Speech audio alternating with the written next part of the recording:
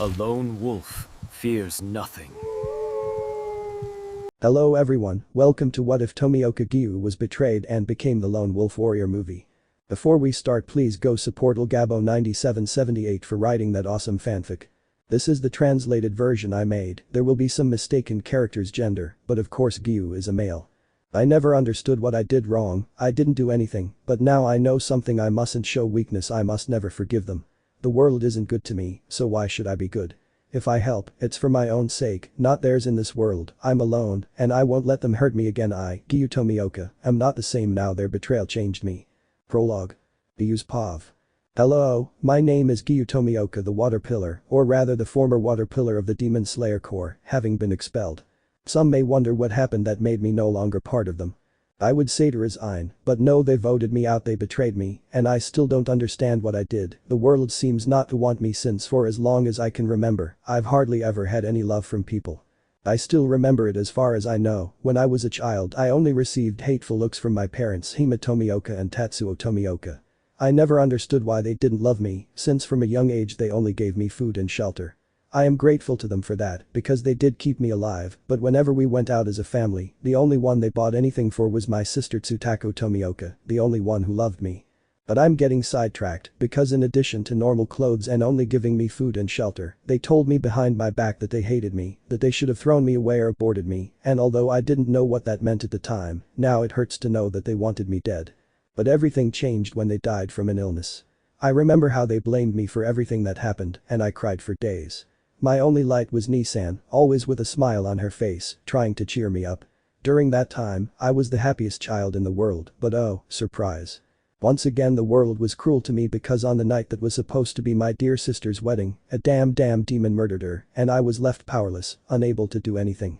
She just smiled despite that, showing no fear, just to see that she was alright. This time I wanted her to insult me because I deserved her contempt for causing her death, according to my words. After that, I tried to tell the villagers what happened, but they called me crazy or even thought I had killed my own beloved sister. So they called some relatives from another city to take me away, but I couldn't handle the pressure, and I ran away from that village. It was a stupid thing to do, I know it very well, because that's why I condemned myself to something worse in the future. I ended up on a snowy mountain where I was very scared and almost out of breath. I only remember fainting at that moment, and from there I don't remember anything else. I just woke up in a cabin on a futon with a handkerchief with water on my forehead. That day I didn't understand anything, but there I met my teacher Urakadaki Sankoji, the one I consider my father now. But he told me everything that happened, how he found me, and I told him.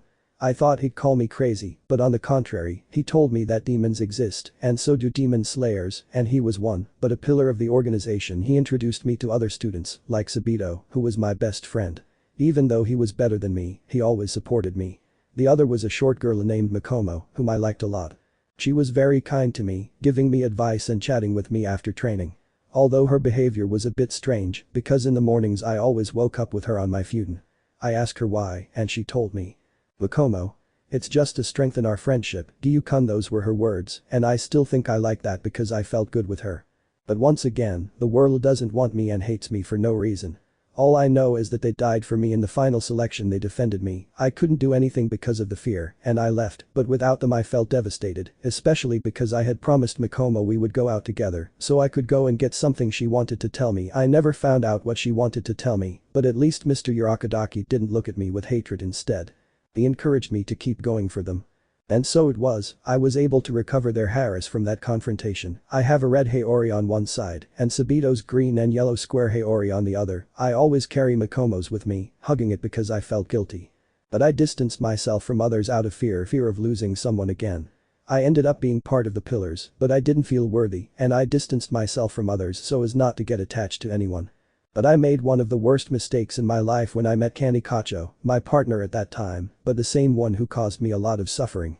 Well, at first she was very friendly, she made me feel good being with her. It was similar to when I was with Mikomo, and one day I mustered up the courage to tell her my feelings, and she accepted. There I started a relationship that I regret starting because at first she was very friendly and affectionate, more than usual, and I liked being with her. We even slept on the same futon. I liked her kisses and hugs too, and I always smiled at her. Everything was happiness, and I thought I could finally be happy in this grey world. How wrong I was. The wind pillar, Tsunemi Shinazugawa, as far as I understand, was in love with Kani, and he lied to her, spreading false rumors about me. I thought she wouldn't believe him, but before I could even say anything, that day she slapped me, saying hurtful things like she hated me, wanted me dead, and regretted accepting me, but what hurt me most was seeing her kiss Tsunemi with more love than she did me. She told me he was her replacement. And that completely devastated me. I wish I could have changed partners, but no one was going to accept, so I had to continue the mission with her, only I didn't speak to her at all, and just had an empty look. But the pain was greater when I had to share the mission with Tsunemi and Kani. They asked for a couple's room for themselves, and I got a separate one, but it was right next to theirs, and I heard them going to bed, and she was saying 1,000 uncontrollable insults to me. I heard their moans, and I just shed tears. From that day on they made my life impossible, making me suffer every moment. I only got rid of those sorrows when she went on a mission where she died fighting against Upper Moon 2. Now I regret crying at her grave, because that damned woman, now that I think about it, never loved me. But I left the past behind and tried to move forward again. I still haven't forgotten Mikomo, that's why I always hug her Haori at night and feel her warmth, although it's not the same. Time passed and new pillars joined. One of them was Shinobu Kacho, the younger sister of that woman who hurt me so much. I felt her hateful gaze, even though she smiled. The other was a girl named Mitsuri Kanroji, a peculiar girl because of her hair and superhuman strength. I was surprised to see her wearing that perverted uniform everyone was talking about, but I didn't pay it any mind since I was planning to distance myself from everyone like before, but she approached me to talk, which I found strange, and I just ignored her, but he was persistent to the point that he would invite me to eat, and I only accepted that, but the same thing happened. My second mistake. Well, the same thing happened to me. I ended up in a relationship with her, but Iguro, who was the serpent pillar, always tried to push her away, but she didn't, and I liked that. But this time they went too far and showed her a picture of me kissing Kani, telling her I was cheating on her. She confronted me about it and I tried to explain, but she just insulted me, and the same thing happened. She made me suffer, only she did it for much longer since, unlike Kani, she didn't die. And then came my third mistake, which was Shinobu. Instead of being deceived, she deceived me by telling me lies that she liked me, and one day she received me by sleeping with Ringoju Kaijuro, the flame pillar. I didn't understand what else happened, but everyone hated me.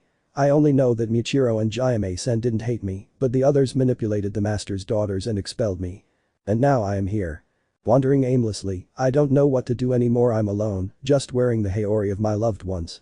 Chapter 1. Biyu's Pav. I don't know what to do, really. I'm just walking around.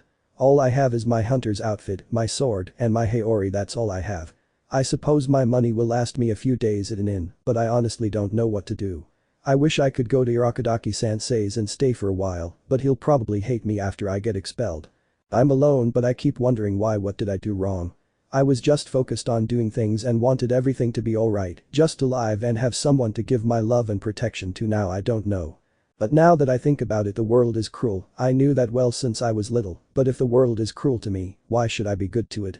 All my life up until now I've tried to help, to do my best, but those bastards and the world have turned their backs on me. This is unforgivable. If they hated me so much, why didn't they just kill me? I don't care about anything anymore. If the world is cruel, I have no reason to feel sorry for it. If I help someone, it's my decision and nobody else's. I won't let them hurt me again, never, because I will change now, but for now I need to find a place to sleep. I'm still in a forest, and the worst part is all my suffering happened in just a few years, and the worst part is that brat named Tanjiro betrayed me to that bastard. Even though I gave my life for his sister so she could live, he screwed everything up, but now he'll have to deal with it on his own, because this time I won't help him. I was so lost that I didn't realize I didn't even know where I was anymore. Everything was very strange, because it was a path in the middle of water. I didn't understand I was still in the forest, but I was walking along a wooden path and in the water. It was strange. I'd never found a place like this near the hunter's headquarters. It seemed very odd, so I just went further along the path, noticing more and more calm with each passing moment.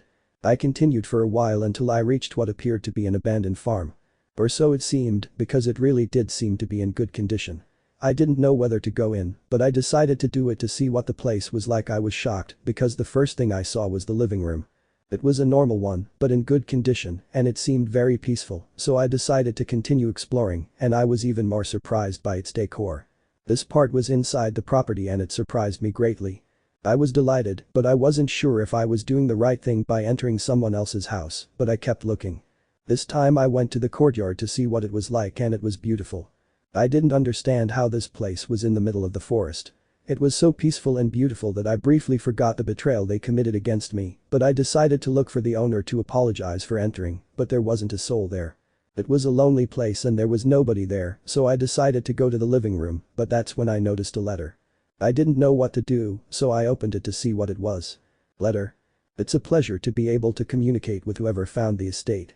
If you're wondering what's going on, well, whoever is reading this, I'll tell you that perhaps they were betrayed just like I was. I was one of the pillars of the golden age of the Demon Slayer Corps. I was known as the Sea Pillar, one of the 3 most powerful of all time. My power was comparable to Yoriichi and Michikatsu, the Moon and Sun pillars. Of course, I didn't let that get to me, and I trained to become stronger, but those bastards I once called comrades betrayed me. How, you might ask? Well, they thought I considered myself superior just because I awakened the mark, because I awakened the transparent world and obtained the red katana. I did it with effort, but I think they invented those rumors out of jealousy. The only one who didn't believe it was Yoriichi, who was my greatest friend. Michikatsu didn't believe them either. But he didn't like me much, to say the least. It ended with me being expelled from the Demon Slayer Corps, and worse, my partner cheated on me with one of those bastards. Now I leave all my knowledge to you, whoever has been betrayed. My sword style, the breath of the sea, along with the stances of the solar and moon breathing techniques, because Michikatsu is acting strangely, and I don't know if he'll become an enemy again, but there will also be the way to awaken the mark. The transparent world, and the red katana, all of that. Raise the sword the color of the sea, raise your name, so that they see they made a mistake. I sincerely offer this to whoever is my descendant or to anyone who has been betrayed. This is the end of the Sea Pillar Kenji Tomioka. That was all that was in the letter, and I was too shocked. Kenji Tomioka, it was impossible. An ancestor of my family was a demon slayer and suffered the same misfortune as me, but I was going to make his name remembered.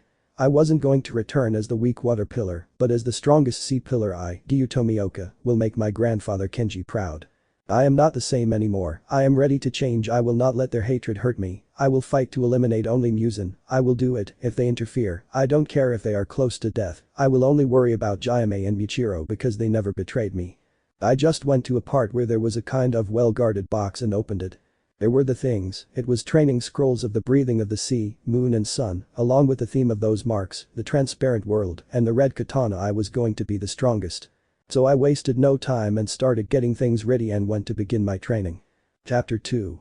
Normal POV. About 4 months had passed, during which our former water pillar, Giyuu Tomioka, hadn't stopped training to master the breath of the sea. I have to say that at first, he struggled to learn the breath of the sea, but the training for it was a technique used by the pillars of the golden age, so on the first day, he almost died because he didn't have the same stamina. Even so, he continued, disregarding his injuries, giving his all in those training sessions.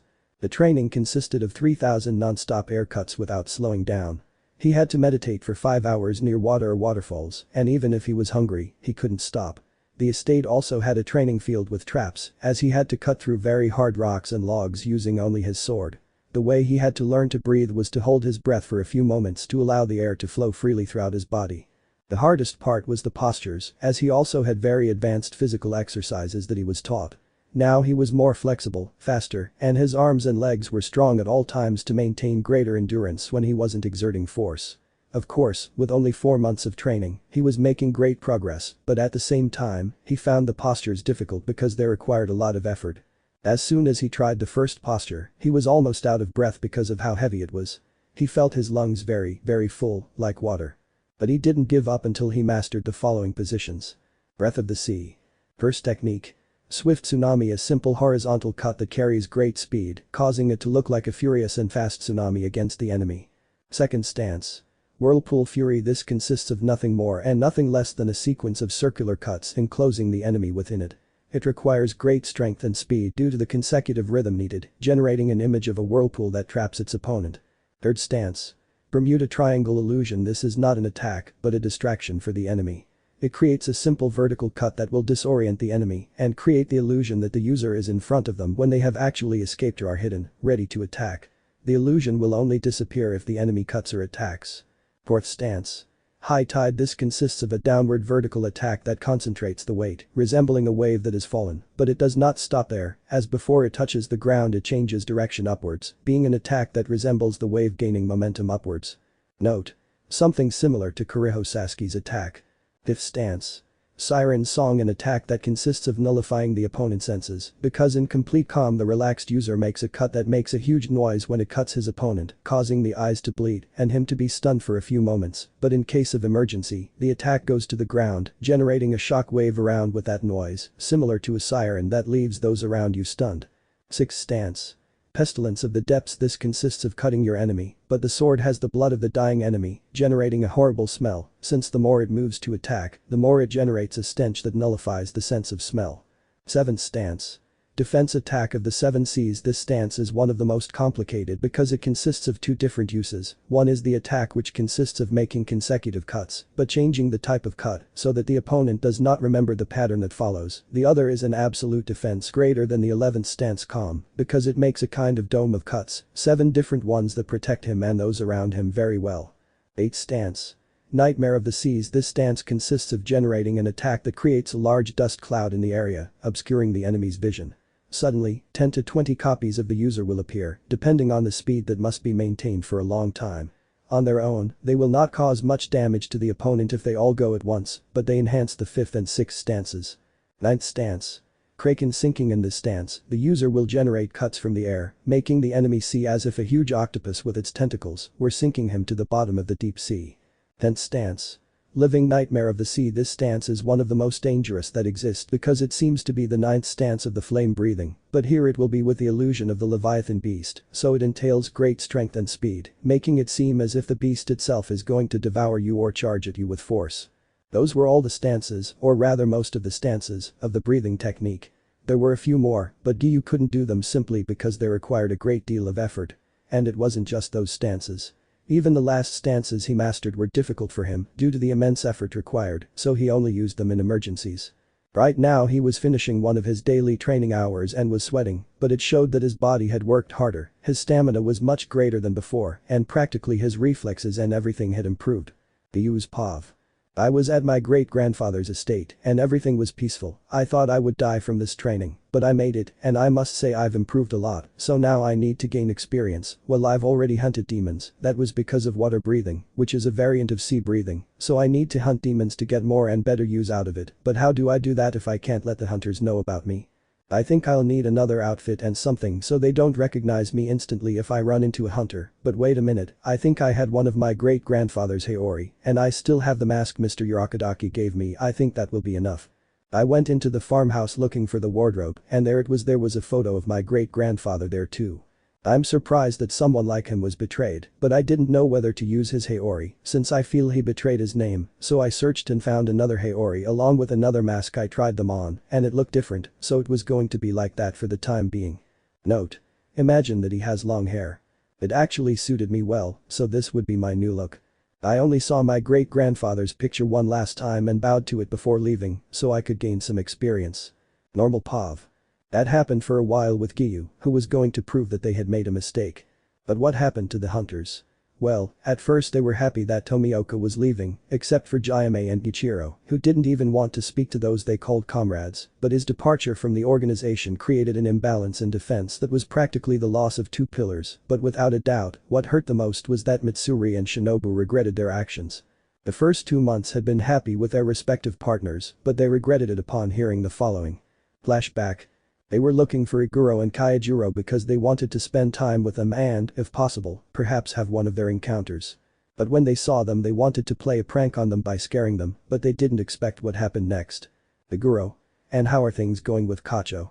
He said calmly, looking at his partner. Kaijiro. Well, things are going well for now, but I don't know if I should continue because there's another girl who's catching my attention, Shinobu. It'll be something fleeting, he said, smiling, shocking Shinobu, who was now shedding tears. Iguro. Good for you, I guess. I'm doing well with Mitsuri. You have no idea how much I enjoyed making her hate that rat-faced Tomioka. It's good that she believed that idiot cheated on her, so she'd leave him, he said calmly, shocking Mitsuri. Mitsuri. They tricked me. Tomioka never did that to me. She thought, shocked, with tears in her eyes. Shinobu. Just a passenger. Damn it. Kacho thought angrily. Kaijiro. And how did you trick her? He said curiously. Iguro. I simply showed him a picture of Kacho's older sister kissing him. She was dead, and the best part is that she was also unfaithful to that rat-faced guy with Tsunemi, he said, laughing a little. The two girls were too shocked because they couldn't believe that Giyuu had never done anything wrong. Mitsuri was shedding tears as she remembered how she had made Tomioka suffer. She remembered how kind he was to her, how he helped her with his parents and their conflicts so that nothing would happen to her, how he was sincere and never cared about her body. Now she saw that Giyuu had never hurt her, but rather she had hurt him by believing those lies of her now ex-partner. Shinobu, for her part, was shocked. She always blamed Tomioka for her sister's death, but when he played with her feelings, she saw a side of him that she was delighted to see and liked. But her pride told her that she wouldn't fall in love with him, which caused him to be unfaithful to her in the worst possible ways, and now she saw her mistake. End of flashback. Everything spiraled downward when some remembered that Giyuu had never done anything to them. The only ones who wouldn't regret it were Guro, Sanemi, and Kaijuro, who now hated Tomioka even more because they thought their partners had left them because of him. What will happen? Chapter 3. Time had passed again, a month to be exact, during which our beloved Tomioka had been painstakingly killing demons to fully master his new breathing technique, but he always wore a mask and his new haori so that no one would recognize him.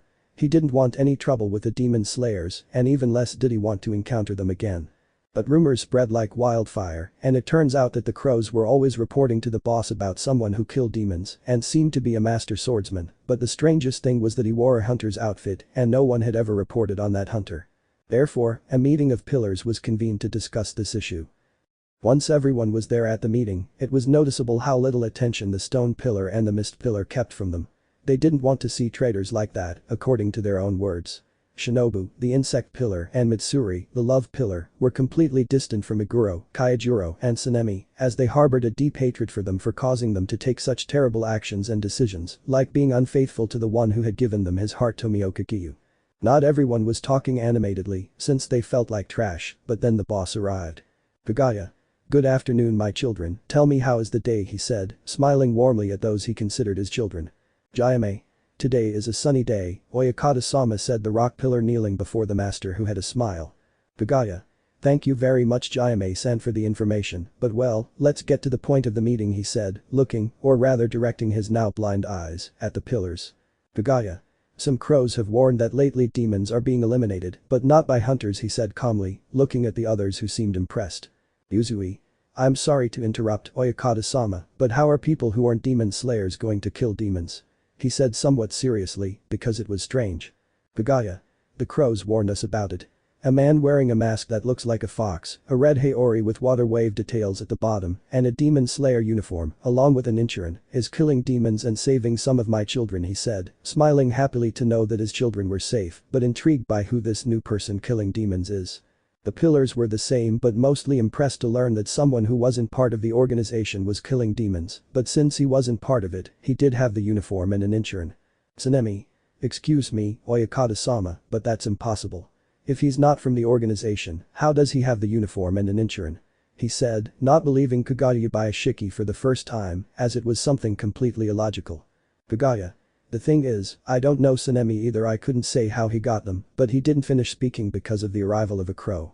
Raven. Caw-caw news strange hunter just killed Lower Moon 2 caw-caw said the raven, shocking everyone with the news. Kaijuro. It's impossible if it's daytime he said, shocked. Crow. Caw-caw the moon was in the cave and was destroyed caw-caw said the crow, shocking everyone because they did not expect that to happen. Kagaya. So he's strong he said smiling because he had an idea. Kagaya. Listen Sanemi and Yuzui, I want you to go and get that young man to join us. He has the strength of an advanced pillar, possibly, and would be a great help in defeating Muzan he said, smiling. Sanemi Yuzui. As you command, Oyakata-sama, the two pillars said. The meeting had ended and the two departed in the direction where crows were watching the demon slayer. They noticed he was in a peaceful forest, looking at a pond. Giyuu, for his part, enjoyed the peace of that moment, but he never removed his mask he wasn't stupid. He knew he was being watched, but he couldn't do anything because if he killed the crows, it would reveal that he knew they were his means of communication, so he had to let it go. He had longed for that peace for a long time, meditating to achieve what they call a transparent world which was extremely difficult for him, but he kept trying. While the two pillars followed the raven's directions to find out where he was, they were also intrigued and wanted to know how strong he was so that he could eliminate a lower moon. But then they saw that figure in the distance, who turned out to be Giyuu with his mask. He still had his ponytail, but his haori was red with waves. Giyuu? Who's there? He said seriously, drawing his sword, which both pillars instantly recognized it was Giyuu Tomioka's own sword, but he couldn't believe that person was him. Amblas left while looking serious. Yuzui. My eccentric partner and I want you to accompany us to the hunter headquarters, he said smiling, looking at Tomioka who didn't turn to look at them, only looking at the lake. Giyuu. And what if I don't? He said seriously, his voice unrecognizable through the mask, and turned to look at them. Tsunemi. We are forced to use force if you don't comply, so you decide the easy way or the hard way, he said, drawing his sword, just like Yuzui, only to intimidate him. Giyuu. I want to see you try, he said coldly, positioning himself to attack those present who thought he couldn't cause him any problems, but if they were going to be serious. Yuzui. I'll finish this quickly, breath of sound, first form. Roar. He said, raising his two swords above his head and then forcefully bringing them down in that same instant, generating a huge noise that sounded like thunder. They both saw Tomioka get cut. Tsunemi. Well, this was a waste of time, he said, not caring much at all. Yuzui. You have Ra. He didn't finish speaking because he was suddenly kicked from behind, making him fall into the lake, revealing himself to Tomioka, and the figure disappeared. Giyuu. Third form. Bermuda Triangle illusion, he thought seriously, showing his sword out of its sheath, looking at Tsunemi who was shocked by it. Tsunemi. Damn it. First stance. Dust whirlwind. He said, launching himself at Tomioka in a whirlwind of cuts against him. Giyuu. Seventh form. Defense of the seven seas, he thought as he was surrounded by a dome of 7 different consecutive cuts that began to generate sparks when the Shinazagawa arrived, colliding with his attack, noticing that this defense was almost impossible to penetrate. Until Tomioka, with a slash, managed to make him back down at that moment, looking at him seriously. Giyuu. Second form. Fury of the Whirlpool Sea, he thought as he began to make circular cuts around the Shinazagawa, which he saw as if a whirlpool in the sea were attacking him. He felt Cortez around him and on impulse began to breathe in order to launch his attacks. Tsunemi. Bastard fourth stance. Rising dust storm, he said, unleashing a flurry of slashes in all directions. This caused Giyuu to back away, but he heard a very loud noise behind him and saw Yuzui, who had a serious look on his face while holding his swords. Yuzui. Fifth form. Symphony of thunderous strings, he said, grabbing one of his swords upside down and spinning the other by its chain. Giyuu quickly jumped into a tree to avoid being cut by the 2 pillars that were trying to corner him. Giyuu. Now that I think about it, the current pillar training is a kind of rest compared to those of the Golden Age, he thought seriously to catch his breath because he had to get rid of Yuzui's ear momentarily. Giyuu. Fifth form. Siren's song, he thought to relax his body completely and go straight for them, trying to cut Yuzui at great speed, which he barely managed to dodge, but Giyuu stuck his sword in the ground. This confused the 2 pillars, but they heard a noise that seemed to be soft, but suddenly a kind of scream caused Tsunemi to cover his ears, especially Yuzui, who ended up with bleeding ears that emitted a kind of ringing that prevented him from hearing. Giyuu. You won't be able to hear anymore, he said seriously before launching another attack on the 2. Giyuu. I'll be exhausted, but to get them to leave me alone. Ninth form. Kraken sinking. He thought as he jumped and began to make aerial cuts that the pillars began to defend themselves, but with each cut they were seeing how the sword seemed to turn into tentacles and a beast appeared above them, causing them the greatest fear of all. Tomioka delivered a final slash that seemed to be a blow from the beast, leaving the pillars exhausted and tired, as well as injured, lying on the ground. Tomioka looked at them with his mask still on. Giyuu. Never bother me again, he said seriously, walking away with his back to them. They both just fell unconscious. Chapter 4. The Kakushins arrived at the battlefield after being informed of what happened by the crows and went as quickly as possible to headquarters to report that the pillars of sound and wind were injured and in very bad condition. This surprised everyone since they knew that Tsunemi was the second most powerful pillar of all, and that Yuzui was the fastest pillar. How was it possible that someone ended up humiliating them in that way? When they arrived at the headquarters they were attended to as quickly as possible, because it was also necessary to know how they ended up like that, so they bandaged and disinfected their wounds and helped them walk. Master. My children, how did you end up in that state? Said the master, worried as they described to him what had happened at that moment and the state of the 2 pillars. Tsunemi. Ugh, we ended up like this because of that guy, he said angrily and somewhat in pain, because he didn't understand what kind of breathing that guy used, or rather, our friend Giyuu. Boss. Please explain, he said curiously. Yuzui. That guy used a different breathing style than any that exist. His attack seemed to be more precise than water breathing, and I don't understand how, but his last technique was very extravagant. He looked like a sea beast that one day slowly took us away, he said, smiling but hurt by what happened. Everyone was surprised, they didn't know what to do, but they were clear about one thing, that subject was dangerous, and they shouldn't take him lightly if he managed to leave 2 very powerful pillars in that state. Boss. We have to be careful with him because we don't know if he belongs to another organization, he said, a little serious, because he was very dangerous. Tsunemi. He has the hunter's outfit, but he also has Tomioka's sword, he said very seriously because he didn't know why that guy had his sword. While everyone except Yuzui was shocked by this, they considered the possibility that it was Tomioka himself, but that wasn't possible because they said he had a different kind of breathing, so that possibility was ruled out. Boss. You must bring him here, he may have information about him, he said seriously to the pillars. Patron. All pillars, go, he said seriously, and everyone nodded except Tsunemi and Yuzui, so that they could rest. Meanwhile, Tomioka was looking for an inn in the village, planning to do everything alone. He was never going to accept help from anyone because. Giyuu. In this world I am alone, he thought seriously, walking with an empty look in his eyes, but it could not be seen because of the mask he wore. But he knew very well that he wouldn't be able to continue alone. He had enough money for a maximum of 4 weeks, but nothing more, and he would have to look for work, but he didn't know how to do much because he dedicated himself to killing demons, so he didn't know how to do much. He could do no more than survive unless he could find some kind of work, although he arrived at a village and saw a man who looked somewhat desperate. Giyuu. Are you alright?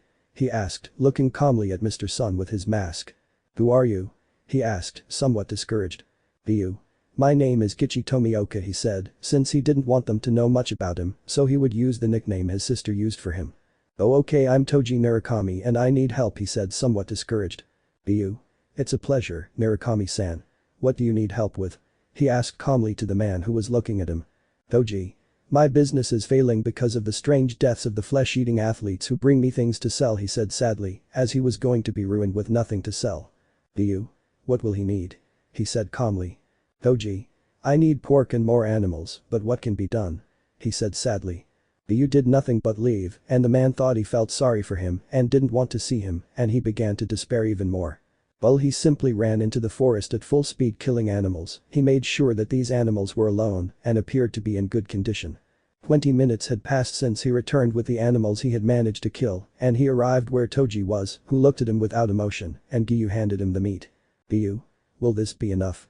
He asked, showing a variety of animals, including pigs, rabbits, and other things. Toji. How? He said, shocked, seeing the animals that had no skin because it was separated. Giyuu. I'm a kind of hunter, so it was easy to find this, Tomioka said simply, looking at the man who seemed pleased. Toji. Thank you so much, I really appreciate it, he said, bowing to Tomioka for helping him with his problem. Giyuu. You're welcome, he said calmly, but. Toji. Excuse me, by any chance could you work for me? There have been many disappearances of those I hire to bring the meat. I'll pay you if you hunt more animals, and I can help you with some contacts I have with other businesses that need a certain type of hunter, he said, smiling and giving him some money. Giyuu. That doesn't sound bad, I accept the job, sir, but I have to go for now. By any chance, do these disappearances also happen at night? He asked the man seriously. Toji. Yeah, it happens at night, so it's kind of complicated to know who's causing it because there are never any traces, he said, a little scared that he might be next. Giyuu. I understand, then see you later, sir, said Tomioka calmly as he began to leave and search for information about the possible demon that was tormenting that town. While I was searching it was already night, so I had to be alert, but at the entrance to the town. Jayame. Split up and look for the subject. If anyone finds him, let the rest know so we can go as backup, he said coldly to the others, except for Michiro, who had a blank stare at the pillars. Everyone present nodded and separated to search for the subject, who was Giyuu, who was very calm. He had finally finished off the demon and was calmly heading to an inn. Or rather, that's what he was going to do because he was intercepted by someone, or rather attacked by a short girl with jet black hair with purple tips tied with a butterfly clip who was looking at him with a smile. Giyuu. What do you want? He asked coldly, on guard because he didn't know if anyone else was with her. Shinobu. You're the one who left Shinazagawa and Yuzui in that state, aren't you? She said smiling, looking at Tomioka who had his mask on. Giyuu. If you're referring to those who wanted to take me by force, then yes, it was me, he said seriously, his voice indistinguishable through the mask. Shinobu. Oyakata-sama wants to talk to you, she said smiling. Giyuu. I don't care what he wants, I'm not obligated to go, he said coldly to the pillar who had a vein throbbing on her forehead but was still smiling. Shinobu. Oh well, it'll have to be the hard way, she said with a now more serious expression and began to breathe, and Giyuu was on guard, about to draw his sword, but. Mitsuri. Breath of love, first stance. Shivers of first love, said a pink-haired girl who was going to try to slide in to cut Tomioka. Note. Imagine that you try to attack Giyuu. Tomioka was shocked by that, and she was too close to defend against that attack, so she had to respond with the following. Giyuu. Fourth form. High tide, he thought, taking a small jump and making a vertical downward cut to stop Mitsuri's attack. It seemed she wouldn't be able to move because of the weight of the sword, and both were about to attack, but before touching the ground, the sword shot upwards at great speed, and Mitsuri, having her whip-like sword entangled in Tomioka's sword, was sent flying into a tree, which Shinobu barely managed to avoid. Giyuu is seriously looking at the two pillars. Shinobu instantly recognized the sword that was there. Shinobu. What are you doing with Tomioka's sword? She yelled angrily, seeing the masked Giyuu who was angry. Giyuu. You have no right to even say my name or surname, you damned woman, he thought angrily, but it was something good to keep going. Giyuu. I found her next to a corpse, he said, shocking the two of them. Giyuu. The boy who had black hair, pale skin, and a haori with two different patterns. You know the worst part. It's that I didn't even kill him, I found him hanging from a tree branch, ha ha ha ha, he said, laughing at himself, because it was a good way to make them think that he was completely dead. Shinobu. And no, it can't be, my Giyuu didn't die, she screamed with tears in her eyes. Mitsuri. Exactly, he didn't die, you must have stole his sword, she shouted, tears streaming down her face, radiating hatred for the masked man. Giyuu. Oh, so you know him? You know, before I found him hanging, he told me about all the awful people he'd met throughout his life, but especially about 3 girls who, according to him, he hated with all his being, but look, he gave me his sword and uniform, so I could kill demons, and according to the description, you 2 are them, you're going to see the true terror of the deep sea, he said, putting me in an attack stance. But I wasn't going to be able to attack since they didn't hesitate to go on the attack to avenge Giyuu and recover his sword. Shinobu. Butterfly dance. Whim, she said as she launched herself against Tomioka, using all of her strength to stab him and poison him. Shinobu saw the body full covered in wounds and thought she had already won, but how wrong she was. Giyuu. Third form. Bermuda Triangle illusion, he thought, hidden and watching as they went through the fake body that actually disappeared, and they were shocked. But Mitsuri quickly acted to see where he was. Mitsuri. Third form. Reign of adorable kittens, she said, launching arc-shaped slashes around with her whip, destroying a part of the forest they were in. Tomioka had to act quickly because he knew that this attack was devastating when the user was very angry, so he prepared himself. Giyuu. Seventh form. Defense of the 7 seas. He thought seriously as he began to deliver a series of 7 different cuts, generating a dome that was protecting him. Both pillars stared at the dome, shocked to see the protection it was providing to its user. But they weren't going to stop there, not until they killed him and recovered Giyuu's sword, who was very serious now. Giyuu. I'm impressed they improved, but it's time to end this. I feel like they're not alone, and if there are more I won't be able to take them all on, Tomioka thought seriously, looking at both girls who were staring at him with total hatred in their eyes. Giyuu. It's time you saw the nightmares from the deepest part of the sea, he said, assuming a posture similar to Rengoku's 9th form, but this was going to be very different. The girls, for their part, were on guard, as they had to be very careful. Giyuu. 10th form. Living nightmare of the sea, he said, charging at them at incredible speed. It seemed as if the sea beneath him had emerged, from which a kind of giant monster accompanied him. It was Leviathan. Both girls felt enormous terror upon seeing such a creature there, ready to attack them in order to finish them off at that moment. Both wanted to avoid the attack, but it was too late. The impact sounded, and the other pillars looked in the direction of where it came from, seeing a kind of whirlpool of water from which Leviathan emerged, letting out a very powerful scream before disappearing. They didn't hesitate for a second to run to the place. As Giyuu looked at his 2 exes lying there on the floor, badly injured and unable to do anything, staring at Tomioka, he wanted to kill them, but he couldn't. It wasn't that he didn't hate them, it wasn't that he didn't love them, he just thought this. Giyuu. Nissan, Sabito, and Mikomo wouldn't like it if I did something like that, Tomioka thought seriously, then simply slashed at the air, cleaning his sword, and calmly walked away. When the pillars arrived, they saw the battlefield, but above all, their 2 companions lying on the floor, writhing in agony, blood flowing from their wounds. Without hesitation, they picked them up and began taking them to the demon hunters' headquarters to heal them and see what had happened. What will happen? Chapter 5. Everyone was running towards headquarters, with Jaime carrying Shinobu on his back and Rengoku carrying Mitsuri in his arms, running non-stop to the headquarters, the butterfly estate, since their companions were in terrible condition. But we're not going to focus on them, but on a girl who was practically a huntress whom the water pillar, or rather the now former water pillar, had saved in the past. Her name was Light. The peculiar hunter among demon hunters, she wears different clothing from the rest and wields a different colored sword, for she carries something she created, the Breath of Light. Their positions so far are as follows. Breath of Light. First stance. Blinding light, the user makes a vertical cut from top to bottom, causing the moonlight and speed to make the enemy lose concentration. Second stance.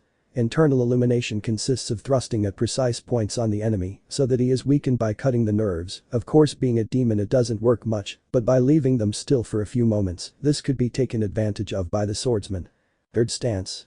Shining in the darkness consists of a cut while hiding in the night without the enemy noticing, and when it is about to attack, it makes two cuts, one vertical and one horizontal, that cross each other, leaving a light in all the darkness of the night, preventing the enemy from reacting. Fourth form. Blinded retina, a double-edged attack. The user cannot maintain it for long because they will go blind from straining their eyes, but the enemy will see nothing but light. It's like seeing a silhouette of light leave behind a bright glow and become invisible. Fifth position. Rows of light consists of creating 6 cuts. The first one goes upwards resembling the stem of the flower, but then it makes 6 semicircular cuts creating the hairs, but not facing each other, but in different directions. Sixth form.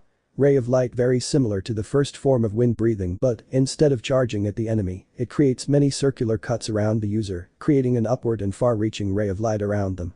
Seventh stance. Luminous star of the night. This stance is a star creation. The user lifts their enemy by making vertical and horizontal cuts, generating a very bright star in the air that cuts their enemy to deliver a thrust and slam them into the ground, leaving the shape of the star. Eighth posture. Peaceful light, guardian angel. This consists of remaining still, while an endless number of cuts that are not visible to the naked eye are made, while the figure of an angel protects her. Ninth stance. Light of hope is one of his final attacks. As its name says, it awakens the hope of victory. The sword shines and makes cuts around his enemy, leaving small sparkles on the enemy's body and causing great pain. 10th stance. Overflowing light. It's like a wave of light illuminating the place in a great way, blinding the enemy and causing the enemy to feel thousands of cuts on their body as they feel their body sink into the ground. 11th stance. Light of the hand of God. This consists of delivering powerful cuts from the air while a giant hand claps on the ground, leaving the enemy perplexed and unable to do anything. Those were Lumen's stances, but she was running for Pillar to find someone. Of Lumen. Ever since I joined the demon hunters, I've always been afraid. I didn't like the idea of dying or fighting demons, but on one mission I saw who was my savior, my hero, who motivated me to keep going.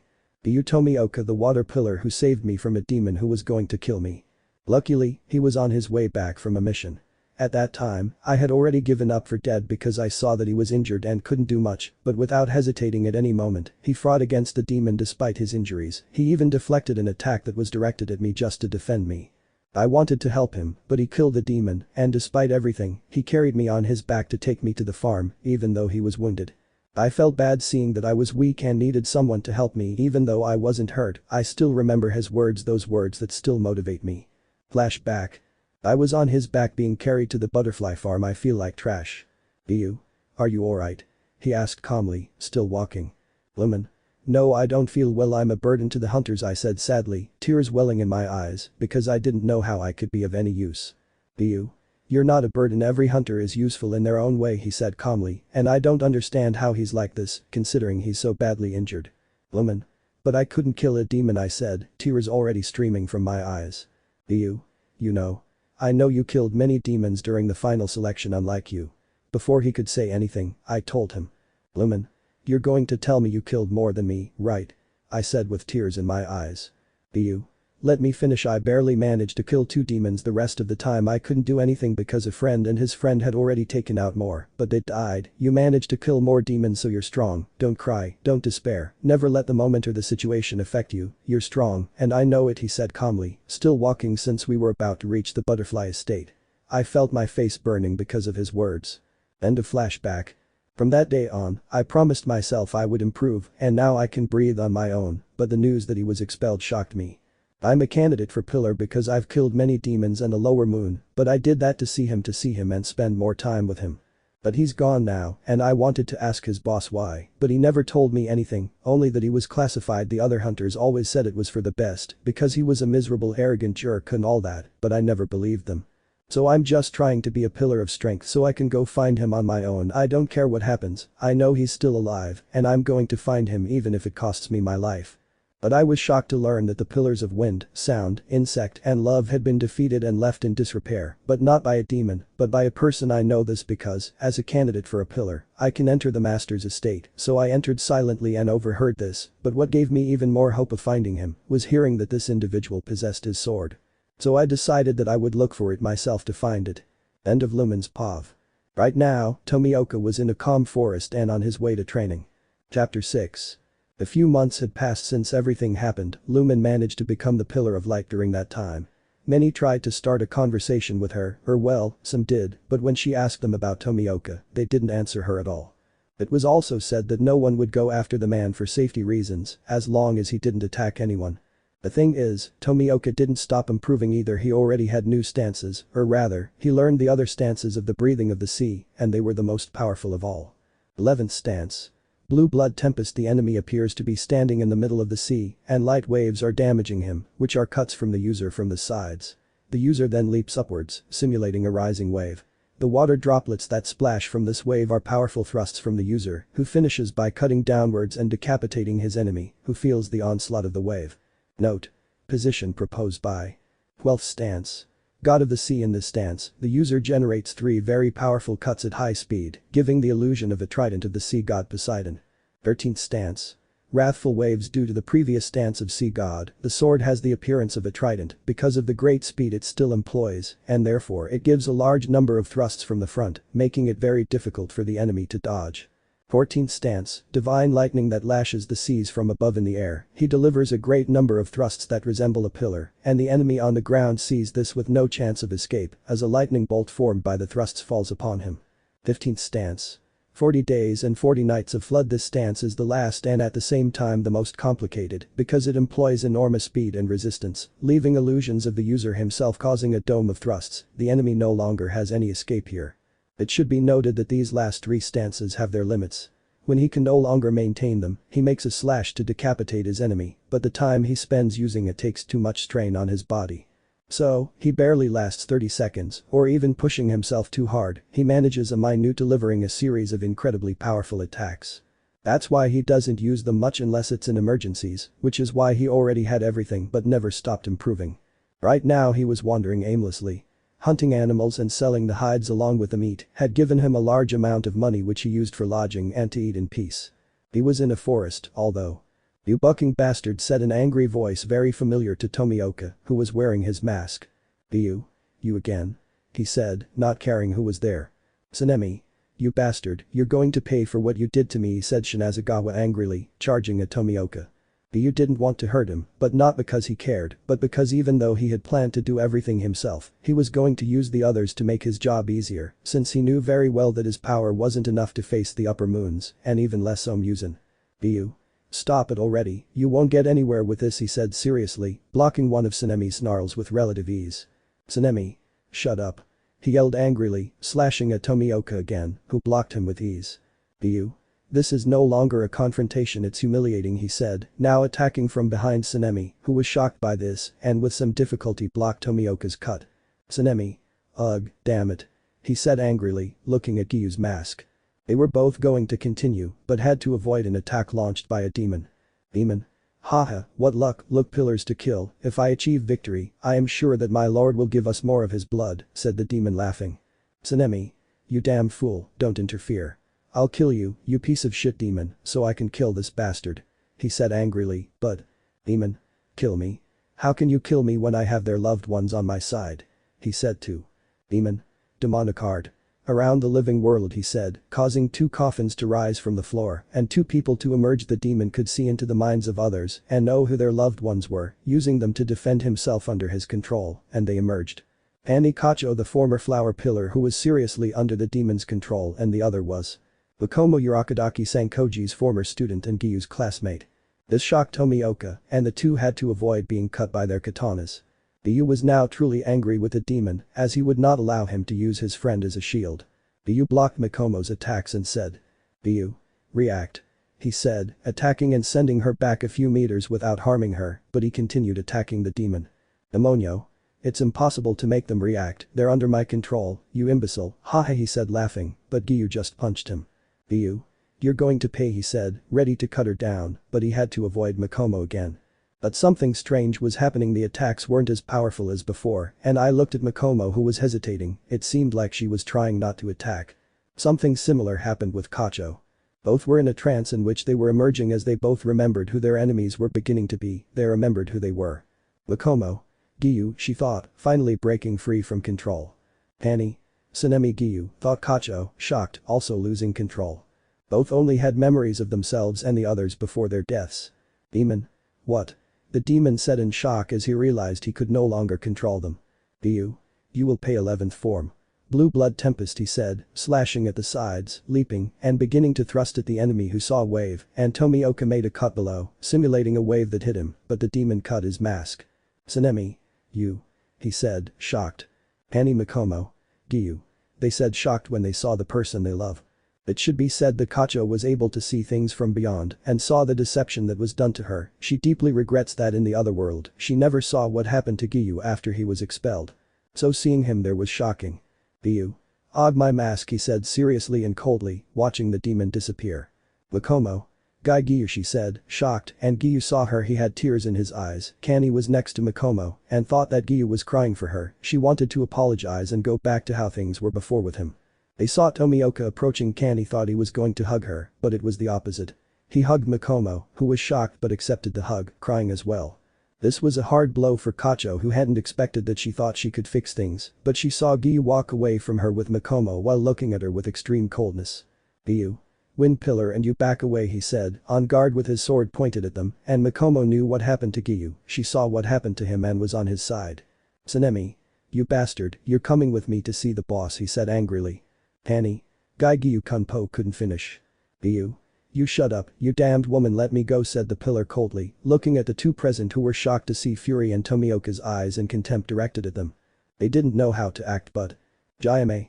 By orders of the master you will have to accompany us, said the rock pillar looking at Tomioka. Although he was happy to know that Tomioka was alive, he could not express it. Giyuu, upon seeing Himejima, was serious as he noticed the presence of the flame pillar Kaijuro Ringoku. The serpent pillar, Iguro Abanai. The pillar of sound, Yuzui Tenjin. The pillar of mist, Muichiro Takedo. Those were the pillars that were adding to the fact that they were. Tsunemi Shinzagawa as the wind pillar. And Kanny Kacho, someone who, despite being revived, retained her pillar strength. Giyuu and Mikomo were serious about the current situation. Giyuu was strong and he knew it, but he couldn't take them all on at once. He knew that they would eventually capture him if he fought against everyone. Giyuu. Mikomo, if you feel pain in your ears don't pay attention to it and run, said Siri with his sword in an attack stance, confusing the pillars, but Mikomo knew that Giyuu wasn't lying. Giyuu. Sea breath nightmare of the seas, Tomioka said seriously, and everyone prepared themselves but were shocked to see 15 copies that were as fast as Tomioka. Giyuu. Fifth form. Siren song, he said as he plunged his sword into the ground, confusing some, but suddenly a kind of song that was calm at first turned into a hell for everyone as they could not hear, their ears expected to bleed, even Tomioka who did not care about the pain and took Mikomo to escape from there. The pillars noticed this, but they were too far away now to search for Tomioka, who had hidden himself in the forest. Yuzui was frustrated because he wouldn't be able to hear her, and they had to resign themselves to returning to headquarters in that state, but some were shocked to see Kanny alive. Tsunemi thought he would be able to be with her. How wrong he was. They were in for a surprise. Chapter 7. The pillars who were there were shocked. They never thought that Tomioka was still alive and that he was the guy who was killing demons and who left 4 pillars in bad shape when they looked for him. The master had to know this, but above all they were happy that their comrade Kanny Kacho, the flower pillar, was alive. The happiest of all was Tsunemi Shinazagawa. He was sad the day she left after being killed by Upper Moon too, but now he believed that everything would be alright. When they arrived at headquarters, the first thing they did was go to the butterfly estate. Upon entering, all the pillars were a little surprised, especially the girls and Shinobu who was there, but the biggest shock was seeing their beloved sister there alive. She couldn't help it and went to hug her while tears fell from her eyes. Of course, this was a touching scene for the pillars, but for Jayame and Muichiro, it was almost nothing. They were still angry about what they did to Tomioka. Muichiro didn't know about Kanny since he joined the Demon Slayer Corps some time after Kanny died, but he found out thanks to Jayame what she and the other two did to him. After that, they went to get their wounds treated, wounds they had sustained from Giyuu's technique. It left them deaf for a moment, but they managed to heal with great difficulty. Once everyone was healed, they went to the boss's farm instead of the boss calling the meeting. This time it was they who requested it, which surprised the boss a little, but he accepted it. When they were there, he was surprised to learn that Kanny was alive again, but he was happy. Kagaya. My children, what happened? And how are you alive, Kanny? The master said calmly, looking at everyone. Tsunemi. Let me explain, Oyakata-sama. What happened is that during my mission things happened that I didn't expect, to be honest, he said, still shocked. Kagaya. What do you mean, Tsunemi? he said curiously. Tsunemi. First I encountered the one who injured me and Yuzui. I tried to fight him, but he just kept avoiding my attacks. Then a demon appeared and used a demon technique. That technique revived Kani and another girl who seemed to be an acquaintance of his, he said seriously, surprising everyone, and the boss smiled at that. Pagaya. That's good news, Kani can return to the ranks if she wants, but I'm happy you're alive, my daughter, he said, smiling warmly at Kacho, who was equally happy. Tsunemi. Well, following Oyakata-sama, that's not all. The demon managed to break his mask, and it's Tomioka. He was always Tomioka, he said, shocking the master even more, since he hadn't expected that to happen.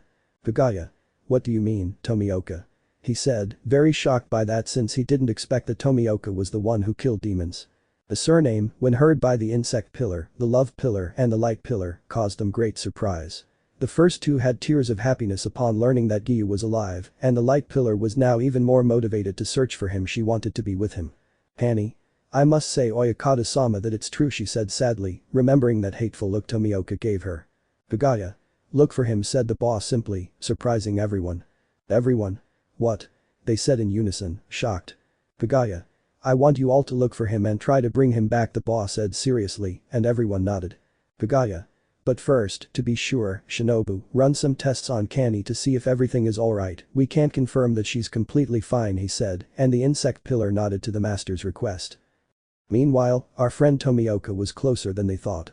Tomioka, though he swore he would never go near the headquarters again, needed a place now, and Mikomo's clothes and her haori, which he had kept, were at the estate of the first sea pillar, so they had to go even though they didn't want to. When they arrived, everything was completely silent at that moment, and Mikomo was the one who broke it, but first by giving Tomioka a hug. Mikomo. I missed you so much, Giyuu, she said with a smile on her face, and Tomioka stroked her head, noticing that she was a little taller than where he remembered. Giyuu. I missed you too, Mikomo, he said smiling, not noticing Mikomo's slight blush. Mikomo. Tell me, are you still going to escape from them? She said, already letting go of the hug. Giyuu. It's for the best right now, to be honest. I don't want to see their faces, especially since she's been revived, Tomioka said somewhat angrily, and Mikomo understood. Giyuu. But now we must give you clothes so you can go more calmly. There are hunter outfits on this estate, Tomioka said calmly, looking at Mikomo, who nodded. Mikomo. The thing is, I'm going to miss my haori, she said, as she was fond of her pink haori with flowers. Giyuu. Your haori is here too, I put it away, he said calmly, surprising Mikomo, who smiled. Mikomo. Thank you very much, Giyuu, she said, kissing Tomioka's cheek, who blushed a little at that but didn't show it. Mikomo went to her room to get dressed and found a hunter's outfit with a long skirt and her haori. How strange. He stepped in for a moment and left. Mikomo. And how do I look? She said, smiling at Giyuu. Giyuu. You look good, Mikomo, he said, looking away so she wouldn't see him blush, but she found it endearing to see him like that. Mikomo. Well, I have a question. Are you going to teach me the sea breathing technique you use? Or am I going to use the same water breathing technique? She said curiously, approaching Giyuu. Giyuu. I think it depends on you. If you want, I'll teach you the breathing of the sea, or another breathing technique, or even create your own. I intend to help you no matter what, he said, hugging Mikomo, who was somewhat red. Mikomo. That's why I fell in love with you when we were young, Giyuu-kun, I can always count on you, and that's why I still love you, she thought, accepting Tomioka's hug. Mikomo. For now, just training to improve. I'll use water breathing and train in the meantime to improve, she said smiling. Giyuu. Okay Mikomo, but we need to rest for now, he said, stroking her head, which was red, but she accepted it. This was going to be more interesting. What does the future hold for these two? Chapter 8. Time had passed again. It was confirmed that Kani had nothing strange about her. She was practically an ordinary human being, only that her years had increased, and her physique was somewhat different because the years had changed her when she returned to life, and the same thing happened to Mikomo. Kani is currently the same age as Tomioka, and Mikomo was only 20 years old. 5 months had now passed since Giyuu. Tomioka was sought out to speak with the boss. But there was nowhere to find Tomioka since he was at the sea estate with his friend Mikomo. She had made up her mind, she was going to use the enhanced water breathing and the new breathing technique she had been developing with Tomioka, the ice breathing. Giyuu already used sea breathing but still had water breathing so as not to depend too much on sea breathing. Mikomo already had the improved water stances and the ice stance was the following. Ice breathing. First form. Ice Blizzard. This attack consists of a large number of cuts surrounding the user who launches herself at her enemy at high speed, leaving cuts all over, except that it seems as if the user disappears and an icy wind attacks her opponent. Second stance. Sub-zero cut. The user makes a circular cut to their enemy, causing the temperature to drop drastically, leaving their enemy with chills and affecting their insides due to the cold of absolute zero. Third stance. Cave stalactites are thrusts in a dive from above, being all possible thrusts piercing through the enemy. Fourth stance. Killer snowfall. 5 consecutive cuts from the user to their enemy, each one faster than the last, and each cut resembles thousands of snowfalls that the enemy cannot easily avoid, generating enormous cold. Fifth form. Calm ice. A defense that seems to freeze every attack that connects with its attack, allowing the user to deliver cut similar to the 11th form of water breathing, only more effective. Sixth stance. Glacier charge. A cut that goes first from below upwards with monster speed, appearing as if a glacier emerged from the deepest depths, striking its enemy. The stance depends on the user whether they want it to be a thrust or a cut. Seventh form. Ice ring. A form in which at great speed the user makes a cut surrounding the enemy that goes from the bottom to the top in a single circular cut, or rather, he plunges the sword into one part while still cutting upwards until it forms a ring that freezes everything inside the enemy. Eighth form. Diamond dust. Cuts that seem to be made by the user who turned ice dust into ice dust that are as hard as diamond, and when they collide, whether thrusts or cuts, they manage to impact because they are many and very consecutive. Ninth stance. Aurora execution. One of the most powerful attacks she created, which so far literally freezes everything, as with her sword raised high, she creates a kind of tornado around her before going straight for the attack, which is just one cut that leaves a crater and a kind of ice that eliminates her enemy, either by freezing them or by cutting off their head. Tomioka was proud of his friend who had managed to do a very powerful breath and who had a better use of water breathing. Right now they were training each with their respective breathing in a very fluid way that seemed as if they were dancing in that friendly fight. Giyuu. That's enough, Mikomo, take a break, said Tomioka, smiling at his friend who was in the same mood. Mikomo. It's okay, Giyuu, she said with a beautiful smile to Giyuu, who was acting normally. Although not everything was good. There was a group of hunters searching for Tomioka, but the pillars couldn't because they were too busy with their own missions. Hunter X. Do you think we'll find him? One of them asked his 3 companions who were serious. Hunter Y. I say yes. Besides, look on the bright side, if we manage to capture him, we'll be promoted to Tsugakas from a pillar, or even in the best case scenario, we'll achieve the position of pillar, he said, smiling. Poor thing, he doesn't know what awaits him. Hunter X. You're right. Wait a minute, what about that path? He said, looking at the wooden path. Hunter W. It's a path, it's near headquarters and it's rather strange. I'll send a raven to warn them while we explore, said another of the hunters, walking and sending his raven to the boss. When they reached the end of the road, they saw Tomioka through a window of the farm and were surprised, but they shouted. Hunter X.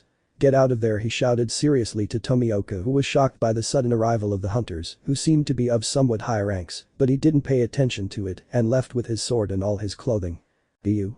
Get out, Tomioka said seriously to the other hunters who were there. They ignored them and went on the attack. Giyuu. Well, let the hunt begin, he thought seriously, skillfully avoiding the cuts of the hunters there. Hunter X. Flame breathing. First form. Sea of fire. Said the now known hunter possessing the flame breathing, charging at Tomioka. Giyuu. Third form. Dance of the currents, Tomioka said simply, swinging his sword against them all, who with great difficulty managed to avoid the cuts. Tomioka saw no need to use the breathing of the sea against them.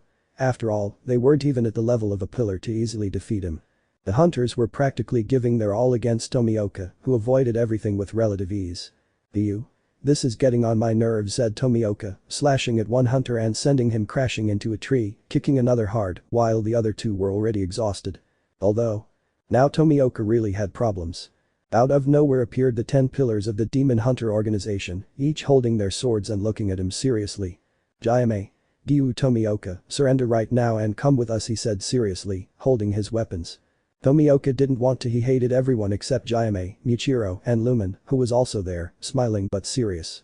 Giyuu. I prefer death to returning, he said seriously, with a look of pure hatred. Everyone was serious at that moment, but. Mikomo. First form. Ice blizzard, he thought seriously, charging against some pillars who, being only focused on Tomioka, reacted somewhat late, given that they had minor injuries and were far away. Mikomo. Giyuu, I think we're at a disadvantage, she said seriously, and Tomioka felt the same. Giyuu wanted to use his 5th form to escape, but suddenly the chains of Himejima's weapon, moving at high speed, managed to trap the 2 of them. They tried their best to resist, but they couldn't. Jayame. They will accompany us, he said calmly, somewhat saddened by what he had to do to make them stay still. These resigned men only stopped struggling as they were carried away by the pillar. They were tired from the intense training they had done earlier. When they arrived at headquarters, they were now chained up with normal chains that the boss had ordered to prevent their escape. The trial begins. Chapter 9. Once everyone was at the boss's farm, everyone had a serious look except for 4 women who looked at Tomioka with a look of complete hatred for being in this situation, and even more so for the fact that his friend Makomo was in the same state. "Tsunemi. We finally got you, you damn bastard," he said, smiling somewhat maniacally at Tomioka, who was angry with him. Giyuu said nothing more than to give a look of pure hatred to the wind pillar, who was smiling somewhat arrogantly. Makomo was equally serious, waiting to see who would decide what would happen to the two of them because of what was happening. Finally they arrived and saw the figure of the boss there calmly watching them both. Although he could not see his wife, he helped him to know what was happening at that moment. "Kaguya. Good afternoon, my children," he said, smiling at the other pillars who were looking at him with respect. "Kaguya. So Tomioka Giyuu, it was you who killed the demons," he said, and Tomioka had nothing but a hateful look at him. "Giyuu. And what's that to you? I'm not part of your organization, so I'm not obligated to tell you anything," he said coldly, but Tsunemi kicked him in the stomach, causing Tomioka not to react, or rather, not to show any reaction, but he was on his knees. "Tsunemi. Show more respect to the boss, you imbecile," he said angrily, looking at Tomioka. "Giyuu. I respect those who have no authority over me, don't make me laugh, you damn psychopath," he said with hatred in his voice directed at the Shinazagawa, who had veins bulging because of it. "Kaguya. That's enough," he said, and Tsunemi just clicked his tongue in frustration. "Kaguya. Well, back to Guy." He didn't finish speaking. "Giyuu. I am Tomioka to you since you do not have my trust," he said coldly to the master, who remained silent, a little saddened by that. "Kaguya. Well, Tomioka, were you really the one who killed all those demons and injured the pillars?" he said to Tomioka, who just looked at him angrily. "Giyuu. If killing demons is what I do without being part of your corrupt organization, are you an idiot or something? You say I did something to them when they were the ones who came to kill me without me getting in their way, so don't come at me with that crap," Tomioka said coldly to the boss, who was surprised by this since he had never known that side of him. "Makomo. Giyuu, calm down," she said, looking at Tomioka, who decided to calm down a little. "Meguro. You damn rat face, who do you think you are to talk to Oyakata-sama like that?" he said angrily. "Giyuu. Well, I don't think I'm anyone special, I just speak the truth, and tell me, what respect should I give that damned respect for remembering the names of the dead? Respect for being a sicko who can't even stand up? Respect for someone who won't let dead hunters rest by remembering them? That only shows how pathetic he is, unable to do anything for the organization, and he's not my superior, I'm not part of you, so I have no reason to show respect to someone like that," he said coldly. Many were angry at the things Giyuu said, as he had never expressed himself that way before. But Jayame and Gichiro, despite respecting Kaguya and loving Giyuu, understood that Giyuu had every right to hate them and even his master for what they had done to him. While the others were surprised by the actions of the 4 women who were pillars of the community and angry at the men there for not respecting their superior. "Kaguya. I offer you the chance to become the water pillar again, Tomioka," he said sadly. "Giyuu. Why should I have to put up with the nonsense of your children just so you can throw me away like trash again? I can no longer trust you or any of your pillars, so I reject your stupid proposal," he said coldly. "Kaguya. But you'll need more than one sword in case it breaks, and your partner will also need a blacksmith to forge her a sword," he said, hoping that Tomioka would join. Upon hearing that, Tomioka knew very well that they wouldn't be able to get other swords if the ones they had broke in a fight, but he didn't want to join in, so he would leave it to his friend. "Giyuu. It depends on Makomo if she agrees, I'll return," he said angrily, looking at the master, who was nervous seeing Makomo thinking things through. "Makomo. I'm sorry, Giyuu, but it would be best if we joined together," she said with her head bowed, not being able to support her beloved on his journey, but it was going to be for the best. "Giyuu. It's okay, calm down," he said, more calmly. "Kaguya. Well, Tomioka, you're going to be the water pillar again, and your friend Sugoku," he said with a cheerful smile at that moment. "Giyuu. I will not be the water pillar, I will be the sea pillar, and I will be at the estate of the first sea pillar," he said coldly, shocking the master, who never thought that estate would be discovered by anyone. "Kaguya. Oh, okay," he said nervously, looking at Tomioka, who was being freed from his chains now. Makomo kept her head down because of the decision she had made. Once everything was over, those who wanted to talk to Tomioka were the 4 female pillars, Mitsuri Kanroji, Shinobu Kacho, Kani Kacho and Lumen, but the pillars of Mist and Rock wanted to talk, but they would have to go on a mission. The trial ended with its 2 new members, a monster and his apprentice. Tomioka is a monster with his breathing technique, someone stronger than the pillars at that moment, constantly improving, and Makomo being his ally. "Makomo. Are you angry?" she said sadly, looking at Giyuu. "Giyuu. It bothers me to come back, but that won't change anything between you and me. Mikomo, you're the most important person I have now. I'll always support you in any way I can, and you know it," he said, smiling and stroking the girl's head, who was tearful and blushing as she looked at Tomioka's smile at that moment. They were both on their way to the seaside estate, but Mitsuri. Giyuu. She said, hugging him from behind, an action that Mikomo didn't like seeing at that moment, and Tomioka wasn't any better. His smile had disappeared at that moment. Giyuu. Stay away, he said firmly and coldly to Kanroji at that moment. Mitsuri. No, we can't talk, we can fix L. She didn't finish because Tomioka pushed her. Giyuu. I'm not going to talk to Skumyu, and I have nothing to talk about. You even said it in the past tense, he said angrily. Mitsuri. What? She said, shocked. Giyuu. Don't you remember? Are these words familiar to you? I don't intend to be with someone as disgusting as you. I can't trust you anymore, so get out, he said coldly, looking at Kanroji, who had tears in her eyes. Giyuu. Now I'm telling you the same thing, I can't be with traitors like you, he said coldly, withdrawing with Mikomo, who was hugging his arm. Chapter 10. Once everyone was at the boss's farm, everyone had a serious look except for 4 women who looked at Tomioka with a look of complete hatred for being in this situation, and even more so for the fact that his friend Mikomo was in the same state. Tsunemi.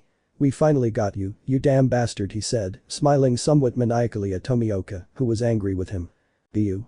Said nothing more than to give a look of pure hatred to the wind pillar, who was smiling somewhat arrogantly.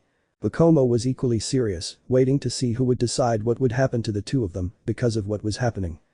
Finally they arrived and saw the figure of the boss there calmly watching them both. Although he could not see his wife, he helped him to know what was happening at that moment. Kagaya. Good afternoon, my children, he said, smiling at the other pillars who were looking at him with respect. Kagaya. So Tomioka Giyuu, it was you who killed the demons? He said, and Tomioka had nothing but a hateful look at him. Giyuu. And what's that to you? I'm not part of your organization, so I'm not obligated to tell you anything, he said coldly, but Tsunemi kicked him in the stomach, causing Tomioka not to react, or rather, not to show any reaction, but he was on his knees. Tsunemi. Show more respect to the boss, you imbecile. He said angrily, looking at Tomioka. Giyuu. I respect those who have no authority over me, don't make me laugh, you damn psychopath, he said with hatred in his voice directed at the Shinazagawa, who had veins bulging because of it. Kagaya. That's enough, he said, and Tsunemi just clicked his tongue in frustration. Kagaya. Well, back to Guy, he didn't finish speaking. Giyuu. I am Tomioka to you since you do not have my trust, he said coldly to the master, who remained silent, a little saddened by that. Kagaya. Well, Tomioka, were you really the one who killed all those demons and injured the pillars? He said to Tomioka, who just looked at him angrily. Giyuu. If killing demons is what I do without being part of your corrupt organization, are you an idiot or something?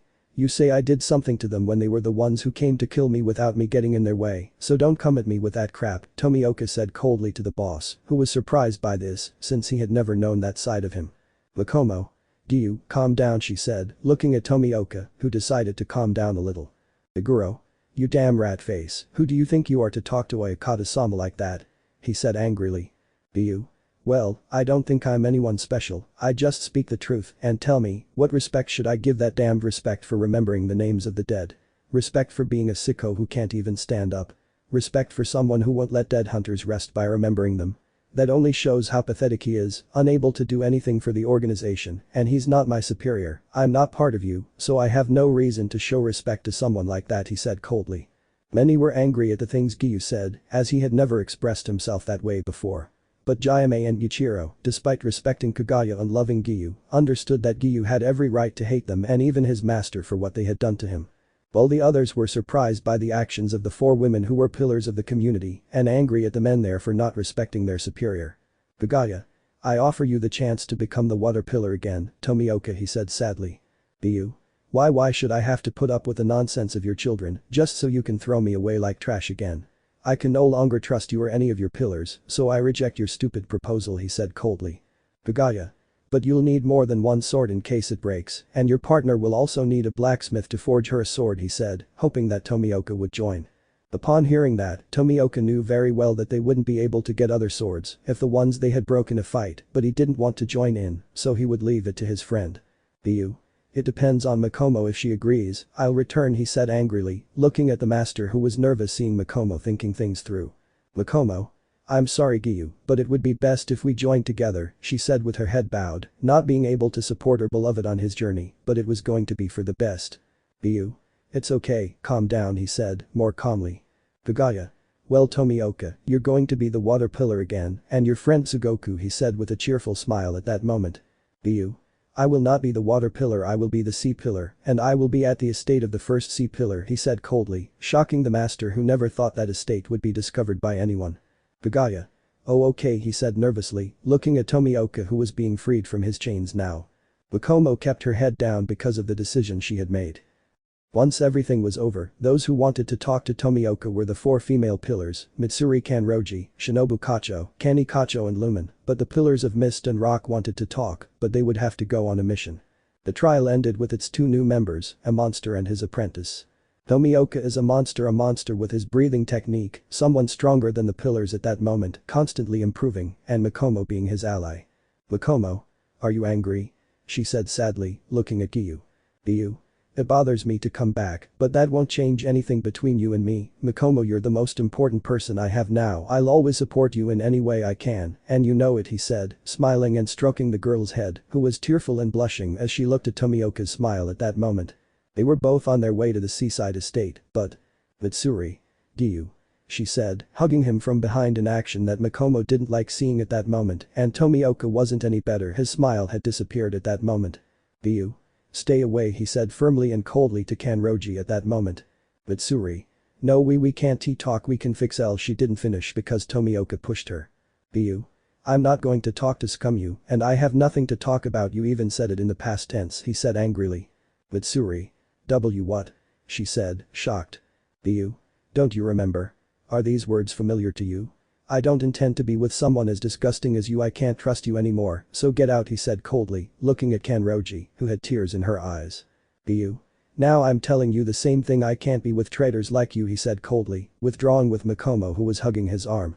Chapter 11. The sea pillar was peacefully having breakfast with his friend Mikomo and his new partner Lumen, the light pillar. It was a normal breakfast for the moment, of course, with Tomioka trying to forget what he saw of his partner's backside. But we're not going to focus on the three traitors one by one. First the first traitor Kani Kacho flower pillar.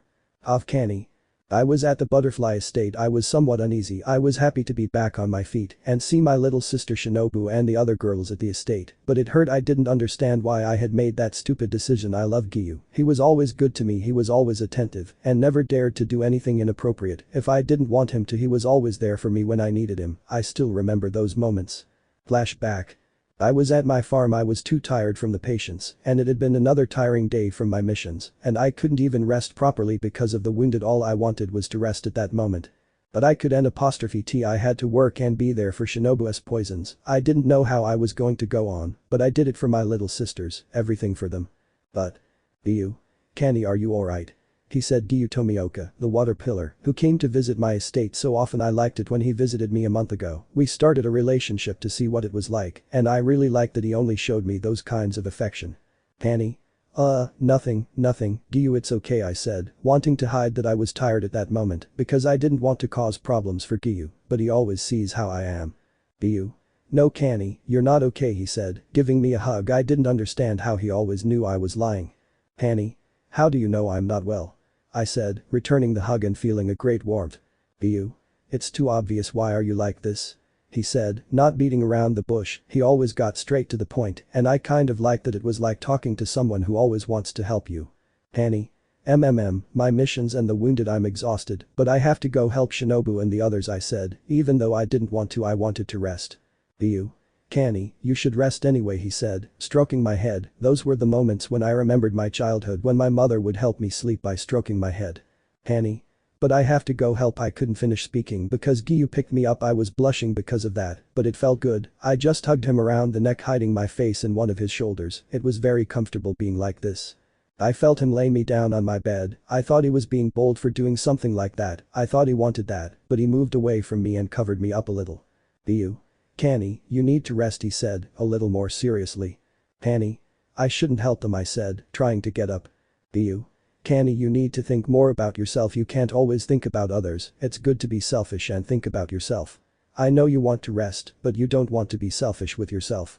You can count on me if you want to express yourself however you want he said, stroking my head again he was like a savior, someone who understood when I wanted something I just sat up a little and gave him a hug I didn't want to let go. I felt Giyuu continue to stroke my head and I fell asleep. End of flashback. From that day on, Giyuu treated me like a little girl. I remember how he would stroke my head, he would tell me what he wanted and ask for sweet affection from him. I would sleep on his lap, I could kiss him, his hugs were so incredibly warm and I was happy. When I was hurt, I would cry. And he would help me a lot, always comforting me. He would prepare the food so I wouldn't have to worry. I must say that we didn't even kiss that month. I still remember that lovely experience I had with that first kiss. Flashback. I was on a mission with Giyuu. We've been together a little longer, but we haven't taken the step of having our first kiss yet, and I'm wondering if he loves me, even though he treats me very well. He spoils me like a little girl and gives me affection and pampers me like a little girl, and I like it a lot, but he's never kissed me. I want that show of affection from him more, and yet he's a little expressionless. We finished the mission quickly and went for a walk. It was one of those moments we enjoyed. Although I wanted to make sure that Giyuu loved me. Annie. Giyuu, I said, looking at him a little nervously. At that moment I noticed those blue eyes looking at me with doubt. It was still night and it was a beautiful moment and landscape to see and ask if he really loves me. Giyuu? What's wrong, Kenny? He asked, seeing me rather expressionless at that moment. I mustered all the courage I had and looked at him. Annie? Giyuu, do you like being with me? I said, since that courage I had left me, and I decided to ask Giyuu in a more subtle way. I saw how he remained still at that moment looking at me. I was nervous. Giyuu? Are you worried that I don't love you? He said, looking at me. I was surprised by that since I still don't understand how he can read my mind. It's somewhat terrifying, but at the same time, knowing that he can understand what I mean is wonderful. I just lowered my head, nodding a little sadly at that moment, but I felt his hand lifting my chin. I blushed because of that, and I was looking at him. Giyuu? Kenny, listen, I know I might seem expressionless, but I love you in my own way. I show it by giving you as much affection as possible, but I will always love you, I promise, he said as his hands rested on my cheek, and then what I had been waiting for happened. He kissed me. I was surprised by that, but I accepted, my cheeks red. It was such a satisfying feeling for me that I was starting to shed tears of happiness. End of flashback. From that day on I felt so good that we kissed more often and I felt great, but I was an idiot. I don't understand how I believed Tsunemi. I don't know how I believed that Giyuu was arrogant or something. He just tricked me to be with me, and the worst part is that it wasn't the same. He always wanted more explicit things for us to make Giyuu suffer, to do him the worst harm, and the worst thing was giving him my virginity. The worst thing is that I yelled at him for what he did, and it was a complete lie. Now I regret it ever since I faced that moon. I felt sad for not being able to see Shinobu and the other girls from the estate anymore, for not being able to see Tsunemi anymore, whom I thought was a good person, and he turned out to be one of the worst people I have ever known, because of how he treats his younger brother, because of how he made me believe that someone who was a pure being was scum, and before I died, my mind was filled with the image of Giyuu. In the afterlife, I saw everything that happened and how it was all their fault. All of that devastated me, because I couldn't see the one who truly loved me. Now I'm back alive and I was able to see him, but he didn't look at me with that kindness he used to, but with hatred, pure hatred that broke my heart, and it broke me even more to see him hugging the other woman with whom I'm reborn. I want him back.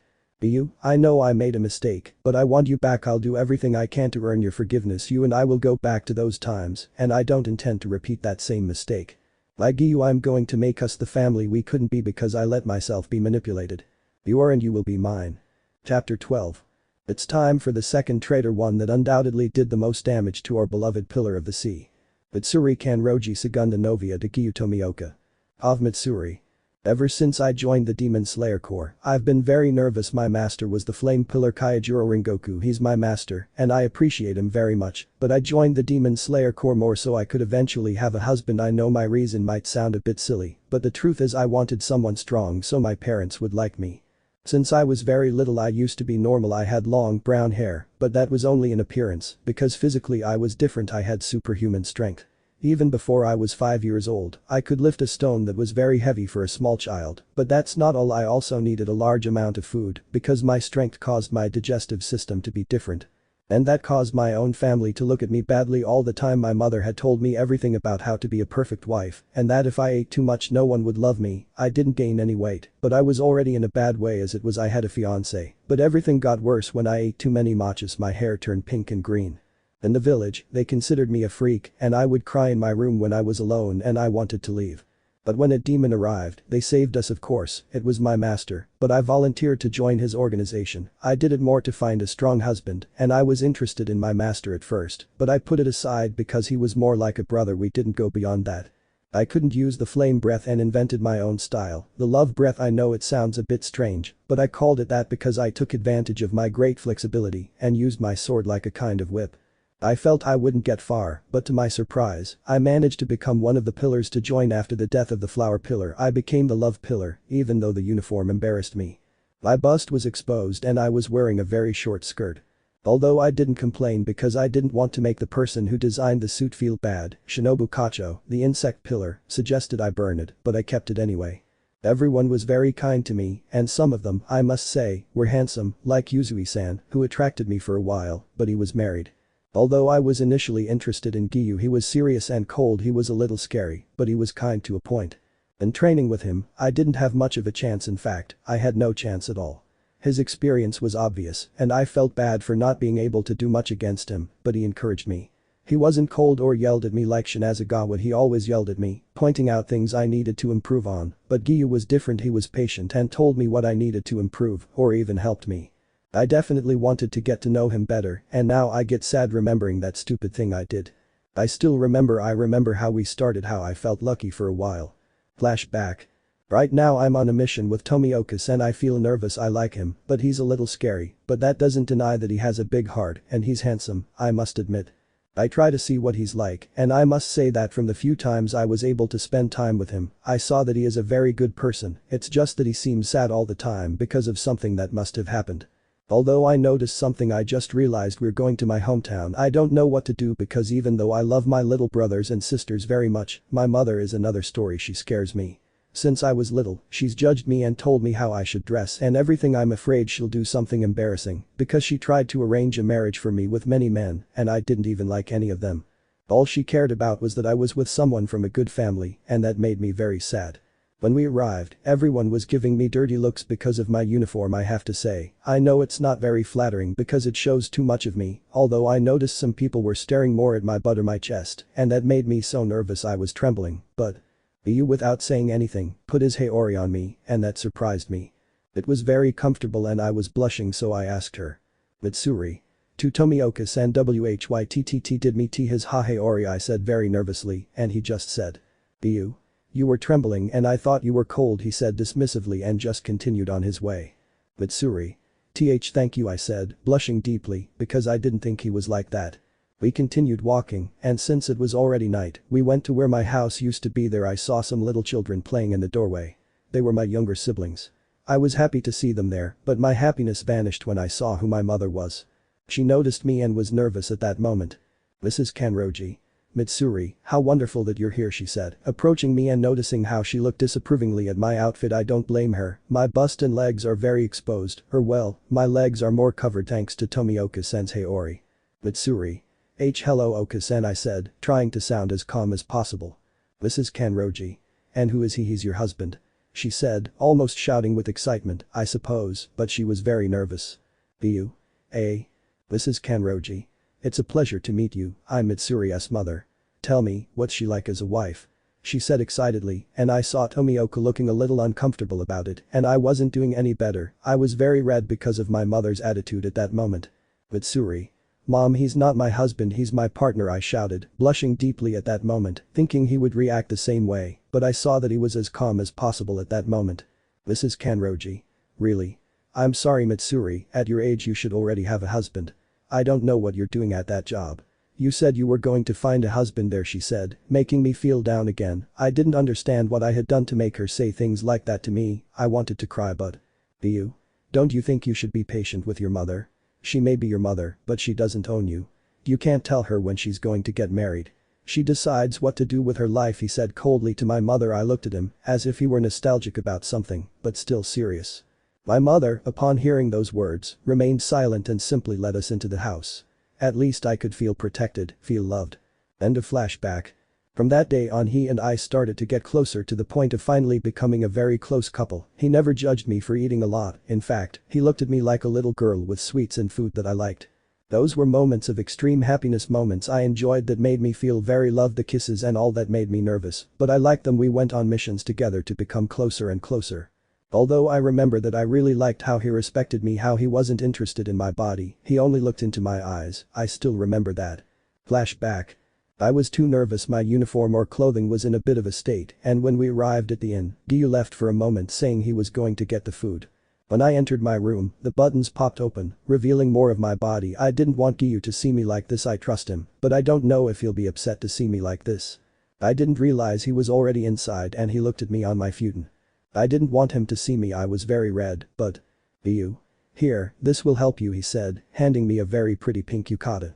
Mitsuri. Thank you, I said, taking it, and he left the room at that moment. I changed my clothes and let him in. Mitsuri.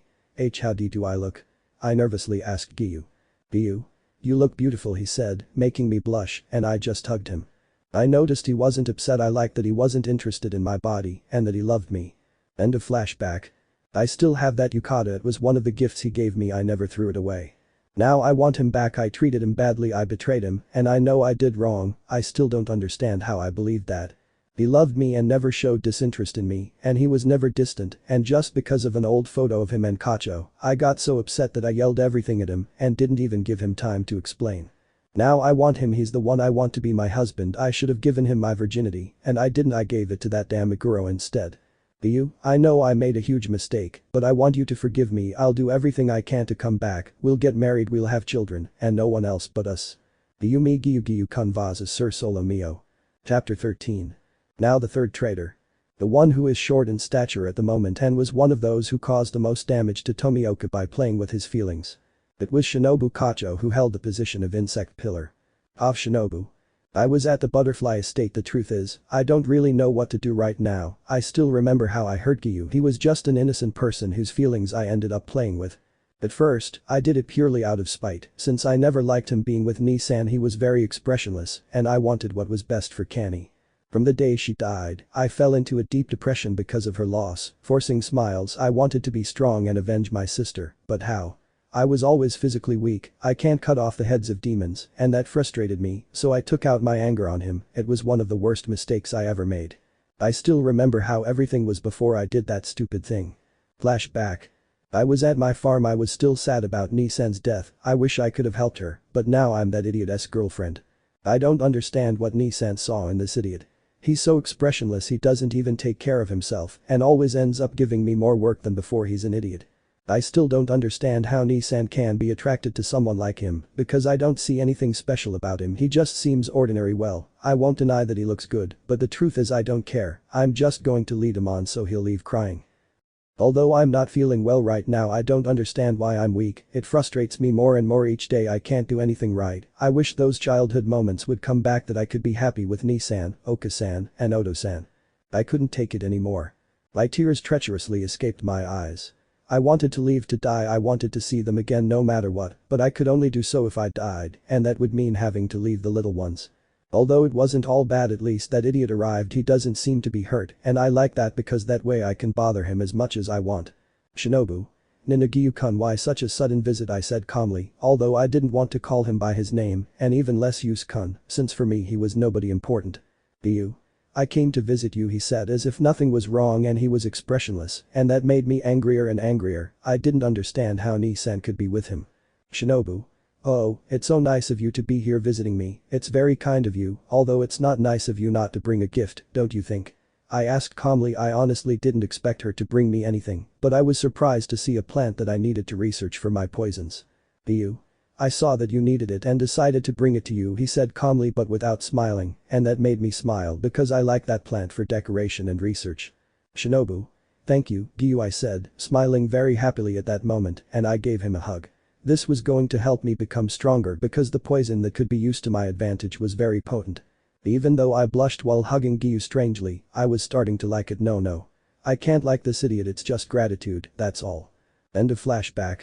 From that day on, Giyuu helped me, and I would hug him and even kiss his cheeks. It was strange, telling me I should hate him, but I could N''T help doing that when he acted so tenderly towards me. He gave me flowers, affection, and even his smiles.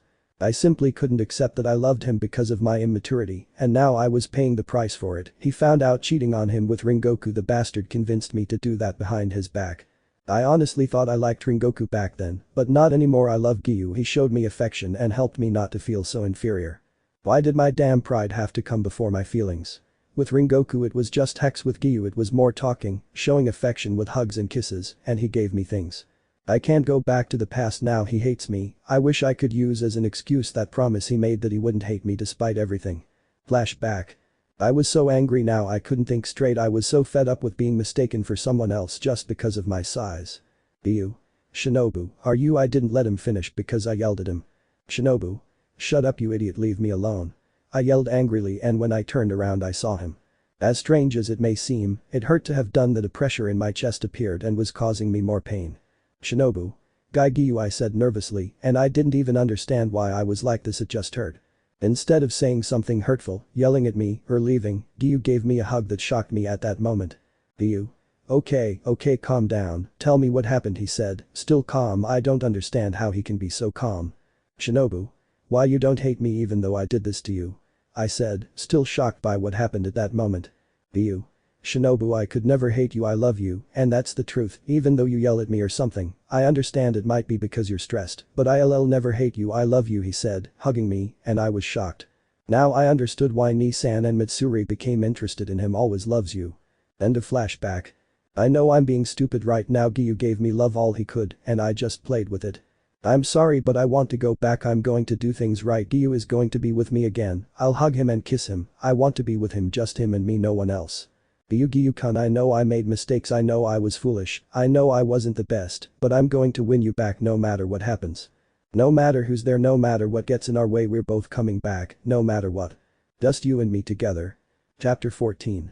Once they saw what happened, the three traitors were already desperate to get Tomioka back. The pain of him leaving her side due to her immaturity knotted her, the fact that they no longer thought clearly, they were going to want to have him no matter what it cost them. But let's focus on our beloved Pilar Del Mar. He was currently at his farm, calmly washing the dishes after having breakfast with Lumen and Mikomo. Giyuu. I should train a little more, Tomioka thought calmly, finishing washing everything and sighing calmly. Mikomo. Giyuu, are you feeling alright? Mikoko asked curiously, looking at him because he had been acting rather strange these days, very strange indeed. Giyuu. If I'm fine, it's okay Mikomo, he said calmly, giving a smile to Mikomo, who was blushing at that moment looking at Giyuu. Of Mikomo. I can't believe this is happening. Ever since I met Giyuu I tried to get along with him before. He was very nervous and quiet, and I wanted to change that in him, but I realized I could. I fell in love with him when I least expected it. Flashback. I was at Urakadaki sensei's house crying on the futon. I couldn't hold back the tears anymore. Giyuu and Sabito are always better. I can't do things right. Although I didn't notice that Giyuu came in and saw me crying. Giyuu. Mikomo, are you alright? He said, curious and worried at that moment. He's still shy and innocent, but it makes me angry that they surpass me, and I'm the weakest of the three. Mikomo. Leave me alone please, I said, wanting her not to see me like this. I was very hurt. I needed something, but I didn't know what it was, but I felt like I did. Until I finally felt it. Giyuu had given me a hug. I couldn't believe it. This was what I wanted. Giyuu. Don't worry Mikomo, I don't like seeing you sad. You're a wonderful person, strong and kind. You don't have to be sad, he said innocently, unaware of what those words meant. I blushed. I couldn't believe Giyuu could say these kinds of things. I felt good about it. It was a warm comfort, just for me and no one else.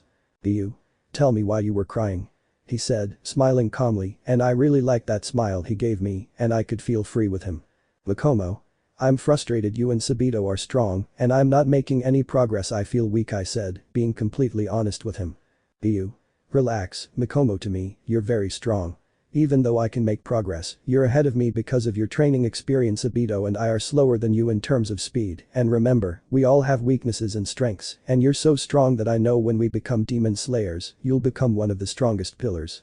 He said, smiling. I was stunned by his words. I love him. I adore him for that innocence. End of flashback. From that day on I couldn't stand it and went to sleep with Giyuu. I trained more with him and spent all my time with him. Several times I tried to kiss him, but I was too embarrassed to do it. But I thought I'd never see him again when I died. It made me sad to leave him alone, that he wouldn't be there for me anymore, but now he's with me again. Now I can try to be a couple with Giyuu, the two of us together. I know it's going to be complicated, but I'm going to make it. Giyuu, you and I are going to be able to be together. End of the Mikomo Pak. Mikomo hugged Tomioka at that moment. Giyuu felt a little strange about it, but he simply returned the hug with a smile on his face, watching Mikomo hide her face. The reason was to hide her blush. Mikomo. Giyuu, do you remember I had to tell you something before that day? She said nervously, now without blushing, looking into Giyuu's eyes, blue eyes that she always liked to see. Giyuu. "So, what is it you wanted to tell me, Makomo?" he asked curiously, still wondering what his friend wanted to say.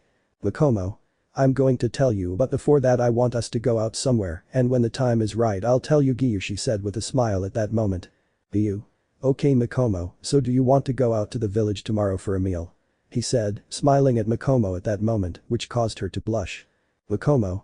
Yes," she said, but before leaving she gave him a kiss on the cheek and left, looking nervous at that moment, leaving Tomioka perplexed.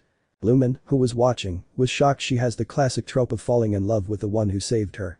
And she truly loved Tomioka. She knew everything that had happened and knew that his kindness remained in him and that he was very kind. Lumen. No, she's getting ahead of me, she thought angrily at that moment because, not being so close, she was at a great disadvantage at that moment. Makomo.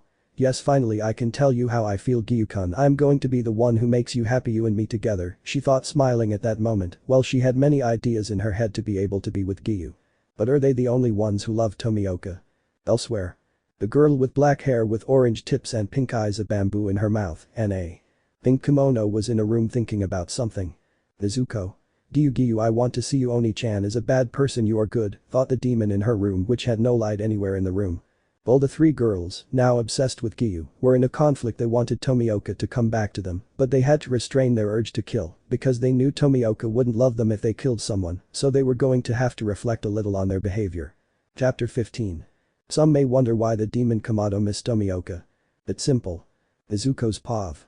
Since I became a demon I could always see everything that was happening, but I had no control over myself. I still remember how that man murdered my entire family, only I and my brother survived.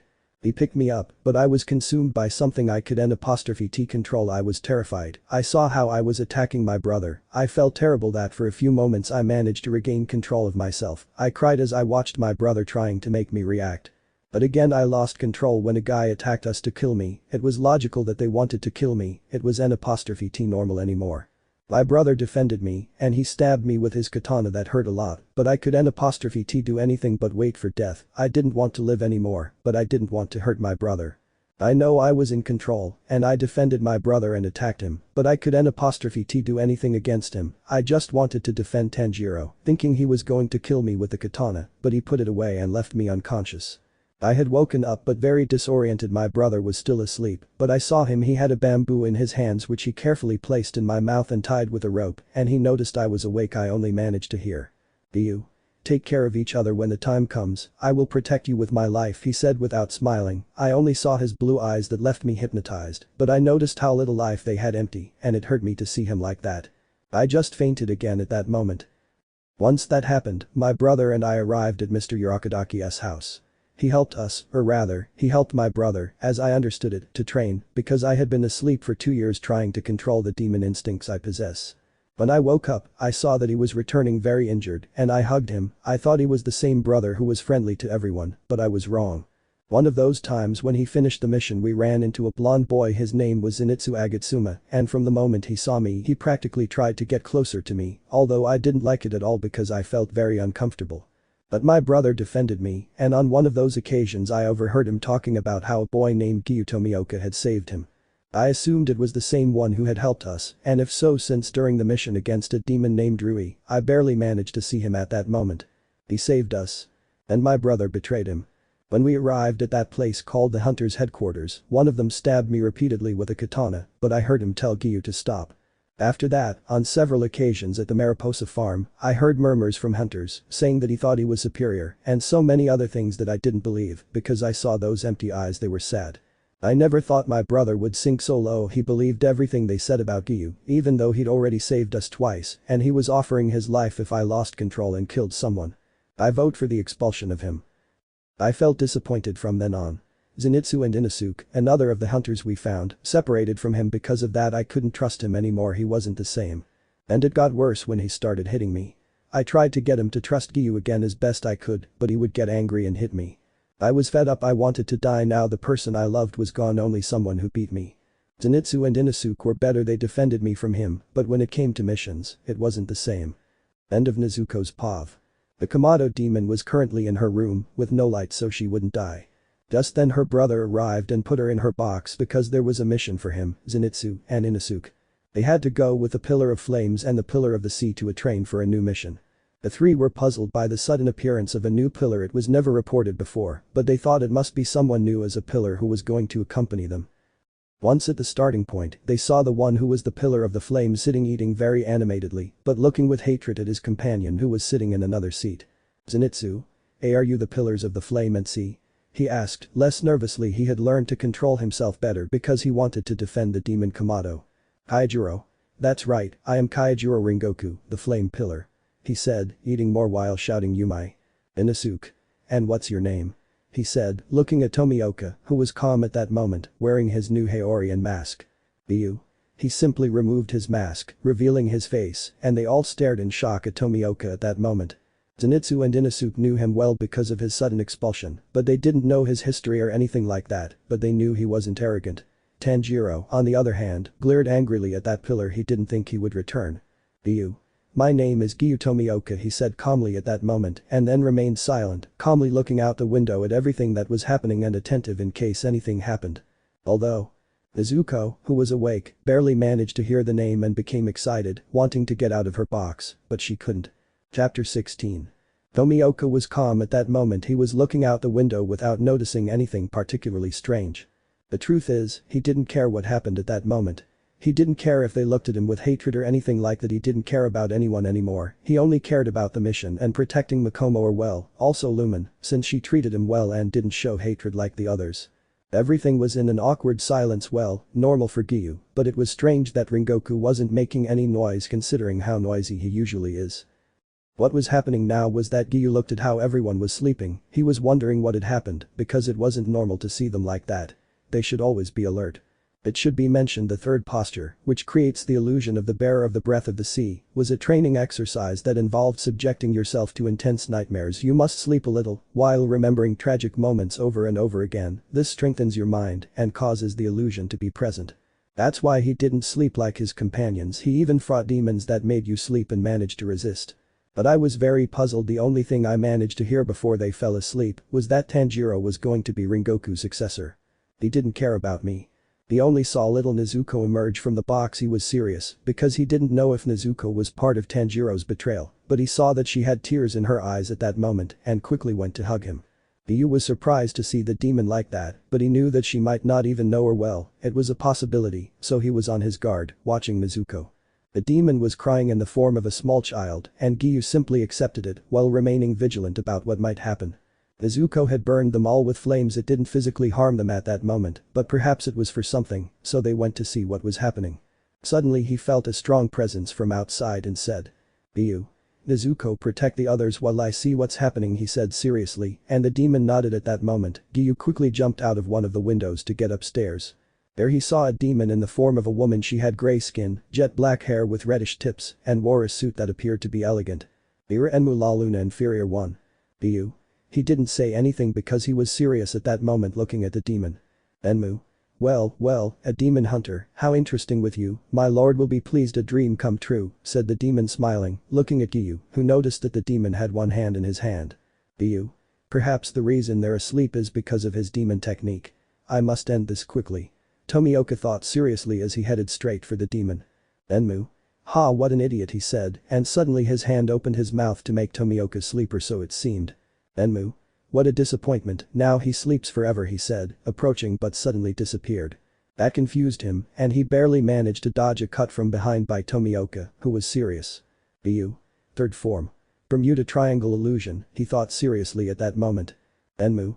How is it impossible that you got away? He said, impressed by that. Giyuu. Second form. Fury of the Whirlpool Sea, he thought seriously at that moment to go and attack, making constant circular cuts, trapping Enmu, who was shocked by the speed at that moment. They had even cut off her head.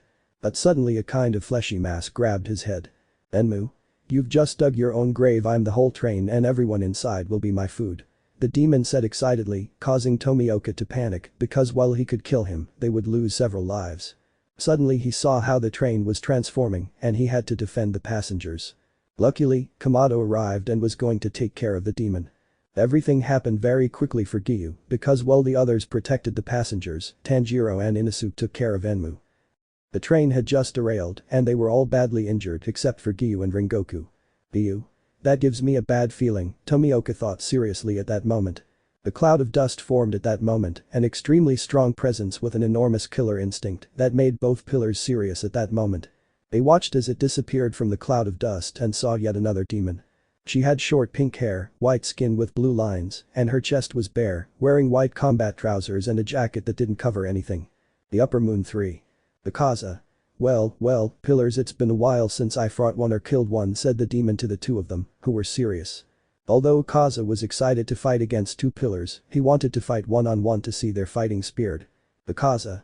Well, I'm going to get rid of some quickly, he said, moving at high speed towards Rengoku at that moment, delivering a blow that he managed to block, but it sent him flying far away due to the great force, leaving him very surprised. The Kaza. Alright, Piler, let's fight, he said to Tomioka as he went to hit him, but Giyuu tried to block it. It was the first time he had fought with an upper moon. Therefore, his grip weakened, and with the first blow he sent the sword flying a little way away. Giyuu. Shit, he said seriously, looking at Akaza who was disappointed. The Kaza. How boring, I'll kill you quickly, he said as he went to deliver a blow that would kill him. Everyone thought it was the end for Tomioka at that point, but. Giyuu. I've never tried it on a demon, I hope it works, Tomioka thought seriously while holding a strange posture at that moment. The Kaza suddenly opened his eyes. Tomioka deflected his blow. The Kaza. A martial art. He said, shocked by Tomioka's posture. Giyuu. Flowing water fist crushing rock, Tomioka thought seriously, recovering himself in a different posture. The Kaza. A pillar who fights with his bare fists. Come on pillar, fight me and let's see which martial art is better, yours or mine. He said, smiling and getting into a fighting stance. Giyuu. I hope this helps me buy time until I get my sword back, Tomioka thought seriously. Giyuu Kaza. A pillar. Chapter 17. Right now Tomioka was seriously looking at the demon, and the first to attack was the demon who launched himself into the attack. The Kaza. Compass needle. He said, stepping on the ground at that moment. The Kaza. This is the first time I've gone hand to hand with someone, this will be exciting. He said, running towards Giyuu who was on guard. They were both excited and went on the attack, or rather, Akaza did. Note. Here, think of Giyuu as Akaza and Bang as Giyuu. Tomioka was currently having problems because the strength of a demon was superior, but his fighting style is very effective at avoiding very strong blows. Akaza. Destructive death. Air type, the demon said, striking the air from a distance while unleashing shockwaves at Giyuu. Tomioka instinctively defended himself with his fighting style. Giyuu. Flowing water fist crushing rock, Tomioka said at that moment to begin his defense. The Kaza. Haha, interesting defense, so flowing water fist crushing rock, nice style, he said, still punching the air and sending shockwaves. Giyuu. Please let this work until I manage to grab my sword, Tomioka thought seriously while still defending himself. The Kaza. Destructive death, chaotic type, said the demon at that moment to give a strong blow in front against Giyuu, who was impacted by it with great difficulty, managing to deflect the blow to another side, but the shockwave did damage him. Giyuu. Damn, if one of those blows hits me I'm finished, Tomioka thought seriously, but suddenly the demon went to attack him in a frenzied manner. An exchange of blows took place between the two at that moment. The expectant Dial Combat were shocked to see such an exchange of blows between a pillar and an upper moon at that moment. Rengoku. How the hell did he get so strong, damn you, Tomioka, thought Rengoku angrily, watching another exchange of blows between them. Nezuko. Giyuu, hold on, the sun must be about to rise, thought the demon, watching the fight between the two through a small hole in her box. The Kaza suddenly felt a heavy barrage of blows all over his body, he felt pain, great pain, and that excited him. The intensity of this battle had no limits and he was going more powerful, but another flurry of blows hit him. I noticed how his blows were always repelled by Tomioka in a way that I swear I saw a kind of blue path coming out of Tomioka's hands. Already enraged, he attacked again, trying to knee him, but Giyuu repelled the attack with another knee strike. The Kaza was shocked by the blow, it left him stunned, and he saw how Tomioka had grabbed his ear at that moment, pulling, and he began to spin in the air. His eyes barely caught a glimpse of Tomioka preparing another blow, or rather a kick, that sent him crashing into rubble on the ground. The Kaza. What the hell, I've never in my life felt so excited. He thought, but he crossed his arms as the demon saw Giyuu take a great leap and deliver a kind of hammer blow against him, creating a crater.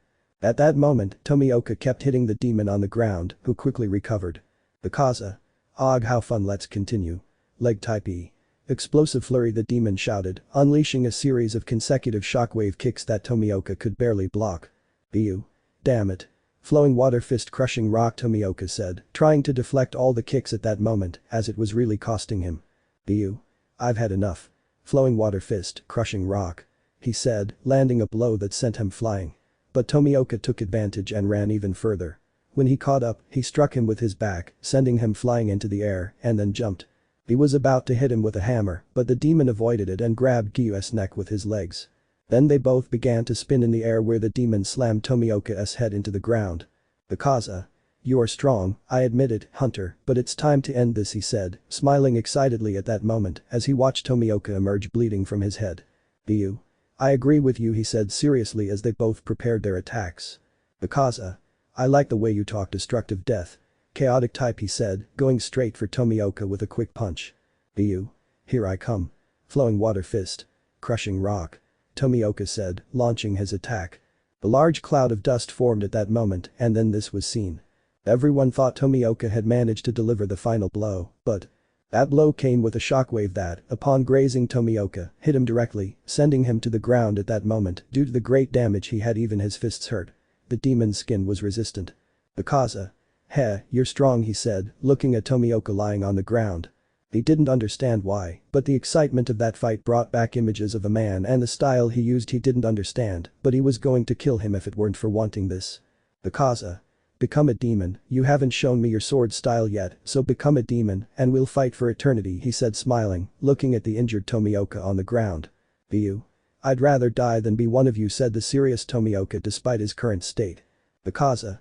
It was a pleasure meeting you," he said, ready to deliver the final blow, but suddenly, his arm disintegrated. He saw the sun rise and ran away from there at that moment. "Bakaza. We'll meet again, Hunter," he said, heading for a safe place to take refuge, but a door appeared below him and he fell in. The fight between a moon and a hunter in both terms in martial arts. Definitely something we never expected. So the crows quickly flew to headquarters, alerting the Kakushins and pillars to what had happened every detail. That shocked them to learn that Tomioka had fought Upper Moon 3 with his bare fists. "Gagaya. So flowing water fist crushing rock interesting," said the organization's boss at that moment. Chapter 18. Once everyone was at the hunter's headquarters, thanks to the Kakushins, Tomioka was fine or well, not so fine. His fists hurt so much that he felt his knuckles were almost broken. The martial art of flowing water fist crushing rock was one he had tried, but never against demons, which caused him to suffer the consequences of that fight. Right now he was in a place he didn't like at all.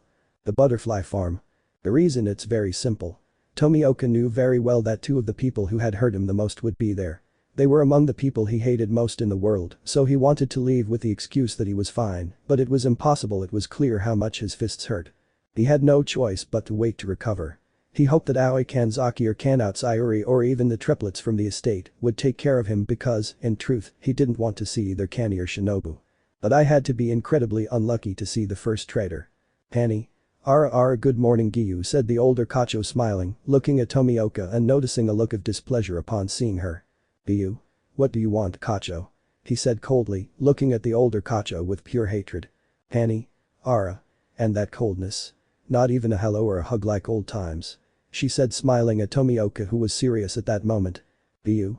You said it, old times I wish I'd never wasted my time on," he said coldly, and Kacho, hearing that, got a little angry, but she knew very well that Tomioka had every right to hate her for what she herself had caused. "Pani. Oh come on, don't be so bitter, I came to reopen your wound," she said smiling, showing a smile at that moment. Giyuu had no choice but to accept help with his injuries at that moment and Kani had a smile on her face. Pani first noticed that Tomioka's knuckles were damaged and grabbed his hand, which made Tomioka uncomfortable at that moment. "Pani. It's been so long since moments like this Giyuu wants to kiss you," thought Kacho, blushing, still smiling as she bandaged Tomioka's injured hand. Pani did the same with Tomioka's other hand and was tempted to hug him wanting those moments again. "Giyuu.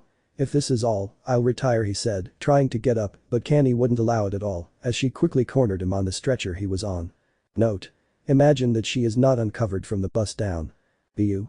What are you doing?" Tomioka said angrily at that moment to Kacho, who was looking at him with a sad but smiling expression. "Pani. You're not well, Giyuu. You need to rest," she said, still on top of him, looking at his lips, tempted to kiss him. If it weren't for this. Someone had knocked on the door, causing Kacho to get angry at that moment for interrupting her moment with Tomioka. She got up and went to open the door, seeing the red-haired Tanjiro Kamado there.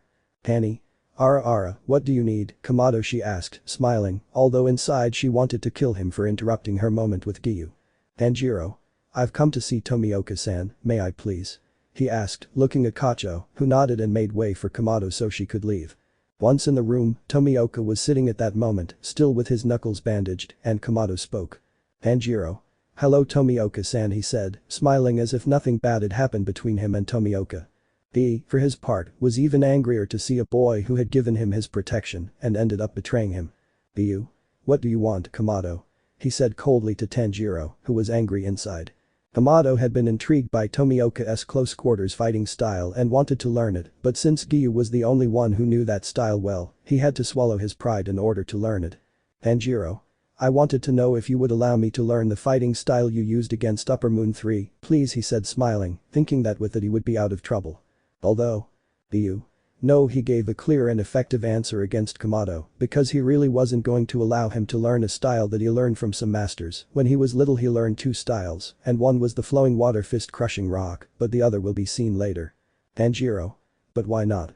Said Kamado, shocked and angry inside at Tomioka's refusal. Giyuu. That's none of your business, Kamado.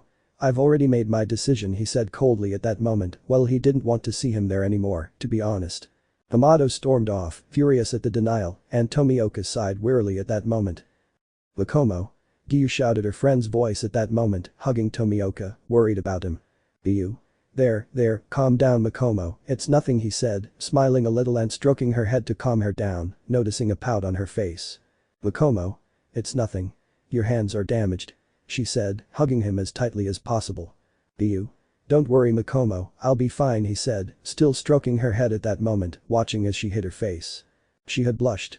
Makomo. When you're healed, I want us to have that outing, please, she said, and Giyuu smiled. Giyuu. It's okay Makomo, calm down, he said, giving her a hug. She was so happy that she fell asleep at that moment. Elsewhere. Jayame was returning to his estate, but there was an older woman wearing a kimono, white with red underneath, her long dark purple hair tied up. I was shocked by who was there. Jayame-san, I finally found you. Said the female voice as she gave the man a hug, which he returned trembling and crying upon recognizing who it was. Jayame. My child Akeno, the great man would say, hugging his adopted child before he became a hunter. Chapter 19. Some may wonder who Akeno is. She is one of the girls that the rock pillar had adopted in the times when he was not yet a demon hunter. She was the one who had managed to survive that attack, but out of fear she accused the great pillar. She felt remorseful, she wasn't going to deny it. Several tried to adopt her, but she didn't even feel comfortable with anyone, so she ran away at a young age and was looking for the rock pillar to apologize, as the guilt wouldn't leave her in peace. And that was for a long time since she didn't have much to live on, so she entered the hunter organization as a Kakushin since she didn't feel capable of being a hunter, and finally she found the great pillar. At the butterfly farm. Bakomo had to leave because of a sudden mission, which frustrated her plans at that moment to be able to spend more time with Tomioka, but she was going to finish the mission as soon as possible. While the Pillar of Light was visiting, she was worried about Giyuu to some extent. She knew he was strong and that she should N''T worry too much, but it was unavoidable for her. She simply didn't want to see the one who had been her savior and motivation to keep going lying injured in bed from a fight. She was standing in front of Giyuu, who was beginning to wake up, his vision blurred, looking at the Pillar of Light. The sea pillar was somewhat unwell upon waking, as he could not see clearly at that moment, and by mistake his gaze fell upon what was the bust of the pillar. Lumen didn't notice that because she was worried about Giyuu, but he said something that embarrassed her too much. Giyuu. They're big, he said without thinking much, still with his gaze on the pillar's bust, who instinctively covered her chest at that. Lumen. I never expected that from Tomioka-san, she thought, blushing, still covering herself at that moment, and only Tomioka, when he was able to react properly, was ashamed of what he had said. Lumen. Pervert. She said, looking at Tomioka at that moment, which made her blush a little. Giyuu. I am sorry Lumen-san, he said, ashamed of what he had said in those moments, not knowing how to act now. Lumen. No, shut up, pervert. She said, blushing deeply at that moment because of Tomioka's words. Giyuu. I'm not a pervert, he said, defending himself in a way that didn't create a bad argument. Lumen. How can I confirm it? She said, still covering her bust. Giyuu. Look, I'm going to try to pay for what I've done, he said, very red-faced, as he didn't want to continue with it. Lumen. What? She said curiously at that moment. Giyuu. I'll do whatever you ask, he said nervously, unsure if there were any ill intentions. Lumen. Let's have a date, she said, blushing at that moment because of what she had said, since she wanted to get to know the pillar better, see more of him, see what he's like, feel again that security she felt with him in their first encounter. Giyuu. Huh? he said, confused, looking at the pillar of light. Now that he was looking at her closely, he was somewhat shocked he had never noticed the pillar before. He had only focused on not being harmed again, but he couldn't help but admit that the pillar possessed great beauty. He was red-faced because of it, but he hid it by looking the other way because he didn't want anyone to see it. Lumen. This is my chance. I'll be able to get to know him better than before. Seeing him again excites me, but I want to feel that quality I felt with him again, thought the pillar, looking at Giyuu, awaiting his answer, somewhat nervous. He didn't know if the rejection would hurt him at that moment, he just wanted the silence that had formed because of his request to end. He already thought Giyuu was going to say no. Giyuu. Alright, the pillar said, more calmly at that moment. Overwhelmed with emotion at being accepted on the date, Lumen couldn't contain herself and impulsively kissed Tomioka's cheek, who was surprised by her sudden act. Lumen. I'll tell you where it's going to be later, see you then. She said, smiling with a blush on her cheeks, before running off and leaving Giyuu completely paralyzed. He barely moved his hands, touching with his fingers where the pillar had kissed him. He had to admit he liked it, but he was very hesitant. He was still afraid of being hurt again, so he wasn't entirely sure and didn't want to get his hopes up. But this act was witnessed by the love pillar, who was visiting Tomioka, and she saw everything that had happened, becoming furious when she saw Giyuu being kissed by someone else. She knew it wasn't Giyuu, but that's why she was there, to be able to start over with Giyuu this time. She didn't want to make any mistakes. She carefully entered the room, seeing Giyuu, who, when he came out of his shock, looked at her in a very cold way at that moment. Giyuu? What do you want, Kanroji, he said, not even using the san that is normally used out of respect, and he wasn't going to use it with her since, for him, she would never get his forgiveness. Mitsuri. Guy Tomioka-san, I just came to visit you. I was worried when I heard you were hurt after facing Upper Moon 3, she said, a little nervous, but gathering as much courage as possible to speak to Tomioka and thus have a chance to talk. Giyuu. And since when do I matter to you? He said in a very cold way to the pillar. For her part, she felt a stab in her heart when she didn't notice that he had no respect for her and didn't give her that friendly and loving tone that he always gave her when they were in moments for them. Mitsuri. You've always seemed important to me. She said, wanting to cry but remaining strong so she could be close to him. Giyuu. How strange that I remember you never caring about me, he said, still in a cold tone. Mitsuri. I always cared a lot about you. She didn't finish speaking because Tomioka started saying some words that left Kanroji frozen at that moment. Giyuu. I'll never value that bastard again. He's just a damn cheater. I'm glad you showed me the truth, Abanai. Do you recognize those words, Kanroji? Tell me, do you recognize your own words? He said coldly, looking at Mitsuri, whose eyes were welling with tears as she remembered the words she had brazenly spoken in front of Tomioka that day. Mitsuri. Aye, she said nervously as more tears formed in her eyes, which Tomioka didn't care about seeing her like that. He suffered and shed tears for her, now let her suffer the same. Giyuu. You, Kanroji, I gave you my support and everything in the past, and now you come here like nothing happened, wanting to tell me you care about me? Don't be an idiot and a hypocrite. Listen to me carefully. I will never see you in a kind way again. You're just a hunter. That's all. You mean nothing to me, he said angrily, causing Kanroji to feel a sharp pain, knowing what Tomioka thought of her now. Tears streamed down her face as she ran from the room, unable to bear the pain that was being inflicted on her heart. Giyuu, for his part, only sighed, more tired at that moment. As he stood up, he looked at his hands for a moment before beginning to clench his fist. Did he usually? Yes, but there was something that made him not show his emotions. And the thing is, he already knew that the pain he felt now was nothing compared to the pain he felt with those 3 traitors. Giyuu. It's been a while since I used the flowing water crushing rock fist. Bang sensei and Bomb sensei would be somewhat disappointed if they saw me stop using their fighting styles, Tomioka thought, remembering his 2 masters. Who were those 2? Simply put, Bang was Giyuu sensei and the flowing water crushing rock fist, while Bomb was his master and a second fighting style, the swirling steel cutting fist. Tomioka knew both of those fighting styles and was totally grateful to his masters for teaching him their fighting ways. For Giyuu, they were like 2 father figures, 2 gentlemen who did not hesitate to teach him when he was a small child. Giyuu.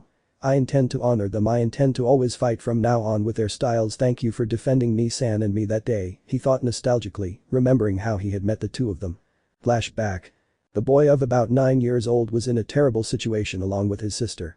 They were both being surrounded by a considerable number of bandits. They were going to rob them. Many wanted to take advantage of Tomioka as a hex object.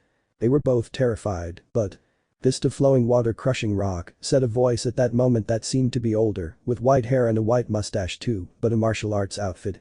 She had easily dispatched some bandits, which impressed both Tomiokas, but there were more who came to attack, but "Whirlwind fist cutting steel," said another voice that had appeared at that moment, ending the fight. He was also of advanced age, only without hair on top, only on the ends, along with a long beard at that moment.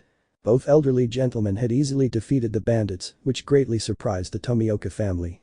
But Giyuu was very interested in those techniques, he wasn't going to deny it, being small he wanted to learn, but he didn't want to inconvenience anyone. "Are you both alright?" the man with the mustache asked calmly. Tsutako. "Yes, thank you so much for your help, really," she said, calmer at that moment, looking at the two men who were seriously staring at Giyuu. He, for his part, became nervous when he noticed that the gazes of those two gentlemen were fixed on him. "I introduce myself, I am Bang, master of the martial art flowing water fist crushing rock," said the one with the mustache, still looking a little at Giyuu. "I am Bomb, master of the slashing steel whirlwind fist," he said in the same way. Tsutako. "Nice to meet you, I'm Tsutako Tomioka, and this is my little brother Giyuu Tomioka," she said as Giyuu just nodded.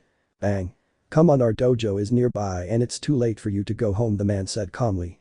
Tomioka hesitated for a few moments about whether to trust them. The truth is that she was grateful, but she wasn't entirely sure if they were trustworthy. If you don't trust us, look, we're already advanced in age, we have strength, but it won't benefit us to do anything to you. We just want your safety until tomorrow, as it's very late," the man said calmly to the Tomiokas, who were somewhat distrustful, but accepted. The journey had been a bit short or rather, tiring, since these two men lived in a mountain. The thing is, their dojo was there, which tired both of them out too much, Tomioka. Once there, both gentlemen gave them a place to sleep, but the thing is Giyuu secretly escaped to talk to the gentleman, and well, they also wanted to talk to him. They were now in the room. Bang. "Little one, we have a proposal for you," the man said seriously to Giyuu, who nodded. Do you want to learn one of our fighting styles?" he said calmly at that moment. Giyuu was surprised by that at that moment. He didn't deny that it caught his attention, but he had read that learning a martial art takes years of training, something that wouldn't be easy at all, but he wanted to defend his sister. He didn't want to feel like a burden to her, just defend her when possible. "Giyuu. I will, but I need Ni-san's permission for that," he said, bowing to both gentlemen who were smiling. Both were looking for an apprentice so they could keep their martial arts alive, since many of their students were quitting because it was either too difficult or too demanding, but Giyuu had a great will to do it and he was going to continue no matter what. He was going to learn both fighting styles. End of flashback. From that day on, Giyuu learned those two styles, but he was devastated to learn of his sister's death. "I never used them again for a long time, but I kept both styles in my heart." So, seeing that it was effective with a higher moon, he was going to train them again to regain their level when he proposed to unite both styles into a single technique. And when he had surpassed his teachers. Although a certain person was not happy, Tanjiro Kamado was now punching a tree in frustration upon seeing that Tomioka did not agree to train him to learn those fighting styles. He wanted to learn them no matter what, because with that he could turn his sister into a human faster if she fought with that fighting style. But now he wasn't the thing to see. Tomioka was in his room with everything closed up. It was completely dark. The little person came in and saw him lying down, sleeping a little longer. "Izuko. Finally I see you again, Giyuu-san," the demon thought, smiling at that moment as she made space to lie down next to Tomioka and hug him. She did that so she could sleep next to him. "Izuko. I missed you," the demon thought happily at that moment. Imagine they are both asleep. The demon just wanted to enjoy that moment, nothing more. Chapter 20. Advertisement. Cap created by I must say, dude, you're a genius. At this time, a week had passed in which Tomioka had recovered from his injuries and was ready to leave the butterfly estate, something the Kacho sisters did not like at all, as they wanted Tomioka to stay longer, but they could not force him and could only watch as he seemed happy with Lumen and Mikomo at that moment. But that's not what we're going to focus on, but rather on a fact that Tomioka didn't notice as a child. Elsewhere. You can see what appears to be a cave in which there was a demon. It had the kanji for Lower Moon 2 at that time. This demon had pale skin at that time, white hair with 2 black horns, and dark eyes with white pupils. This demon was somewhat angry at that moment, but you might wonder what's so special about this demon. Well, this demon has a prisoner, a girl in terrible condition, malnourished, with paler skin, black hair and blue eyes, and she had a worn red ribbon at that moment, the same Tsutako Tomioka. The demon's name was Shiryu, a demon who was in some kind of conflict with Giyuu Tomioka. But why? Flashback. The same demon at that time was not yet one of the moons, but he roamed around the village where the Tomioka were, which amused him to see such naive people at that time. And he noticed the Tomioka house. It was a house further away than the rest, so he liked the idea of having to go there to attack and have easy prey to kill at those moments. Although he wanted to have fun torturing both Tomioka. The first one entered their house, being quite excited to know that they were alone and no one was around or anywhere they could escape. So he made his presence known where the child was to kill him slowly. It should be mentioned that Giyuu was awake thinking about something and suddenly, thanks to his reflexes, he managed to dodge one of the blows thrown by the demon. Shiryu. Well, interesting human. You managed to avoid my blow, but that won't help you at all since you're going to die here, said the demon madly, launching himself into the attack. The younger Tomioka was a little scared, but he remembered the words of his senseis. Giyuu. Always keep a cool head, don't get upset and fight to defend, he thought seriously, and the demon launched another blow at Tomioka, who seemed to be enormous at that moment, ready to crush him. Shiryu. Today you're going to die. He said, raising his fist. Giyuu was a little nervous, but he was going to use all his knowledge to defend himself and his beloved sister. Shiryu. Die, you brat. He yelled, throwing his fist at great speed. Giyuu, faced with this, became more serious than before, at which point he sighed to calm himself and assumed a fighting stance. Giyuu. Flowing water fist crushing rock. Tomioka said at that moment, using all of himself to deflect the demon's attack, which worked perfectly as the demon ended up hitting the wall and alerted the older Tomioka with a noise. Shiryu. What? He said, shocked, since he didn't expect his fist, being a demon, to be deflected by a mere mortal like Tomioka, who was very serious at that moment. Shiryu. You're cursed. He shouted angrily at that moment to try to attack again, but this time Tomioka was the one who attacked the demon first, giving a consecutive series of blows. Giyuu. Flowing water fist crushing rock, Tomioka said seriously again, and the demon was shocked again as he felt a large number of blows. The demon couldn't believe it, to be honest, as he was feeling pain and a strong blow to his pride at that moment, since only hunters could kill them, and the fact that someone who wasn't even a hunter was doing that was causing him even more anger. Once the blows were over, he was ready to attack again, but… Shiryu. You're a shitty brat. He yelled angrily, trying to land another punch. Giyuu. Flowing water fist crushing rock, said Tomioka at that moment, deflecting the blow he had given him, but directing it towards the demon. Shiryu was shocked, felt his own blow. This was undoubtedly humiliating for the one who couldn't believe it and hadn't been able to even scratch Tomioka, who was there as if nothing had happened. Giyuu. I must end this quickly, he thought, as he was getting exhausted from being in a constant fight. Giyuu. Now, Bomb Sensei style spiraling fist cutting steel, he said, his second fighting style, making a sort of spiral around the demon, who was too shocked again as he felt himself being cut. He couldn't anymore. He was quite angry with Tomioka, who, when he managed to regenerate. Shiryu. You will be cursed. He shouted, extremely angry at that moment. I tried to hit Giyuu at those moments, who was repeatedly defending and attacking with both fighting styles as best he could. But Tsutako entered the room and saw him fighting with incredible speed at that moment. Giyuu was hitting the demon as best he could. Every moment he landed a blow on the demon, who was at this moment extremely angry at seeing how Tomioka was humiliating him at that moment. Shiryu, damn you, blood demon art. Dark fist, he said as a black substance covered his fists. Tomioka was so shocked by this that he couldn't react properly and barely managed to deflect the demon's blow. He just felt like this had cost him more than ever, so he was a little scared at that moment and was taking it more seriously.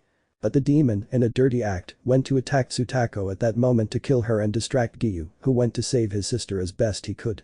In a desperate act, knowing he would be exhausted by this.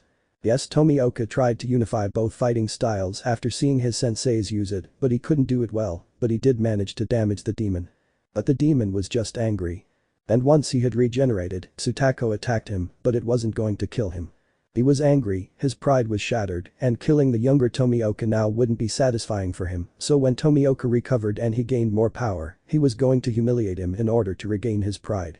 So, to get revenge, he took Tsutako, leaving some blood in his wake. Except that Giyuu thinks his beloved sister had died. End of flashback.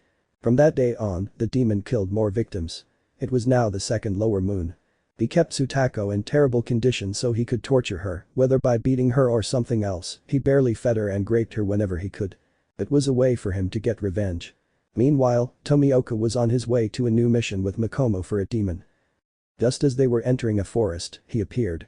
Shiryu was shocked to see him there. His anger was immediate upon seeing Tomioka. Shiryu.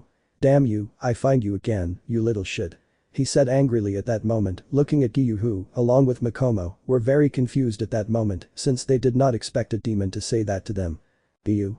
I don't know you, he said seriously at that moment, on guard to attack the demon since he wanted to finish it as soon as possible. At that, the demon became angry when he saw that Tomioka did not remember him and was even more furious when he saw that he seemed not to take his presence at that moment seriously, so without hesitation he was now yelling at Giyuu. "Shiryu. You bastard. You humiliated me in the past, you damn little shitty brat," he said angrily, further confusing Tomioka, who didn't really recognize the demon who was there at that moment. "Giyuu. I don't know who you are, but you're going to die," he said seriously. Given this, the demon knew that Tomioka wouldn't recognize him until he showed him something that would completely destroy him, and what better than showing him his sister completely shattered. "Shiryu.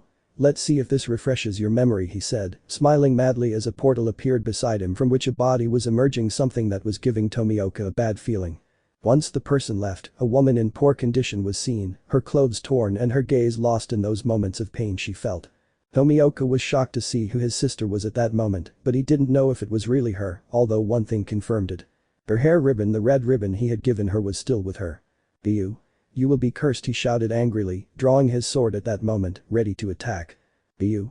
First stance." Sooner he couldn't finish because the demon had one of his claws pointing at Tomioka's throat while wearing a crazed smile. "Shiryu.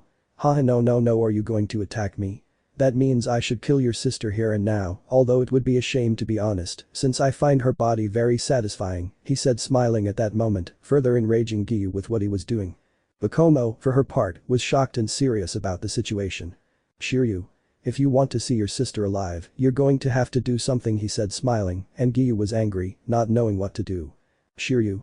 Give me that girl's head and maybe I'll consider letting this bitch live," he said, smiling. Meanwhile, Mikomo was thinking that this was idiotic since she didn't think Giyuu would listen to just any demon without considering the situation. Giyuu had a mental conflict for 5 seconds. He didn't want to kill Mikomo, who was providing him with emotional support at that time, but his sister, the first person he cared about most in this cruel world, he had already made up his mind. Giyuu wasted no time going to where Mikomo was, attacking her without hesitation, hitting her. "Giyuu. First stance." "Swift tsunami," he said as he ran towards where Mikomo was to give a quick end to her, who defended herself as best she could. "Mikomo. Fifth form. Calm ice," she said at that moment, making a stand similar to the 11th form of water breathing. Only as soon as this defense ended, Giyuu did not stop attacking her. The fight between master and apprentice friends and a secret love took place for a reason, and that was to save Tsutako Tomioka. What will happen? Chapter 21. Where were we? When Tomioka was attacking Mikomo at that moment, the girl was bewildered to see her companion and friend attacking him without thinking of any other way to free the girl who was being threatened by the demon. "Mikomo. Giyuu, stop. There must be another way," she shouted, blocking with some difficulty the attack that Tomioka had launched at that moment, but noticing something. When she trained with Giyuu, they had friendly sparring matches in which Giyuu was far superior to her in many ways, and his strength was immense, but why now, if he supposedly wanted to kill her to save his sister, why wasn't he using his full power? It was strange, and she looked into his eyes, which were somewhat empty but said something, and there she understood.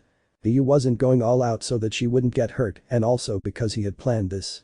"Giyuu. If I make the demon believe that I'm going to kill Mikomo, he'll lower his guard, it will be a perfect moment to attack and kill him," Tomioka thought seriously while still attacking Mikomo. "Giyuu. 7th form. 7 Seas attack," Tomioka said seriously, launching 7 consecutive types of cuts at Mikomo, who was serious at that moment, ready to jump. Giyuu saw that and paused for a moment to look up and see Mikomo breathing at that moment before saying the following words. "Mikomo. 3rd form. Cave stalactite," she said at that moment as she began to dive down, giving consecutive thrusts with her sword to Tomioka, who was beginning to defend himself at that moment. "Giyuu. 3rd pose. Bermuda Triangle illusion," he said, and the attacks hit him, but Tomioka's figure disappeared once Mikomo's attack ended. "Giyuu. 1st form. Swift tsunami," he said, going straight to Mikomo, who was waiting for him, seeing that he was going to make a cut at that moment, to which she countered the attack with one of her forms. "Mikomo. 4th stance. Killer Nevada," Mikomo said at that moment, making a first cut and managing to deflect Giyuu's attack. But it didn't stop there. What happened next was that he gave a second cut to Giyuu, who blocked it with some difficulty, since this second one was twice as fast, and he felt cold. Then there was a third cut, faster and stronger, from above. Giyuu had to put more of his strength into each slash to counter them, but then a 4th or 5th slash came from the sides. Giyuu swore he saw a huge snowfall at that moment. A snowfall that hit him hard. Tomioka wondered to himself how much Mikomo had improved to achieve such attacks, since in a way, as his teacher, he was proud to see that he had trained Mikomo well. Meanwhile, the demon watched excitedly as Giyuu attacked to kill. He was smiling at the thought that he had all the advantage in the world and that if he killed him, they would possibly give him more blood. So he was excited to see that this could be his perfect revenge at that moment. He saw how Tomioka had managed to disarm Mikomo and was already smiling when at that moment he released Tsutako from his clutches. "Shiryu. Come on, finish it already," he shouted excitedly. "Ehoo. You're right, it's time to end it," said Tomioka, confusing the demon when suddenly someone was behind her at that moment and without noticing her head was cut off at that very instant. She couldn't believe it and saw the person responsible for cutting off her head. "Lumen. I see you had some complications," she said with a beautiful smile at that moment. Shiryu disappeared after a while and Giyuu's first priority was to see his sister, who was very weak at that moment. Giyuu hugged her carefully, shedding tears upon seeing his sister there. Which was seen by both women. Mikomo at that moment knew that she was Giyuu's sister since before her death. Giyuu had confessed to her that his sister had died and she was happy to know that Giyuu was now with his sister. Lumen, for her part, was somewhat jealous. She didn't know how to feel at that moment since despite the short time they had known each other, she felt attracted to the sea pillar and she wasn't the only one as Mikomo was also on the list of those attracted to that pillar. Giyuu carried Tsutako at that moment to go directly to a hunter's inn where he could take care of her, her safety was now the most important thing.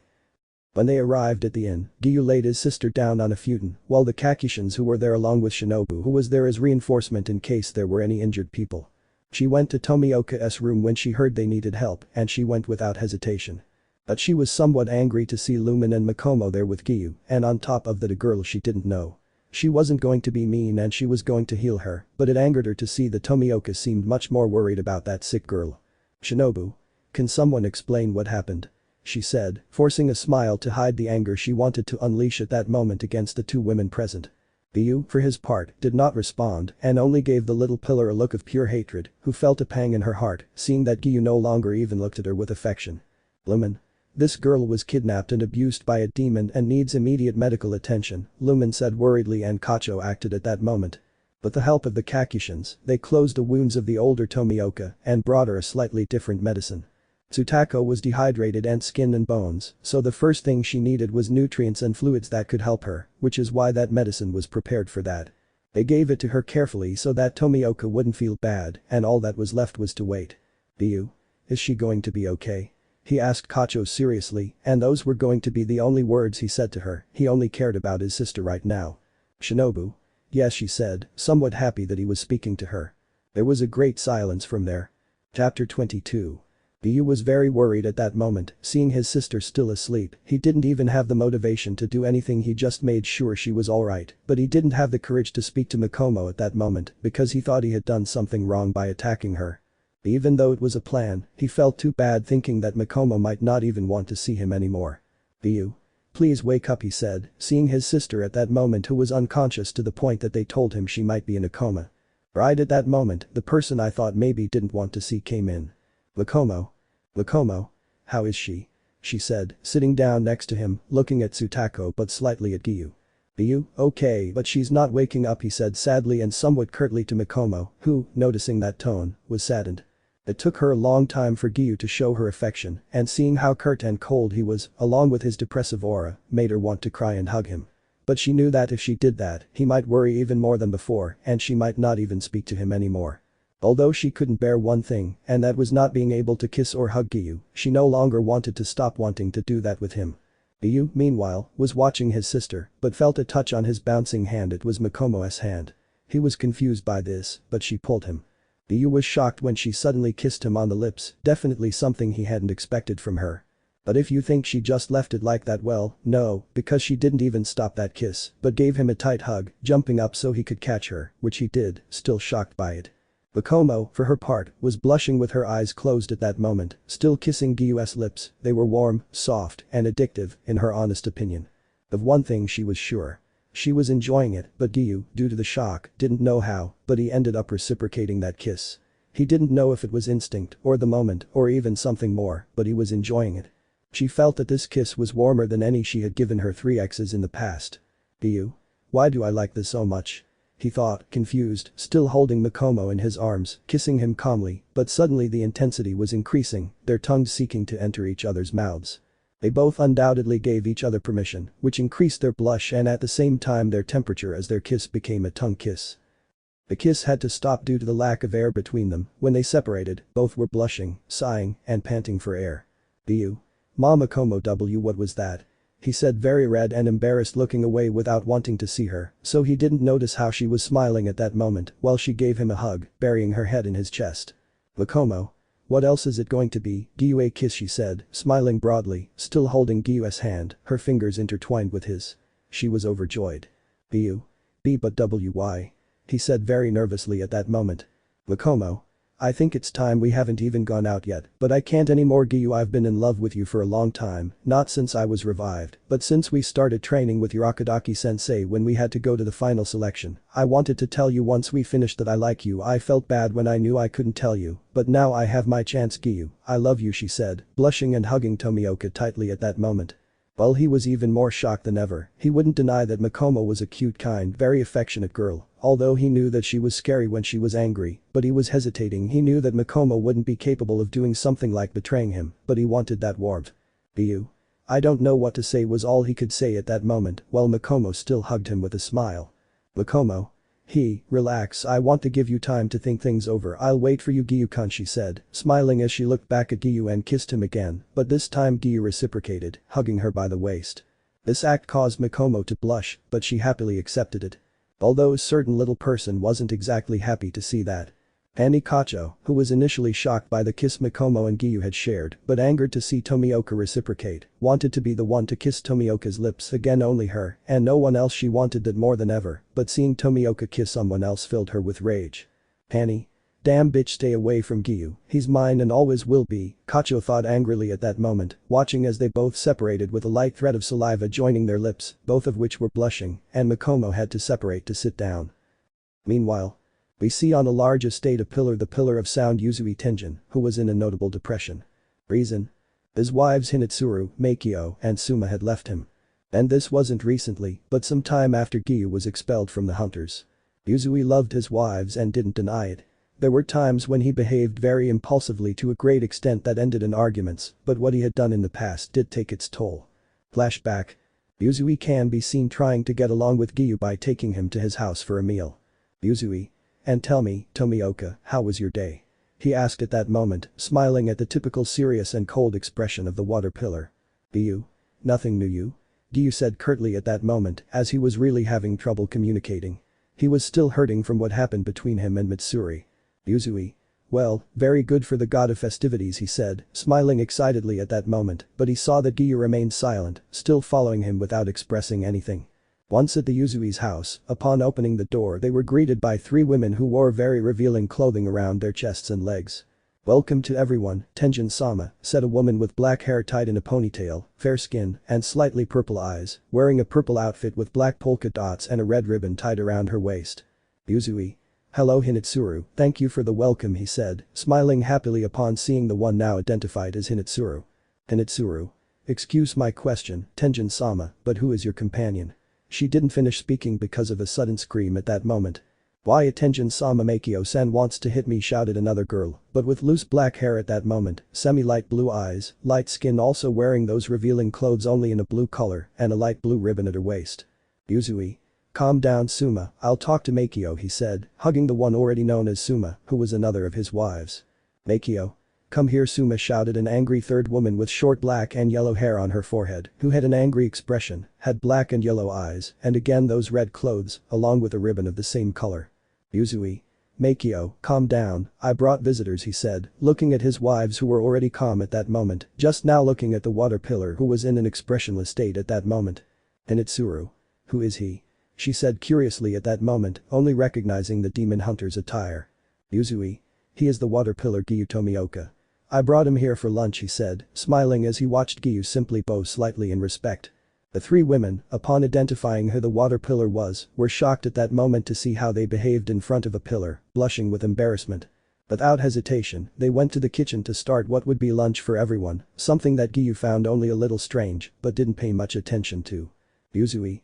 So, what do you think? He said, smiling at Giyuu, who was confused. Giyuu. What do I think? He said, not understanding at that moment what he meant. Yuzui. The fact that he has three wives, he said, smiling. Giyuu.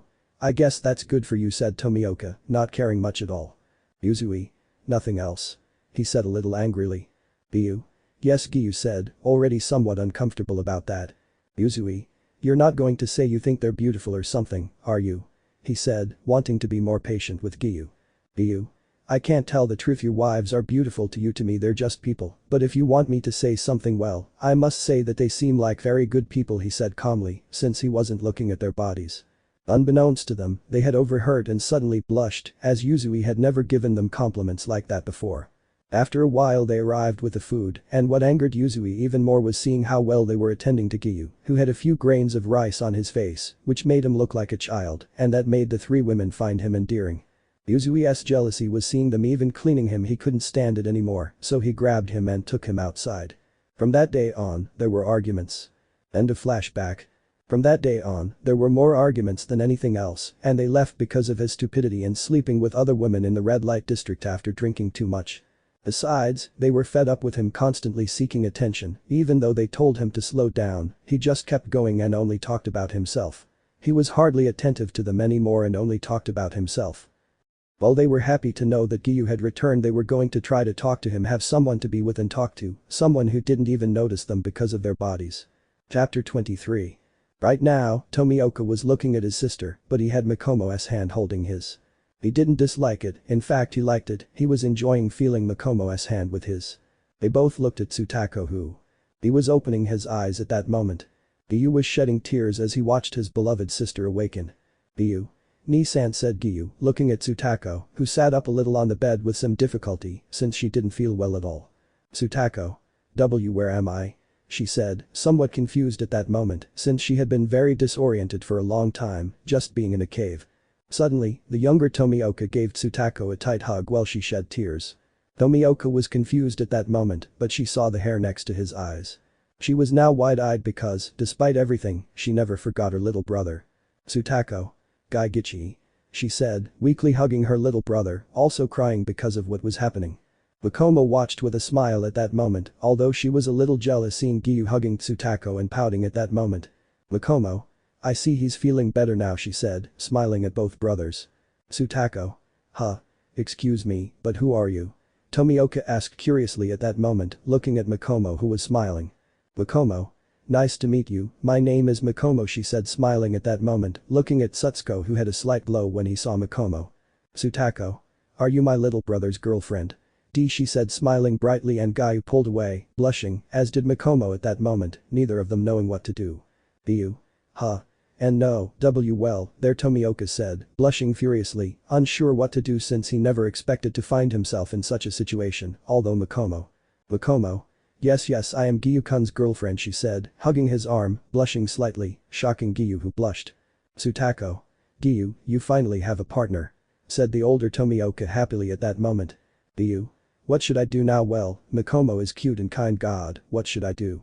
I don't think she'll do the same to me, but I'm scared, Tomioka thought somewhat sadly at that moment. Giyuu. Nissan, you need to rest for now, please. You're still feeling unwell after we pulled you out of that demon's clutches, said Tomioka, more calmly, looking at his sister, who nodded. She lay down again in bed to start sleeping right then because she was really tired. Giyuu and Makomo were already outside the estate, walking with Makomo hugging Tomioka's arm, who was nervous at that moment. Giyuu, Makomo, why, according to you, do you like me? He asked curiously, since he really didn't know what he did to make her feel that way. Makomo.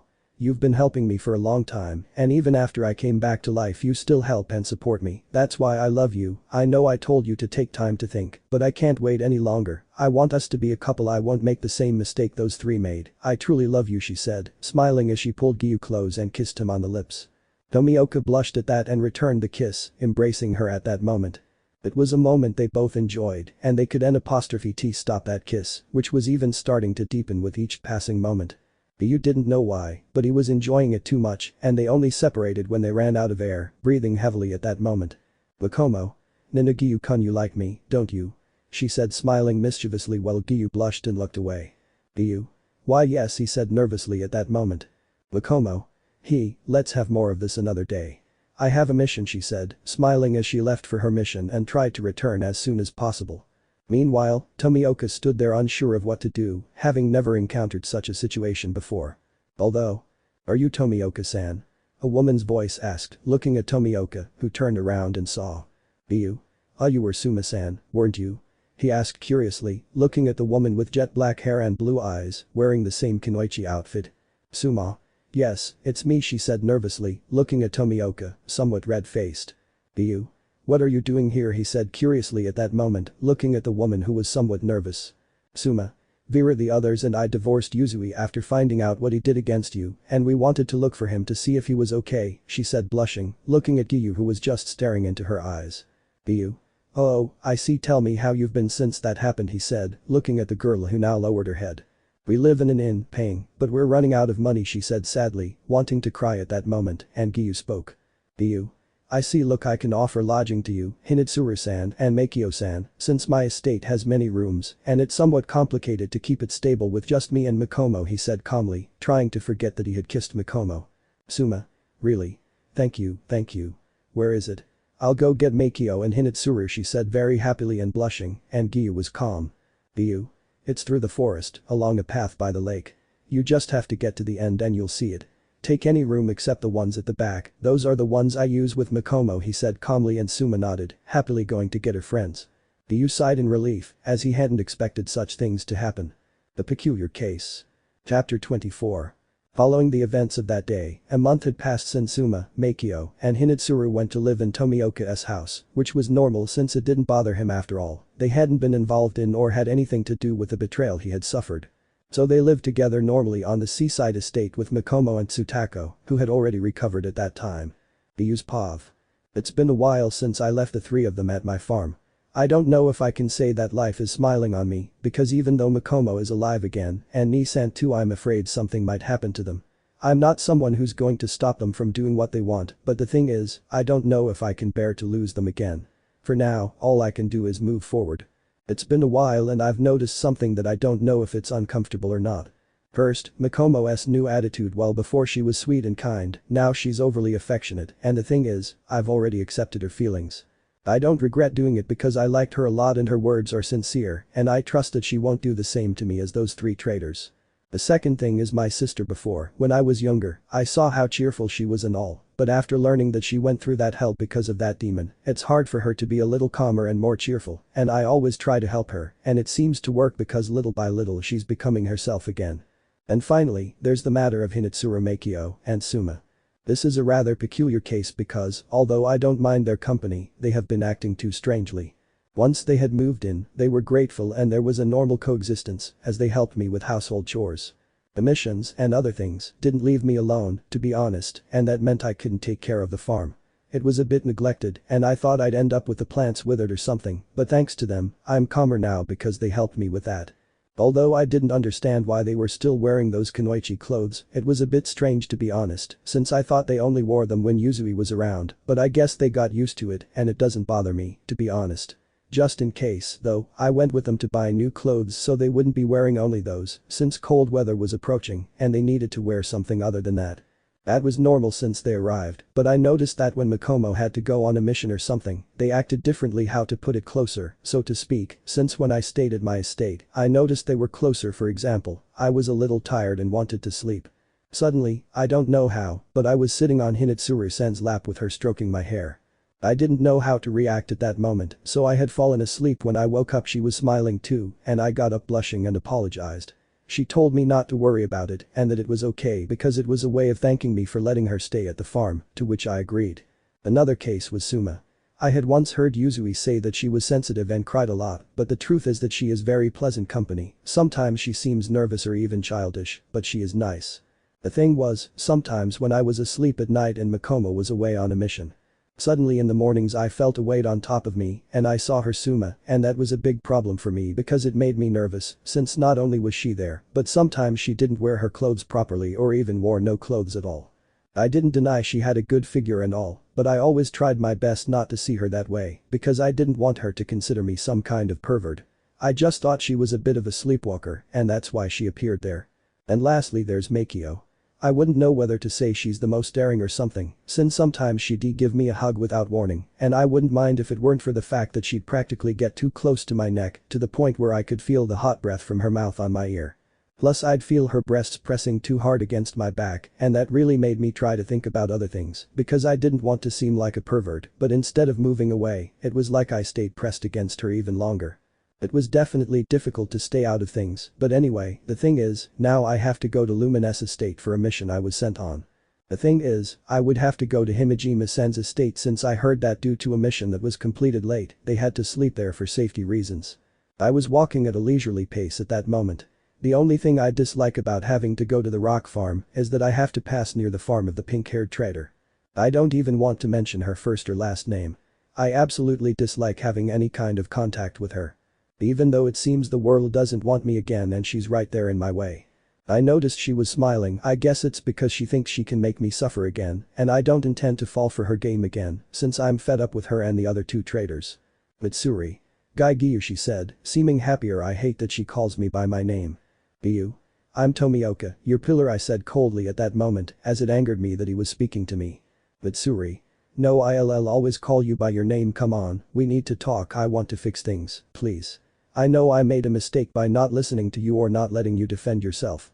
I feel bad. Please, let's go back to how things were before, to those moments we shared, please. I promise there won't be any mistakes this time, she said in what seemed like a pleading tone, which made me angry because it could be interpreted as her simply not being able to bear the guilt of the mistake she made, but honestly, I don't care. Giyuu. If that's all you were going to say, I have nothing more to say to you, I said, ignoring her as I walked past her and continued on my way to what was the rock estate. But I heard her seeming to talk while crying, and I just ignored her. Once I had arrived at the farm, I sighed more calmly, went to the door, and knocked carefully to see if they would open it. I waited a few minutes until someone opened the door. It was a girl with long purple hair at that moment. She had what appeared to be a ribbon holding her hair and pale skin. It didn't surprise me that someone was here. I suppose it's either a relative or his wife, I don't really know either. Ikeno, is there anything you need, sir? She said calmly at that moment, and I just asked. Giyuu. By any chance, isn't Lumen-san here? I asked the woman calmly at that moment. Ikeno. Is it something of hers? She asked calmly, to which she was going to reply that it was her partner and there was a mission, but suddenly. Jaime. Ikeno, this is the C-pillar, Giyuu Tomioka, he said to the woman whose name I now know. I noticed she got nervous. I couldn't say why, but it doesn't matter now, I have to find Lumen for the mission. Jaime. What are you looking for, Tomioka, he asked calmly. Giyuu. A crow informed me that Lumen stayed overnight here and there's a new mission, I said calmly, to which he understood, and Lumen just left. Chapter 25. Giyuu was currently witnessing something peculiar, as he had never seen Lumen disheveled, so to speak. She was only wearing those clothes, which caused Tomioka to blush slightly. He turned his gaze away at that moment because despite everything, respecting things is one of his main principles, and he didn't want to be rude, seeing the body of the light pillar, who was a little confused by what was happening, since she had just woken up after resting a long time. Once his gaze was normal, I saw Tomioka, Himejima, and Ikeno, who stared at me for a few moments, or rather, Himejima only turned around because of the noise he had heard at that moment. Ikeno, for her part, was watching curiously, and Giyuu, he simply turned away so as not to see. Ikeno. Lumen-sama, don't you think the outfit you're wearing now is a little revealing? She asked with a drop of sweat but a somewhat amused smile, seeing that the pillar of light was confused, lowering her gaze at what turned out to be her outfit, before everything began to fall into total silence. The pillar, realizing what was happening, blushed deeply and quickly entered the room she had been lent to stay in, but not before. Lumen. Sorry. She shouted, and Giyuu, noticing that she was gone, felt much calmer at that moment. Everything was silent until the pillar of light emerged from her room again, still blushing but wearing her typical clothes. Lumen. Now see, can I ask what's wrong, Tomioka-san? She asked, still somewhat embarrassed by the previous situation in that short span of time. Giyuu. There's a mission, I came to find you for that, he said in a calmer tone, seeing that the pillar nodded at that moment. Lumen. I see, then we have to go. Thank you for the inn, Himejima-san, see you later, she said, starting to walk alongside Tomioka, who was calm at that moment as she walked beside him. It should be said that the pillar of light never knew about the relationship that Tomioka had with Mikomo. Along the way they only talked a little about how their missions had gone or other cases. Until they reached what turned out to be an inn where they were going to rest for a few moments because they really needed it. They had walked without any rest until the mission, and they still had some way to go. They went in just in time because a storm had started, which surprised them at that moment since they did not see it coming. They asked for their rooms, and if there was a room available, they both decided to share it. Giyuu was calm about that. He wouldn't mind sharing a room, and Lumen even less so, since she wasn't one to get nervous about things like that. They both entered their room, which was spacious, and went to get the Futons to sleep peacefully. At midnight, a lightning bolt woke Tomioka, who got up at that very moment, a little surprised by the noise, but he calmed down to look around and noticed something. His partner wasn't there. I thought maybe he went out to the inn for something, but there was nothing there, no light or anything at that time of night, so he couldn't just appear out of nowhere. Somewhat confused by the situation, he got up to leave the room, walking through the corridors and not seeing anyone, until he saw the door to what appeared to be a courtyard. There she was with an umbrella shielding her from the rain, but now without a smile. Tomioka was worried at that moment because, let's just say, their clothes weren't exactly the warmest. So, grabbing one of the umbrellas there, he went to where his companion was, standing behind her. Giyuu? What are you doing awake, he said suddenly to the pillar, who was very surprised by that since she never expected Giyuu to notice that she wasn't there. Giyuu? I ask you, what are you doing awake at this hour of the night and in this weather? He said seriously, looking at his companion, who forced a smile. Lumen. I like being in the rain sometimes, she said smiling, but the sea pillar didn't believe a word she said. Why? Simple. He already knows when a person is hurting, when they need time. Giyuu? If you're going to try to deceive me with a fake smile, I'm telling you it's not going to work, he said seriously, at which point the woman stopped smiling and went back to how she was before. Lumen. Why the insistence on knowing what's wrong with me? She said seriously, looking at the pillar, who was calm at that moment. Giyuu? I know well those who try to hide from their suffering. I was the same before hiding my problems, he said somewhat melancholically as he recalled those events that happened in his life. Lumen. He wants me to tell him my life story. He's probably just going to say the same empty words everyone else does, she thought, because whenever she told someone about her problems, they always filled her with the same empty words about life going on. Giyuu? Are you going to tell me? It's good to vent to someone, he said calmly, looking at his companion, who just let out a tired sigh, seeing that the rain had stopped at that moment. He just went to sit on a rock, not caring if he was still wet from the rain. Lumen. Once upon a time I had a brother, his name was Either. He was my twin, I loved him very much, we supported each other through thick and thin, she said, taking a breath and then exhaling as she felt her eyes moisten slightly, looking at the ground. Lumen. One of the many times since we became hunters on a mission. After that mission where you saved me, we went together to an inn, but before we arrived we were ambushed by demons. I was going to defend myself alongside him. If I was going to die there, I wanted to be with him, but he simply would T let me die and threw me far away. He sacrificed himself for someone who isn't worth it, she said, beginning to break down in tears at that moment. Tomioka was a little surprised to hear that, but the truth was he felt more identified with her than anything else. Giyuu? I understand, he said seriously as Lumen turned to look at him angrily. Lumen. What do you know? You still have your sister. I'm all alone, she said crying. Giyuu? You know, until this year I didn't know my sister was alive. I just thought she had died because of me, and I spent my life like that. My parents never loved me when I was little. I only had Nissan, but I lost her too. Look, you're not alone. Did I leave you alone on a mission or something? Did Mikomo, who's your friend, leave you alone? Did Himejima-san and Takedo-san leave you alone? You formed bonds over time. I'm sure your brother wanted something. What he wanted was to see his sister happy without anything happening to her during that time, without her only having him, for her to have new bonds and more. I'm not saying you're ruining your brother's memory, you're just making him sad by showing a fake smile that he probably wouldn't like to see, so there's no reason to be sad. Besides, tell me, if my sister, who wasn't even a demon slayer, is alive, what makes us sure that your brother, who was a demon slayer, is dead? He said seriously, at which Pilar's eyes lit up in surprise at those words that Tomioka said. Lumen. Giyuu? Don't fake a smile. Life is short, and even though we can't enjoy it because of our duty, we must keep going. We must be strong and take advantage of the fact that every morning we wake up ready to give everything for a better world where demons no longer generate fear. You are strong, you are the pillar of light, Lumen, he said seriously, placing his hand on the woman's head, gently stroking it as she blushed. Giyuu? Let's go back to sleep. Tomorrow will be another day, maybe hard or easy, but we'll know how to face it, and if your brother is alive, I'll return the favor for helping me get my sister back, he said as he started walking towards the inn. The pillar, meanwhile, stood up from the rock she was on, touching her chest, noticing that her heart was beating faster than usual. Her cheeks were red. Without a doubt, she was in love with Tomioka. With a more sincere smile, she followed Giyuu into the room, determined to win his heart. Chapter 26. Something very peculiar had happened. No reasons or instructions for the mission had been given at that time. It turns out that for that mission they had to pretend to be a married couple. Yes, a peculiar situation that their crows barely alerted them to at that moment, making both pillars very nervous. Giyuu, for his part, didn't want to, thinking it would be a kind of infidelity to his current partner, Mikomo, but he had to fulfill the mission of killing the demon, so he would have to pretend as best as possible with Lumen.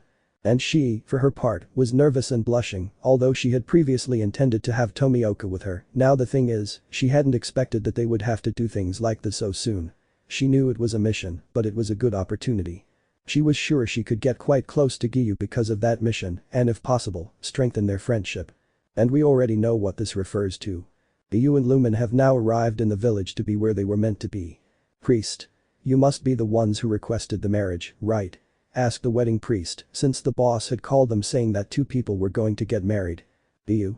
Oh well, he didn't finish speaking because he was interrupted by his partner. Lumen. Yes, it's us, nice to meet you, she said, smiling at that moment, looking at the gentleman who was smiling calmly at that moment while looking at the papers. Priest. It must be Giyuu, Tomioka and Lumen, right? He said, smiling, looking at both of them, who nodded at that moment, somewhat nervous since they hadn't expected that they would have to get married. Priest. Well, I see you have to prepare for the wedding, so please follow me, he said, smiling at the two pillars who followed him to make the preparations. It should be mentioned that those who were going as guests were undercover hunters, since there were more demons in the area, but the one they needed to kill was one that was difficult for other ranks. In the rooms, Giyuu and Lumen were being attended to with the sets of clothes they needed to wear for the wedding. Giyuu, for his part, was somewhat nervous upon seeing their clothes. She never thought about wearing something like that since she didn't expect to ever get married. Furthermore, I only ever see this outfit when I visit my sister's fiancé and see that outfit. Lumen was similarly looking at her wedding dress. It was embarrassing, though the idea of marrying Tomioka was quite appealing to her. Once they were ready, upon seeing each other they were embarrassed by what was happening. Although. Priest. Alright, let's get on with it, we have to have the wedding, he said, smiling happily at that moment, looking at both pillars who nodded in agreement. At the ceremony were several hunters wearing formal suits, which were obviously over their hunting attire. Several people looked up at the two pillars in front, and some men blushed at the sight of the pillar of light there with a smile, and that outfit that accentuated her figure. The women who were hunters also blushed when they saw Tomioka with that and with a smile. Priest. Welcome everyone, we are gathered here to unite these two people who have apparently found love after a long time, but this is not the time to bore you with my words, but rather to unite this couple first. Giyuu, Tomioka, do you take Lumen to be your wife, to love and respect her, in sickness and in health, for better or for worse, until death do you part? He asked Tomioka. Giyuu. It's just a mission, Tomioka thought nervously as he took a deep breath. Giyuu. I accept, he said calmly at that moment, while he was only thinking about finishing the mission as soon as possible. Priest. Perfect, and do you, Lumen, take Giyuu Tomioka to be your husband, to love and respect him, in sickness and in health, for better or for worse, until death do you part? He asked with a smile at that moment to Lumen, whose cheeks were red from the situation, but with a smile, she could only manage to answer. Lumen. I accept, she said quite happily at that moment while the priest looked at them with a smile. Priest. Very well then, with this I can pronounce you husband and wife, you may kiss the bride, he said, smiling at that moment, while Giyuu was nervous about it, but. Lumen grabbed him and kissed him in a tender moment for both of them, causing Tomioka to be shocked since he thought it would be difficult for them, but she was enjoying the kiss while several people applauded, congratulating the now couple. Although. Mikomo. It seems I'm a little late, even if it's a Giyuu mission this time I'm not going to let you go tonight, thought the huntress hidden in a part watching as Lumen still followed the kiss. Giyuu and Lumen were at the place where their honeymoon was supposed to take place, but they were waiting a little while for the demon to appear to finish the mission, although Lumen didn't want to finish the mission at that moment. She wanted to keep it that way. Giyuu. When is the demon going to appear? Tomioka thought in his nervous moment, as he was not liking the situation they were in at all. As if by magic, the demon with tails and ears was looking at both pillars in the room, preparing to attack. They were a little distracted and it was going to be complicated, although. Mikomo. Ice breathing, 6th form. Glacier strike, said the huntress as her sword was drawn while she was down and made a cut above, making it seem as if a glacier emerged from the bottom, managing to cut the demon's neck. This surprised the pillars who did not expect her to be there. Demon. Damned. Blood demon art. Species alteration, he yelled, launching his attack at that moment. The technique was meant to turn the human into an animal, but since he had his head cut off, he couldn't do it perfectly, but he still threw him at them. This was going to be avoided in any case by Tomioka, who thought his companions were going to dodge it, but they didn't succeed. The technique worked somewhat on her, as a smokescreen was created at that moment. Giyuu watched, worried, as the smoke cleared and was shocked to see light. The mountains. This shocked Giyuu when he saw his companions. Lumen had cat ears and a tail, which, to be honest, he found quite endearing, causing him to blush slightly. And Mikomo, for her part, had what appeared to be fox ears and a foxtail, which he also found quite cute at that moment, so she turned away, hiding a blush. Lumen. Huh. What happened, Naya, she said, covering her mouth after seeing what she had said. Mikomo remained silent at that moment, wondering what to do. Although she had come in a way to make Tomioka hers, she didn't know if it was worth it now, but… Lumen. Hey, Giyuu-san, shall we have a little fun? Said the pillar, or now Nico, with a mischievous smile, looking at Tomioka, who was blushing slightly and backing away. Note. Let's say foxes do the same thing as cats. Mikomo. Hey Giyuu-kun, Naya, why do you want to go out, Naya, she said, smiling from behind Tomioka. Giyuu. React, you must be affected by the demon's technique, said Tomioka, wanting them to calm down a bit from what they were doing, although it was impossible because the technique, instead of only altering them in that way, also brought about something called heat. Lumen. Naya, why Giyuu-san, after all it's our wedding night, Naya, she said, cornering Tomioka with a mischievous smile, looking at Giyuu, who was even more nervous. Mikomo. Naya, I wanted to be your wife, but I wouldn't mind sharing you now, Naya, she said, hugging Tomioka from behind while he was cornered. Giyuu. But they're wrong, said Tomioka, trying to sound serious, but failing as his nerves got the better of him. Lumen. Come on Giyuu-san, Naya, I am going to be your kitty tonight, she said as her hands went down to where Tomioka's private parts were. Mikomo. And tonight I'll be your little fox, Naya, she said, smiling at that moment as her hands began to move down to that part of Giyuu who was nervous and didn't know what to do. His thoughts were interrupted by the pillar of light, who immediately gave Tomioka a passionate kiss on the lips. He was shocked, feeling the pillar's soft lips kiss his so boldly, not knowing what to do as he felt Mikomo begin to unbutton his suit. This made her blush deeply, so she was wondering what to do, whether she should stop or let them go. The heat was engulfing the two pillars and the Tsugoku of the sea pillar at that moment. Until Lumen separated her lips from Tomioka's, looking at him with a blush and a flirty smile. Lemon skipped. Both of them couldn't hold back any longer, reaching their climax. Exhausted, they just lay down in bed to sleep for the time being. Chapter 27. It was a new morning at the inn where the two pillars and the Tsugoku of Tomioka were. The first to wake up was Lumen, the pillar of light, who was confused about what was happening at that moment. She no longer had her tail and ears. Moreover, she was in a normal state, even though she was human again. She didn't understand what was happening. Her arms were embracing something, she didn't know what it was, she just kept hugging it, feeling a great warmth in those moments. She didn't want to separate, it was as if she wanted to be like that forever, but the rays of sunlight that passed through the window made her get up listlessly at that moment. She looked around a bit. She was in a room. She didn't quite remember what happened last night. There was something liquid in her crotch. Looking down, she saw something white that seemed to be drying a little. She touched it. His eyesight was a little blurry from how sleepy he was, and all he could do was want to go back to sleep, lying down on the futon, still hugging something, or rather someone. There she opened her eyes wide and saw Tomioka there asleep, being hugged by Mikomo, who had a smile on his face at that moment. As if struck by a bullet, she stood up and memories of the night flooded her mind, making her blush intensely as she recalled all the things she had done with Mikomo and Tomioka. Her expression was one of total confusion and astonishment, accompanied by a blush. I didn't know what to do or even how to react when I remembered how they did it. It was embarrassing in a way, but deep down he was happy to have done it with Tomioka. Her thoughts were interrupted when her companion and friend Mikomo also woke up, getting up from the futon, stretching a little, and looking around. Mikomo. Good morning, Lumen, she said as if nothing was wrong, with relative calm at that moment, with a kind smile, while her gaze went down to where Tomioka was. Everything fell into a very deep silence until Mikomo was about to scream, but the pillar of light covered her mouth before she could scream. Lumen whispered. Just like you, I'm surprised but calm, she said, trying to calm Mikomo down, which was a success as she finally calmed down and began to remember everything that happened at night, blushing noticeably. Mikomo whispered. How did we get to this? She said, still unable to believe that she had already had her first time with Tomioka. The idea of having done it with him didn't displease her. In fact, she liked having been able to have her first time with him, but the thing is, she wanted to see how they got to that point. Lumen. I think it was the demon, he must have thrown something at us that upset us, and that's why we're like this with Giyuu, she said, blushing and looking away. Mikomo. That makes sense, but what will we do now?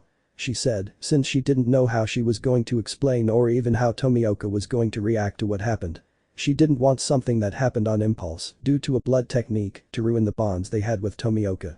Lumen. Calm down, first we have to wait for him to wake up, then go get some food for the three of us while I go bathe in the hot springs to think, okay? she asked calmly. Lucomo. Hey, why do you have to take a bath and I have to look for food? Said the huntress with an adorable pout at that moment, making Lumen nervous. Her plan was to have Tomioka spend some time with her, and who knows, maybe a quickie if possible, since she had enjoyed the experience, so she didn't know how to respond now, but at the moment she was already sweating a little. Lucomo. Well, judging by how much you're sweating now, I think I understand, so I'll go get some food, she said smiling, standing up as best she could at that moment to put on her going out clothes. Lumen, for her part, sighed in relief at that moment and went to the hot springs to take a bath while she thought about what to say to Tomioka. While Giyuu was gone, he had woken up confused by what was happening. He stood up agitated as memories flooded back, confused as to how he had ended up doing that with his girlfriend and partner, not knowing what to do. I can only manage to get up to go to the hot springs and be able to bathe calmly at that moment. Once at the hot springs, he saw something that made him blush and, moreover, gave him an erection. His partner Lumen was there wearing nothing but a towel at that moment while she looked at him with a blush and a smile, while her body could be highlighted. Lemon skipped. Lumen. Well, we have to go, honey, she said smiling, although. Crow. Caw-caw Oyakata-sama says that by mistake the wedding was real, caw-caw, said the crow flying in another direction. Silence filled the hot springs, impacting both pillars and making them blush more than ever, since now they were truly husband and wife. Chapter 28. What was happening was indescribable at that moment. Giyuu thought that his wedding with Lumen was fake and that afterwards everything would be normal and there wouldn't be any problems, but apparently fate had other plans for him and the Pillar of Light, who was blushing furiously at that moment. Giyuu. How on earth did this happen? The wedding was supposed to be fake, how am I going to tell Mikomo about this? Tomioka thought, a little agitated at that moment since he loved Mikomo, but he didn't know what he was going to do or even how he was going to explain to her that he was now married to his partner. Meanwhile, the Pillar of Light Lumen was blushing furiously when she thought about other things. Lumen. It wasn't fake, no it wasn't fake. God, what should I do now? I like Tomioka-san, but I thought we were going to take things slower, wait a minute, if I'm married to him, am I supposed to be Lumen Tomioka now, she thought, blushing slightly as she looked at Giyuu, who seemed to be equally thoughtful about what was happening. They both looked at each other and blushed slightly, deciding to finish their bath and get changed. They needed to talk about this seriously now, because this wasn't something they could just brush aside. Once outside, each wearing a kimono to be more comfortable at lunchtime, they waited for Mikomo. This one arrived. Although her expression was not one of happiness but a murderous aura at that moment that surprised both pillars, who did not expect to see her like that, least of all Giyuu, since he always looked at Mikomo quite happily, it was a habit, and now she was with a serious and cold look looking at both pillars. Mikomo. We need to talk, I already found out that the wedding was real by mistake, she said as they nodded calmly, and Lumen felt that Mikomo's murderous instinct was directed more towards her than anything else. Sugoku calmly took a seat in front of them, her expression somewhat less angry. Mikomo. Tell me what you think about this, Giyuu, she said calmly at that moment, looking at Tomioka, who nodded more calmly. Giyuu. To be honest, I didn't expect this. The mission specified that it would be a fake wedding and that everything would be normal afterwards, Tomioka said seriously, looking at his girlfriend, who calmly nodded to look at the Pillar of Light. Mikomo. And what do you think about this, Lumen-san? She said, looking a little angrier at Lumen, who, nervous because of how she was looking at her, nodded and sighed a little. Lumen. I'm the same, I didn't expect this to happen, although I don't dislike the idea either, she said with a blush on her cheeks as Mikomo's gaze sharpened and Giyuu was surprised. Mikomo. As far as I know, a divorce takes place within 3 months, but I think the boss can make it happen in a month at most, she said more calmly. She knew Lumen's feelings for Tomioka, she didn't want to deny that she was happy with Giyuu, but the idea that because of a mission they were already together bothered her a little. Giyuu. If that's the case, we just have to wait, he couldn't finish what he was saying because of something Lumen said suddenly. Lumen. I don't want a divorce, she said firmly, shocking Tomioka and Mikomo. Mikomo. Hey, but again she couldn't finish because she was interrupted by Lumen, who was now looking at the ground with her head down. Lumen. No, I don't want a divorce, I know it might sound selfish of me, but I love Giyuu, I want to be with him. He's done so much for me, and I want to be with the one who made me feel confident, she said nervously, but expressing everything she felt for Giyuu.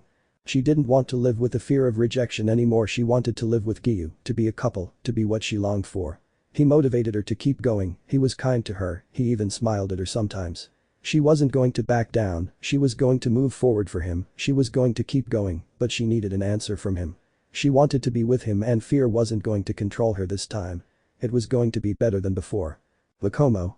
Lumen-san, you know that Giyuu is my partner, Mikomo said with some seriousness at that moment, which made Lumen sad, who was doing everything she could to endure the rejection that she thought was coming. Mikomo. Although I wouldn't mind if a polyamorous relationship were attempted, Mikomo said now with a smile, causing Giyuu and Lumen to look at her in shock at what she said. Giyuu. Mikomo, did you just hear yourself? Giyuu asked, wanting to be sure since he didn't know what to think about what his partner said. Mikomo.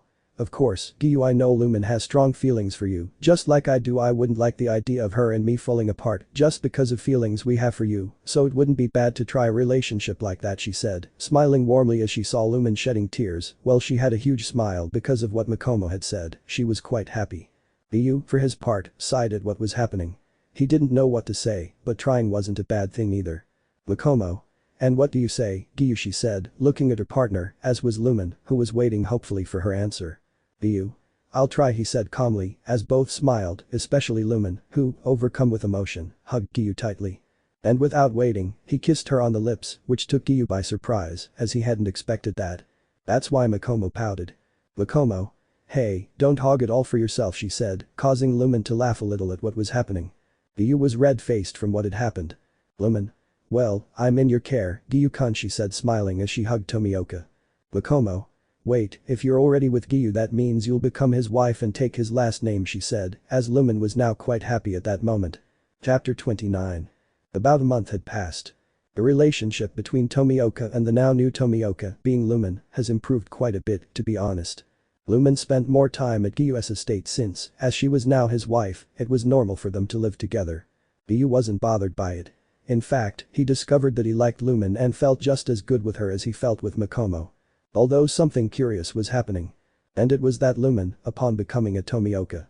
When Giyuu was sometimes called by her last name, she got used to being called that since she was his wife and had the same last name, and it became a habit for her to think that when someone said the last name they were talking to her.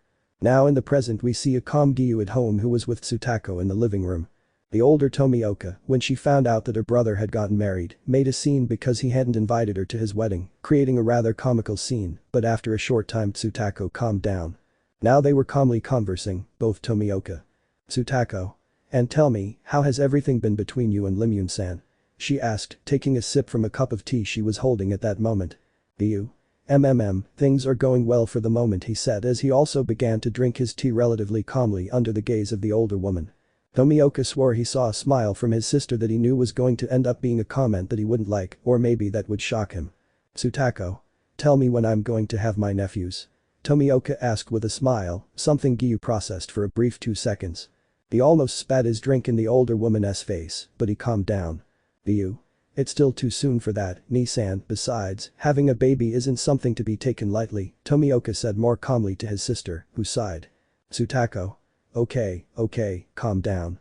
I'm only saying this because I want a nephew, but not right now, since you and Lumen-san have only been married for a short time, Tomioka said relatively calmly, to which Giyuu sighed. Giyuu. I'll be out for a bit.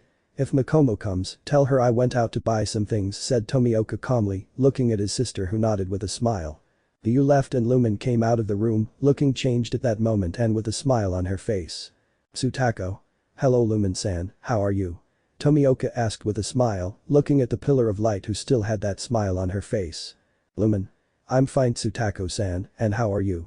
She asked, smiling at the older woman. Tsutako. Well, quite well to be honest, Tomioka said calmly, and Lumen sat down to start chatting with the older girl. A while passed and a crow appeared. Crow. Caw-caw, Oyakata-sama requires the presence of Tomioka. Caw-caw, he said, looking all around, but didn't see Giyuu and flew off in search of him. Lumen, being used to being called by that last name, went straight to headquarters to see what the boss needed. Elsewhere, Giyuu was in the village trying to figure out what to do, since he hadn't found what he was looking for in the shop he'd gone to, but. Crow. Caw-caw, pillar of the sea, Oyakata-sama requires your presence. Caw-caw, said the crow looking at Giyuu, who sighed he still didn't trust the master, and even less because Giyuu never forgave him for what he did. I just changed course to go to headquarters and see what they needed. Some pillars were there since the vast majority of them spent their time there talking about their missions or coexistence as Kagaya called it, but since the incident with Giyuu hardly anyone spoke, only Ringoku and Yuzui spoke to each other. Tsunemi and Aguro only spoke to each other to curse Giyuu every moment because, according to them, it was Tomioka's fault that they were N'T with the ones they loved. Annie Shinobu and Mitsuri were talking amongst themselves for a bit, but in their minds they were planning everything, or rather, the possibilities of each of their plans, ending with a Giyuu with them poor deluded girls. Yuichiro and Jaime were the only ones who distanced themselves from the other pillars because of the grudge they held against them. The pillar of the rock, for his part, respected them all, but upon hearing the nonsense of the pillars, he sometimes wondered if they were any good as pillars. Yuichiro, for his part, well he could forget some things, something like a betrayal was not something he could easily forget, he simply could T forget it now. Just then Lumen, the pillar of light, arrived and went to talk with Jaime and Yuichiro. Something needs to be said. Although Rengoku was previously with the younger Kacho, that doesn't change the fact that the pillar is attracted to Lumen. For Kaijuro, Lumen was special in some ways, but he knew he couldn't get too close to her as she was constantly near Giyuu, and now the two pillars he trusted the most. Although later came the pillar of the sea. This was a surprise to everyone when they saw him, since he usually never showed up because he wanted to talk, but only for missions and nothing more than that. Although this didn't matter to the three pillars who thought that perhaps this was a good opportunity to talk to Giyuu and go back to how things were before until. Kagaya. Huh? Lumen only requested Tomioka's presence, said the boss, arriving in the courtyard at that moment. He left the pillars in his courtyard since he didn't use it, and neither did his daughters since they mostly read, but he had requested Giyuu's presence to see if he could get him closer to the others and also give him a mission. Lumen, for her part, was confused by that. Time passed, and since they knew the crow only said Tomioka's last name, the pillars put two and two together and realized something. If Lumen came because of the last name, were both pillars married? They wouldn't believe it until they asked. Even Kagaya had that doubt in his head. Kagaya. Hey Tomioka, are you still married to Lumen-san? He asked, since he thought that both pillars had already divorced after that mission. And that impacted the pillars to incredible levels. Tsunemi. Married. That's impossible. He didn't finish speaking because they saw Lumen hug a blushing Giyuu. Our beloved sea pillar was red-faced at that moment because they were revealing something he didn't want to reveal for a long time. Annie was shocked to learn that Tomioka was married and furious that Giyuu was married and not to her. Mitsuri was sadly holding back tears at the terrible news.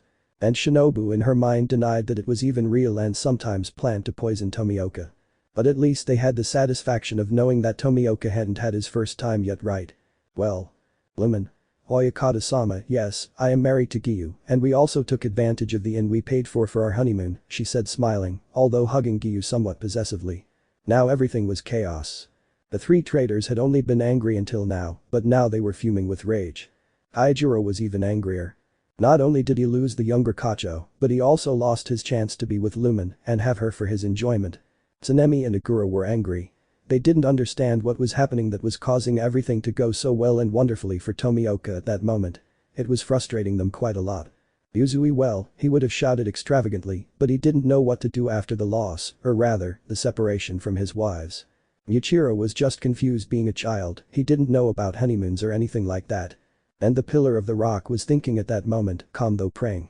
Kagaya just had a slight smile. Jaime. I will pray for their marriage, she said with both hands together, crying a little. Yuichiro. I don't know what it is, but congratulations, he said calmly, then began to look at the clouds, somewhat bored. Yuzui. I guess congratulations, he said, somewhat uncomfortable with what was happening. Kaijuro. Lumen-san, he didn't finish speaking because of an interruption from the light pillar. Lumen. To you I am Tomioka, did you hear? She asked somewhat sharply to Rengoku, who was even angrier at that moment because of what the pillar had said. Kaijuro. Well Tomioka, I don't know what you saw in him, you're probably with him out of pity, come on, stop pretending, he said, trying to convince Lumen to separate from Giyuu. Lumen. You know I used to have some respect for you, but now that I see you, you're just trash. I understand now why your father treats you badly.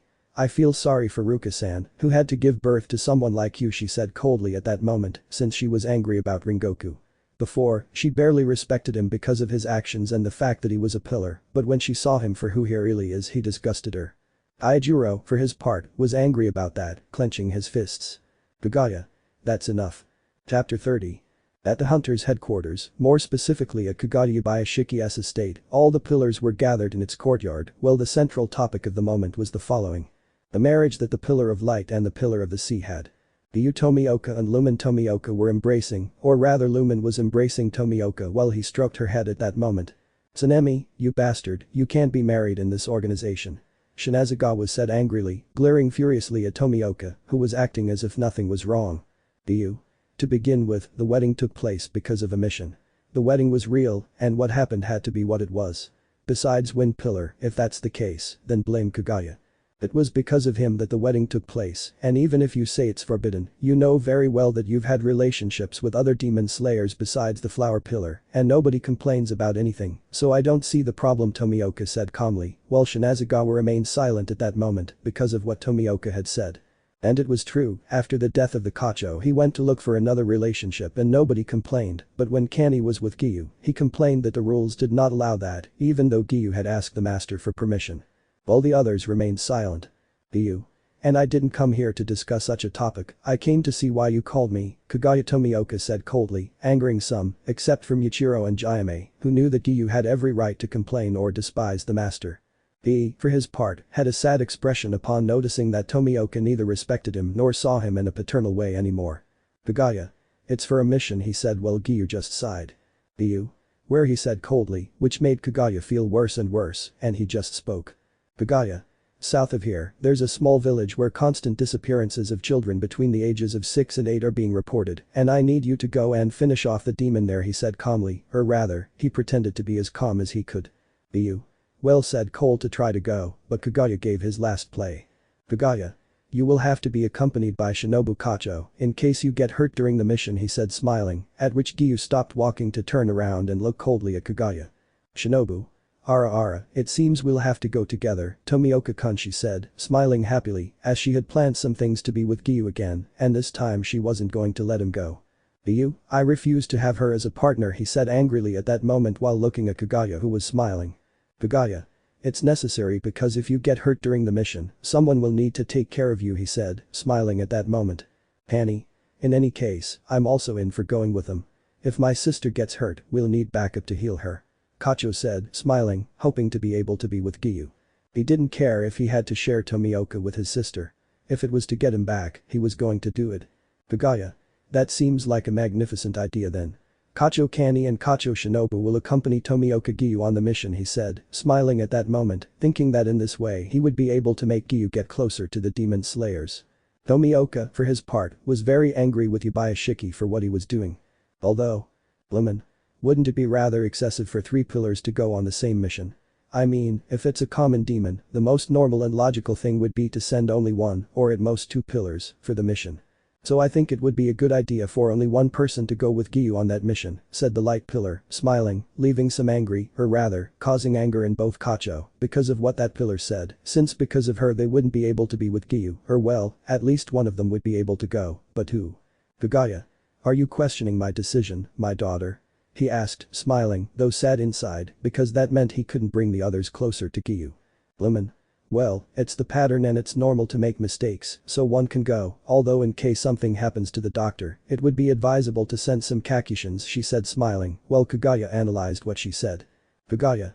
Well, at least if there's an opportunity, it will be possible for Giyuu to live with a good, he thought, already decided on what he was going to do. Kaguya. Alright Tomioka, your mission will be in the company of Shinobu Kacho, she will be your partner, and you will go on the mission together with 2 Kakishins, he said smiling at that moment, because if that was the case Giyuu 3 would be able to refuse. Meanwhile, Tomioka was a little angry about what had happened, but grateful that Lumen had managed to ease things. Giyuu? Fine, he said somewhat angrily. Kacho was quite happy about what happened because she could be with Tomioka to fix things. I had several things planned to win Giyuu back, from going out to eat to giving him aphrodisiacs at night so he couldn't refuse. Although. Jayame. Oyakata-sama, with all due respect, I want my daughter Akeno Himejima to go on the mission as one of the Kakishins to help in case anything happens to the insect pillar, said the senior pillar calmly, while Kaguya thought things over. Although some were surprised by this, since they did not expect the pillar of the rock to have a daughter. This slightly interested Sanemi Aguro and Kayajuro. Since reuniting with his daughter, Jayame said nothing to anyone because he didn't want Akeno to be influenced by the rest of the pillars. That's why he didn't say anything. Shinobu felt that her plans were going to be thwarted a little, but nothing that sending Himejima to sleep with a sleeping drug could fix. Although. Yuichiro. There's a Kakishin I trust, her name is Yae. She can go help Tomioka and Kacho on the mission, the mist pillar said calmly. This gave the boss something to think about. Kaguya. Alright, they'll go with Tomioka and Kacho on the mission, so they can be protected if they both get hurt, he said with a smile at that moment, while Giyuu just mentally thanked Michiro and Jayame for their help. On the other hand, Kacho was not at all happy about what had happened. Her plan was simple. The sea pillar would let Akeno sleep very deeply when she didn't know, since she didn't want her to interrupt her plans. But Yae was a problem. Not only did the two not get along, but Yae had been eagerly wanting to see Tomioka ever since he rescued her on that mission, and that complicated everything, since Shinobu knew that Yae wouldn't accept anything from her because there was no trust between them. The two pillars departed for what would become their respective estates to prepare themselves and be able to leave with relative calm. Giyuu prepared what turned out to be his katana, Haori, and little else for the mission. Anya, for her part, was smiling. She not only carried her katana and important things, but also several things that she was going to use to, at least according to her thoughts, seduce Tomioka. She was wearing some clothes that were a bit tight on her, which, while not uncomfortable, were quite revealing. She was also carrying what she considered an aphrodisiac. If Tomioka refused, she was going to make him do that to her, along with some things to help Yae and Akeno sleep at night. The mission lasted what amounts to 2 weeks, and I had plenty of money for lodging if there wasn't a hunter's inn. So they were ready. On the other hand. Jayame. Okay Akeno, please take care of yourself and whatever you do don't trust Kacho. Chapter 31. It was time to go on the mission. Tomioka was nervous at that moment because, unfortunately, he would have to live with one of the girls who betrayed him. At least he was comfortable knowing that he wouldn't be alone with her. At least he would be accompanied by 2 Kakushins he didn't know. But as long as he wasn't alone with the insect pillar, he was fine. Giyuu's pav. I was now on my way out of the headquarters. I don't understand why that damn Kagyu wants me to live with the other pillars. What she wants to do simply makes no sense. She knows perfectly well that the others aren't going to earn my forgiveness, much less those 3 damned women. I'm just grateful that thanks to her damned betrayal, I saw the cruelty this world truly holds, and I'm not going to fall for her stupid games again, not this time. I intend to do everything possible to avoid being weak again. But I'll leave that for now. I have a mission to complete and then I'll see what I can do since I need to visit some places that will help me. Once at the exit, I saw who would become the Kakushins Yae and Akeno. But that damn Shinobu Kacho was there too. She was there with her damn smile at that moment, which angered me. I don't understand how I could have seen anything in that damn woman. I suppose I was only with her to compensate for the pain I felt, not in a bad way, but in the sense that I was with her because I didn't want to feel alone and she treated me well, but now I don't feel anything for her. Shinobu. Ara Tomioka-kun, it's good to see you, she said smiling, which annoyed me a little, but I didn't reply. Akeno. It's a pleasure to see you again, Pillar of the Sea, said the Kakushin smiling. I must admit she's quite respectful, and I like that. Yay. It's nice to see you again, Tomioka-san, she said, smiling. That confused me quite a bit. Where did I know her from? Giyuu. Excuse me, but I don't know you, I said calmly at that moment, seeing that she made a kind of pout. It reminds me of Mikomo when she gets angry and makes those adorable pouts, but I stopped looking at what she was doing to answer. Yae. Muo, don't you remember? I'm Yae, the girl you saved along with her, she said, pointing at the damned girl.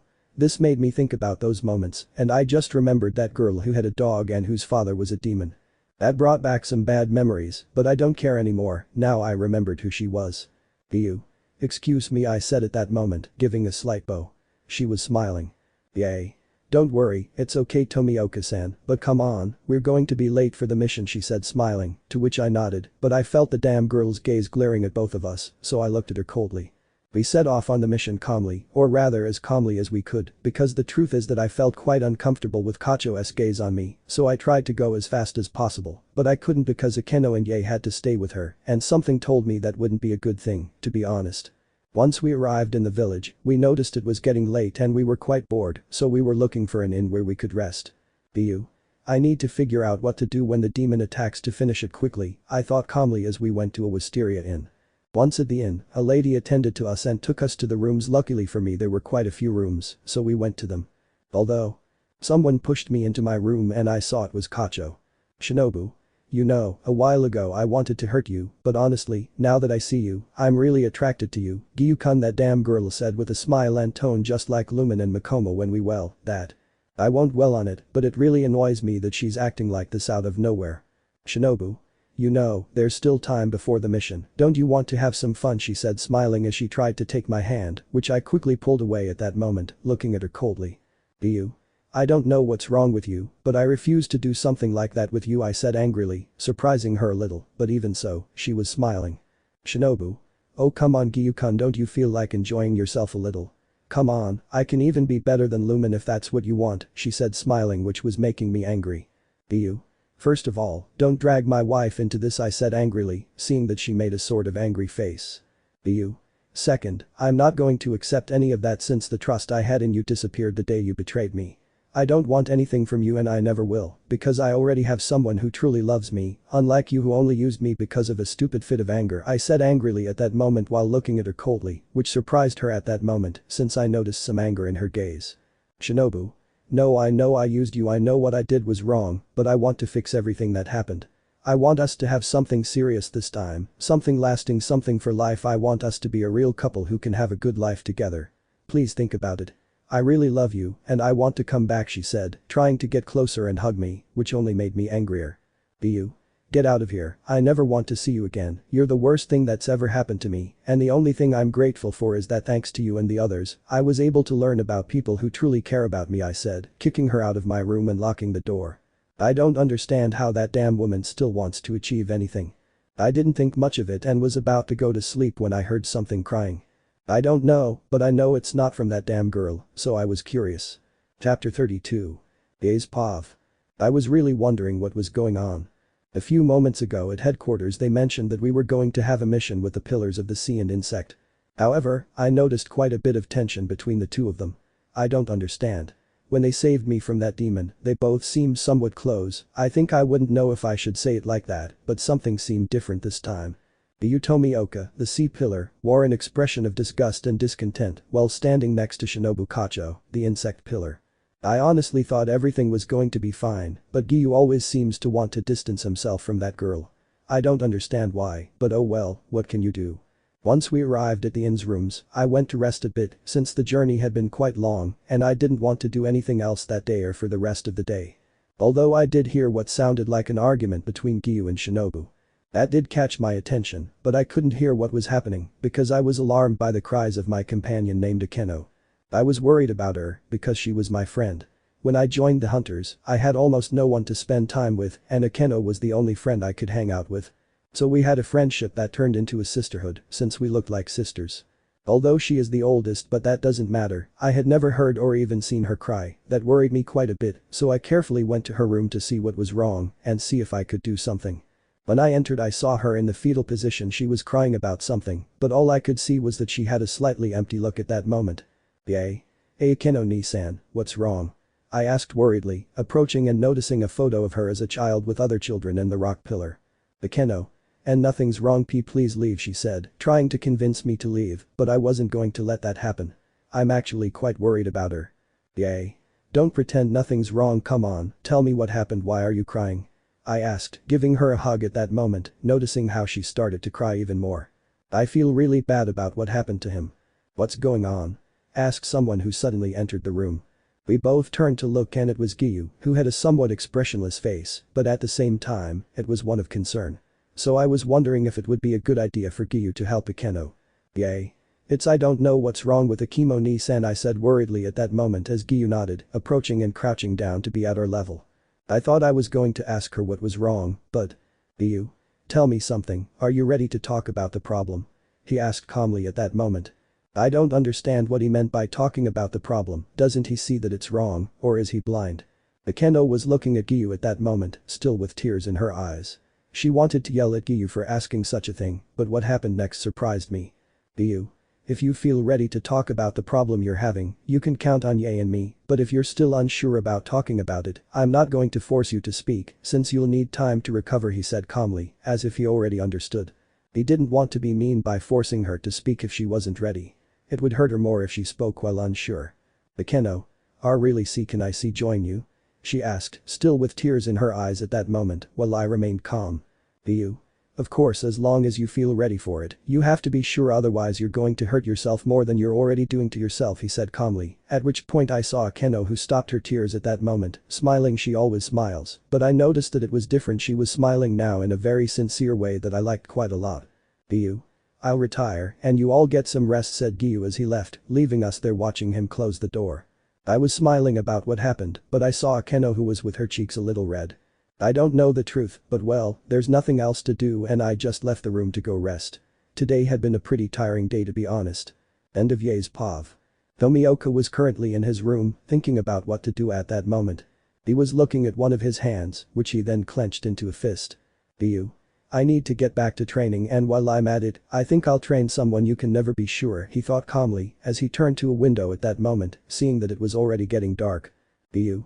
Well, I think I'd better finish off the demon as soon as possible. I want to leave, Tomioka said calmly as he looked at his sword. Giyuu. I still haven't managed to awaken the crimson sword, the transparent world, or even that mark they talk about. Damn it, I wish for once in my life things would be easy, but I know it can't be that way. Well, I'd better stop thinking about it, Tomioka thought, calming himself down. Although. Crow. Caw Makomo's letter and Lumen's letter. Caw, said the crow, handing the cards to Giyuu, who nodded calmly. Then she began to read the letters. Makomo's letter. Dear Giyuu, I hope you're doing well on your mission. You have no idea how much we miss you here. I know that as hunters we have to take risks on every mission, but please take care of yourself. You know I'd bear it if anything happened to you. When you get back, I'll be waiting for you with Lumen at a restaurant for lunch, and if you're up for it, we have the estate to ourselves for the rest of the day. See you soon, Makomo. Tomioka blushed deeply at that, as he hadn't expected Makomo to do that. I just sighed, knowing how Makomo can be sometimes, but I didn't care. Now I was going to finish the mission and go back. So he saw Lumen's letter. Lumen's letter. My dear Giyuu, you have no idea how much we miss you here. Besides feeling uncomfortable with everything that's happening, the other pillars are starting to act quite strangely, especially Rengoku with me. It's quite uncomfortable, to be honest, even though it's only been a day and he's already making quite a few indecent proposals. But it doesn't matter now. I'm just sending this to say that I'm eagerly awaiting your arrival, and when you get here let's see if you make me a mother. See you soon. Love, Lumen. Giyuu, upon finishing reading, was blushing but mostly angry with the flame pillar, as he thought that he, along with the wind and snake pillars, wanted to make his life impossible, but if his partners were there, he was more than happy and content with that. Chapter 33. Tomioka was calm right now as he was patrolling at night where he assumed the demon might be at that moment. Giyuu. Something here doesn't feel right, he said as he walked away. You again, let's face each other. Shouted a voice that was quite familiar to Giyuu at that moment, who, not having his sword ready, could only do the following. Giyuu. Flowing water fist crushing rock. He shouted at that moment, blocking the attack of a demon who was sent to another place by Tomioka, who looked at him seriously. Giyuu. Upper Moon 3, Tomioka said seriously, looking at Akaza, who was smiling excitedly. Akaza. Wow, you remember that really well. Now fight for your life this time, I'm not holding back at all. He said excitedly as he got into his fighting stance. Giyuu. You don't get tired, do you? He asked seriously as he got into his fighting stance. Akaza. Destructive death. Compass needle, he said as he stepped on the ground and a snowflake with numbers was generated at that moment while the demon was smiling. Akaza. Let's go, pillar, let's fight. Shouted the demon excitedly, looking at Tomioka, who was in his fighting stance. But. Akaza. I'll attack first. He shouted, punching Tomioka in the face. Although. Giyuu. You bastard. He said angrily as he counterattacked. That's why Akaza was surprised, because he felt a great blow at that moment. Giyuu. Never attack by surprise, don't you have any honor? He asked seriously as he went to attack the demon, who was surprised but smiling at what was happening. Akaza. Hahaha, yeah, time to fight. He shouted as they began exchanging blows, although. Giyuu repelled them and they looked at each other seriously. Akaza. Haha, this is quite exciting, he said, smiling at that moment as he went on the attack. Akaza. Destructive death, air type, he shouted as he jumped and began to strike from the air, sending shockwaves. Giyuu. Damn. He thought, seeing that. Giyuu, seeing that, was quite serious and began to breathe and relax a little as his hands moved. Giyuu. I don't intend to die. He shouted as his hands began to generate a dome. Giyuu. Flowing water fist crushing rock. Running water camp Riksuijin. He shouted at that moment, starting to defend himself. Akaza. Haha, good defense, but it's time to move on, pillar. He shouted as he continued attacking. At that moment the demon went to attack Giyuu, who began to defend himself. Giyuu. Damn it. She said as she tried to attack, but Akaza was going with more power at that moment. Akaza. Go pillar. He shouted smiling, but at that moment he saw how Giyuu was starting to counterattack and they were exchanging blows at that moment. Giyuu. I don't intend to die here, I still have to go back. He shouted while continuing to exchange blows with the demon. Akaza. Come on, why are you fighting? What matters is the power and the thrill of the fight. So what's your motive? He yelled at that moment as he saw an opening and tried to hit him through it. Giyuu saw it quite close but moved quite quickly at that moment, kicking Akaza's attack. Giyuu. Because now I have a reason to return, I have my sister. He shouted, striking him so hard he stumbled back. Giyuu. Because I have my wife Lumen. He yelled as he kicked the demon, who spat blood and was sent to the ground. He got up, trying to figure out what to do, but… Giyuu. And because I have Mako-chan. I fight for those I want to protect, I don't care if I die alongside you as long as I leave them a better life than the one I had. He shouted as he began to strike the demon head-on, who was shocked by the power of the hunter's blows. Bakaza. His blows are getting faster and stronger, I don't know what's happening, I feel like he's breaking my bones, even though I can regenerate. Does a human like this even exist? He thought, shocked, as Tomioka didn't stop hitting him. Giyuu. I'm going to finish you off, even if it takes me a lot of effort. Tomioka shouted, attacking like never before in his life. Bakaza at that moment managed to separate himself from Tomioka while he was angrily looking at Giyuu. Bakaza. I've had enough. I'm going to end this and make our lord make you a demon. He shouted at that moment while releasing a lot of power. Bakaza. Leg type. Explosive flurry, he shouted while delivering a huge number of kicks, generating shockwaves. Giyuu was quite shocked by this, as he hadn't expected it to happen so suddenly, and he just started to defend himself as best he could. Giyuu. Flowing water fist. Crushing rock. Fang interpolation, Tomioka shouted as his fingertips became stronger than steel, flowing like water against the demon, hitting vital points that lifted the demon, who smiled at that. Bakaza. Crushing type. 10,000 leaves flashing willow, he said as his fist closed tightly and forcefully and delivered a powerful blow to the ground, which shocked Tomioka as he witnessed the level of destruction. Giyuu. How is this possible if it was said that the demon that was going to be found here was not immune? He thought in surprise. Giyuu. I'm going to be exhausted, but it'll be worth it. I don't intend to die. He said as Akaza swore he saw something change. A red aura emanated from one of Giyuu's hands and a blue aura from the other as he crossed his hands in a sort of circle. Giyuu. This ends here. He said seriously as Akaza looked at him in shock. Giyuu. Today you will die. Water whirlpool current. Flying fist from the sky. Tomioka said as he went to attack against the demon who could do nothing, feeling a great pain tearing him apart inside and breaking every bone. At that moment, Akaza went flying, his body completely torn to pieces. Giyuu, seeing that, was somewhat exhausted by what had happened. Akaza. We will meet one last time, Hunter. And kill the demon here for this fight. He yelled as a door took him away. Giyuu was surprised to hear that, but sighed wearily as he walked towards the inn, though. Giyuu. Damn, my fists hurt more than before, although that punch felt strange. What could it have been? Maybe I'll never know, he thought as he walked away without noticing the mark. Chapter 34. Tomioka himself, without his mark, was on his way to what led to the inn, because according to his crow, nothing strange had happened during the fight so far. He just wanted to go and rest, knowing that the mission was already over. Once he arrived at the inn, he was calm as he looked at his fists. He still didn't understand how he had achieved that strange strength, since according to him he wasn't capable of an attack of that magnitude, but he just sighed and at that moment went to where Akeno and Yae's room was in order to say that the mission was over. Although Kacho.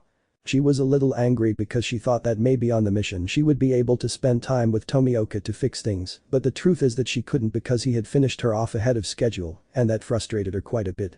So he couldn't do anything, he couldn't even make another demon appear out of nowhere to try and finish him off alongside Giyuu.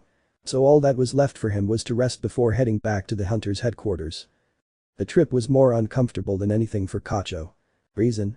It was easy, because on the way I thought that it might be awkward again because of the silence, but the thing is that I noticed Akeno and Yae talking very animatedly with Tomioka, who answered them calmly and sometimes smiled. This caused Shinobu jealousy and anger because she couldn't believe that they had managed to become so close to Giyuu, even though they barely spoke. Once at headquarters, they reported everything that happened and that it was an attack from the upper moon, to which Kagaya simply nodded and allowed them to leave to do their other things. Yae and Akeno simply withdrew, but not before giving Tomioka a hug and making Kacho feel even more jealous than before. After that they left. On the seaside estate of Giyuu. Now that the mission is over, I feel much calmer. I really want to spend some time with Mako-chan and Lumen. I feel quite good with them, and because of how uncomfortable I am coming back from that mission, I think I'm not going to want anything more than to spend time with them. Although when I arrived, to my misfortune, a crow told me that they had gone out on something important and that they would be a while. I guess it's okay after all. She needed her time. Although I believe that Hinetsuru-san, Makio-san, and Suma-san are still at the estate. The three of them have been acting a bit strange these days, but honestly, I don't think I should get involved in their business. What could I do now? I mean, there wasn't much I could do, to be honest. I don't think there's anything there. I guess all I can do now is rest but a bath first. It's lucky that this property has hot springs where I can relax peacefully without having to go to a place and pay for it. I just got ready at that moment so I could have a relaxing bath, and what's more, how long has it been since I've had a bath like that? Well, I guess that doesn't matter now. It's good to have some time for ourselves. Once I was in the thermal bath, I calmly entered, sighing a little tiredly and releasing some of my stress at that moment. I just longed to be like this and nothing else. It was like being in paradise, just you with no one around, just your own presence with nothing to bother you. Suma. Hello Tomioka-san, Suma said at that moment, while in my mind I sighed wearily. I suppose my peace was quite momentary. I barely opened my eyes at that moment and without realizing it they were going into the hot springs, making me a little nervous because how to put it. Who could be okay with 3 girls in the hot springs? I simply couldn't help but be nervous at that moment, trying not to see anything of them, as they entered almost without covering themselves much, to say the least. Odd, I don't understand why they came in when they saw I was here. Did they do it on purpose? I don't know what to do anymore. I should leave before something bad happens and it can be misinterpreted. As I was about to stand up, I heard them start talking. Makio. What's wrong, Tomioka-san, why are you nervous? She said in a tone similar to Lumen and Makomo's. Ikami, please, if you exist, help in this situation. I can't do anything but see what they will do since they have blocked my way out. Giyuu. And nothing, I said, trying to appear completely fine, although inside I was doing my best not to see what their bodies were like. Initsuri. Are you sure you're alright? Don't you want some help? She asked, smiling. While I was nervous at that moment I didn't even know what to say. The truth is I was cornered without knowing what to do. Giyuu. It's okay, I said while thinking about what to do to get out of this, but… Suma. Come on, don't be like that, she said, smiling as they got closer. Now there was no escape from what was happening. All I could do was avoid seeing anything. Makio. Come on, we'll help you, she said as they were getting closer. If there is a deity who can help me. This is a good time. Chapter 35. The breaking point. The point that every being reaches when we are not well. We all have it. No matter what happens or what you do, if you don't resolve that inner conflict you carry within your being, it will reach an irreparable point. And that's what happens to the 3 traitors Kani, Shinobu and Mitsuri. They had already tried in all sorts of situations to recover Tomioka. Of all that they could do. They didn't know what to do anymore, and Shinobu was one of the most frustrated because of it, since the problem was that Giyuu was no longer something attainable, so to speak. He always treated them coldly, he didn't want to talk to them, and if he did, it was only because of the mission they had. This was already a huge problem that was taking its toll on them. Their personalities were changing. From being people who considered themselves beacons of light for not being violent, they ended up becoming aggressive and angry. We'll start with the oldest one. Anikacho. The flower pillar was someone who always smiled and watched over the safety of the girls at Butterfly Estate, considered a beacon of light within the Demon Hunter organization. Although now everything had changed. If so, someone cold and angry with others. In her mind, she thought that she had lost Giyuu because of others, since sometimes she looked at others in a dirty way, to the point that she only showed respect to the master and no one else, trying to see what to do to be with Giyuu. The Horimitsuri Kanroji. She was one of the sweetest and most lively people in the organization, but the problem was that when she found out the truth, something changed. She went from being that sweet girl to a somewhat aggressive person with some people, especially when she ran into Guro, where she would just insult him as best she could and sometimes even hit him quite roughly, to the point that the pillar had to spend more time at the Butterfly Estate due to broken bones, bruises, or even deep wounds. And finally, Shinobu Kacho. She wasn't in the best mental state, as she herself knew very well. His mind was messed up, he didn't respect many people, he only cared about his girls and his sister. The joke on Tomioka only inflated his ego and ended up causing him pain at that time. So that's why she had a thread of sanity left. And when I saw the stupid thing he did, it ended up causing him to sometimes even look down on the girls at the Mariposa farm. Or even shout at them. They were all generally out of their minds, desperate to get Tomioka back, no rather, to possess him. Now we go to Kanroji's estate where the 3 traitors were talking seriously. Hani. So, does anyone have a plan yet? The eldest asked at that moment, looking at her companions who were just getting a little tired. Mitsuri. No, he spends most of his time with those damn girls, she said angrily at that moment. Shinobu. Even on the mission, he rejected me again, she said, clenching her fists. Hani. Damn it, you know I don't care anymore. Giyu's going to be with us, let's go to his estate. I have a plan. If we all get together and go talk to him and try to win back his friendship, even just a little, we'll be slowly distancing him from them, and before they know it, he'll be in our hands, and this time nobody's going to take him from us," she said, smiling, which made the other two smile even more. His threads of sanity fell more and more with the passage of time, as he refused to accept that they had to let Tomioka go and live his life. They simply refused to accept it because in their minds Giyuu still loved them and he should be with them. So without further ado, they ran to the seaside estate to do what they wanted. Talk. For once in their lives they reasoned about not using their bodies or making details but talking.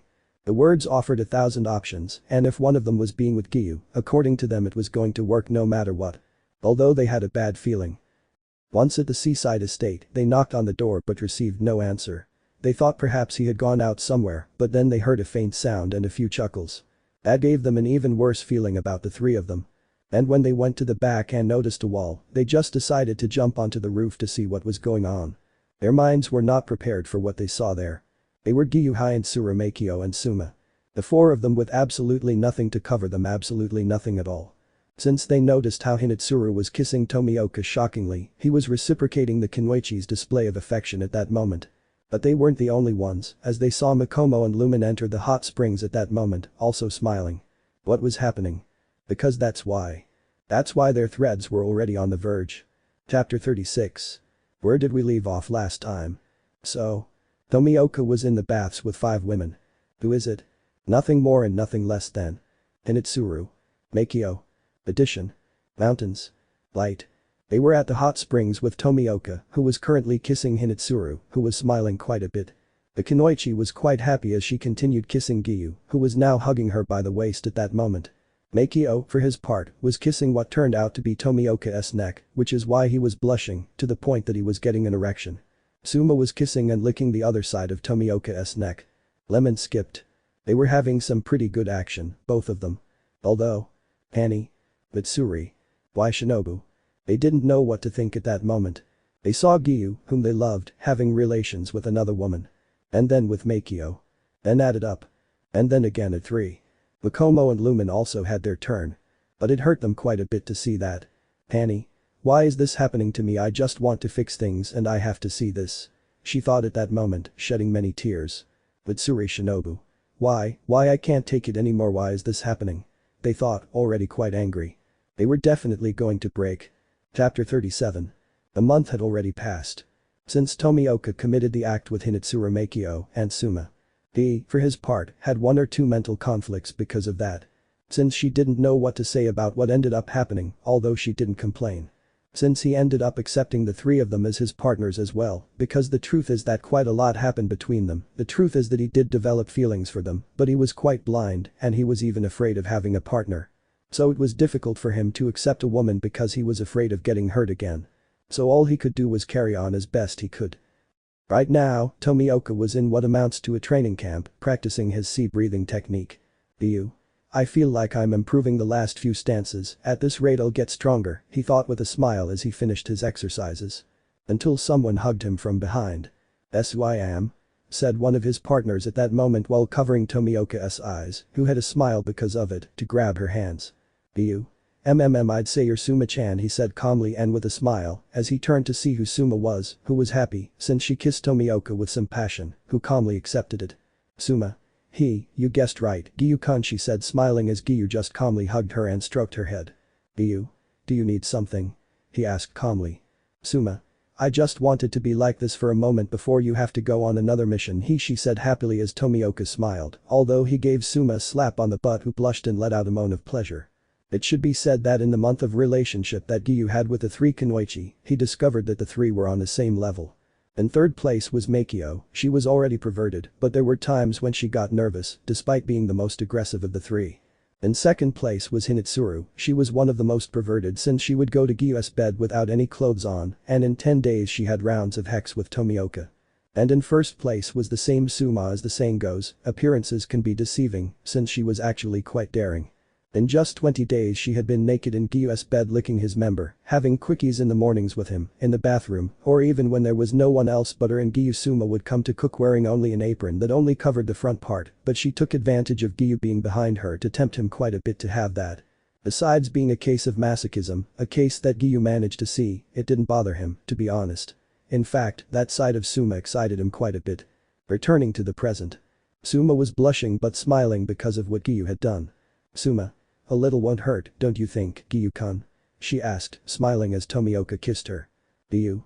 I know you well and I know you want it, it's not for nothing that you're not wearing panties now, he said, touching Suma's privates, who blushed and moaned with pleasure as she felt Tomioka's fingers enter her.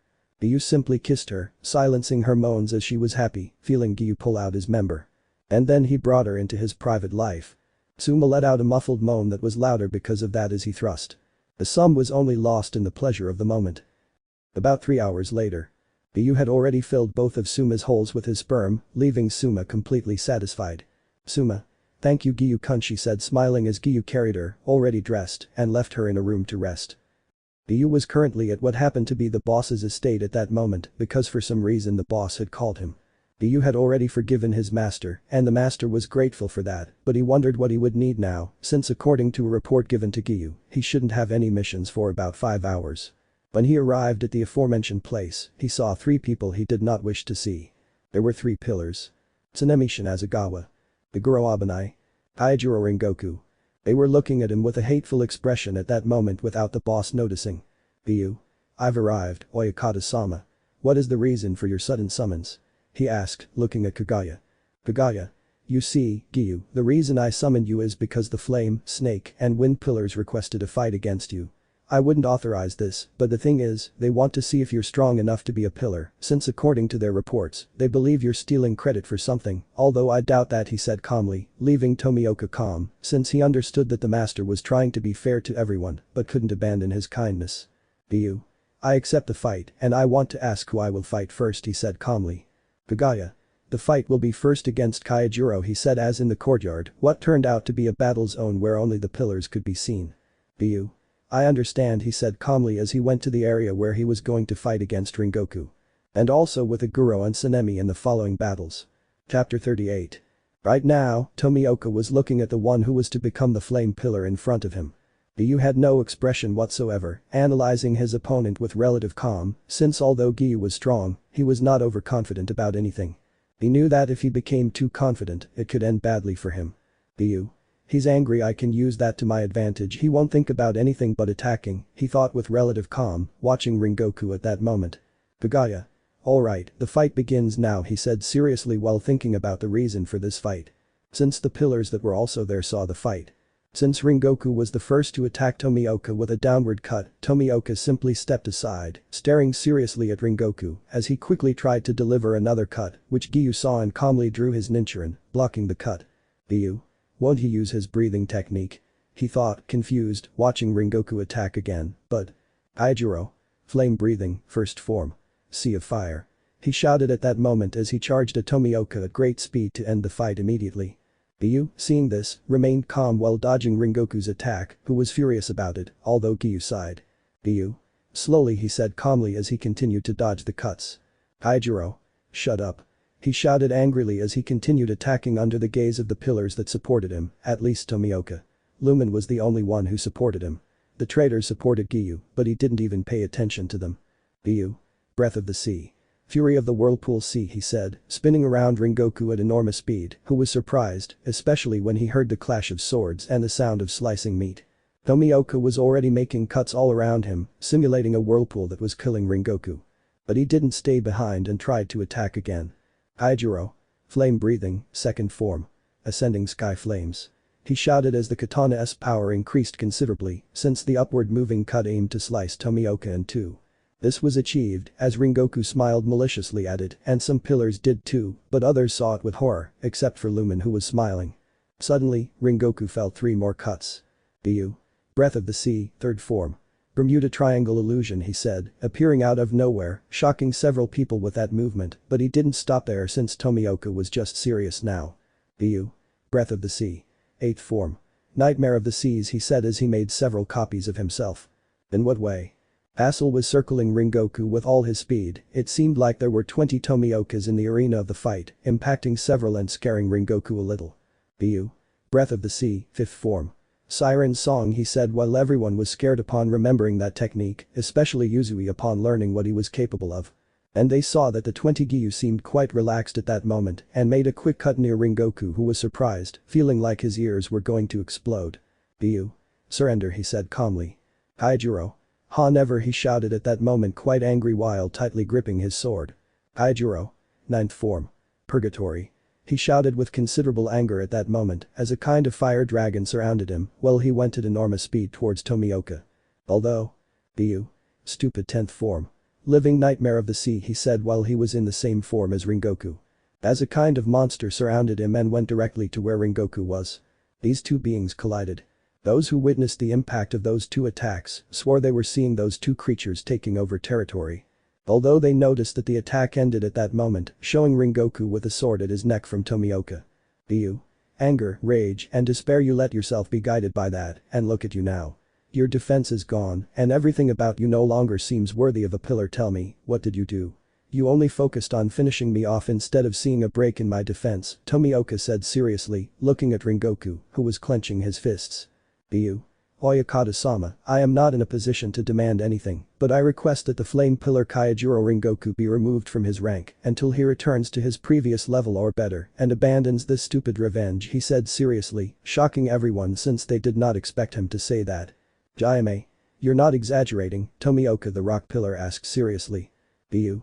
Innocent lives and more than that, die because of our mistakes, but we are not in times of peace, nor tranquility, we are in a war against the demons, the casualties will always be great, and even more so if people like him cannot leave something behind. Tell me, are you sure about leaving innocent lives in his hands if he gets distracted thinking more and more about it?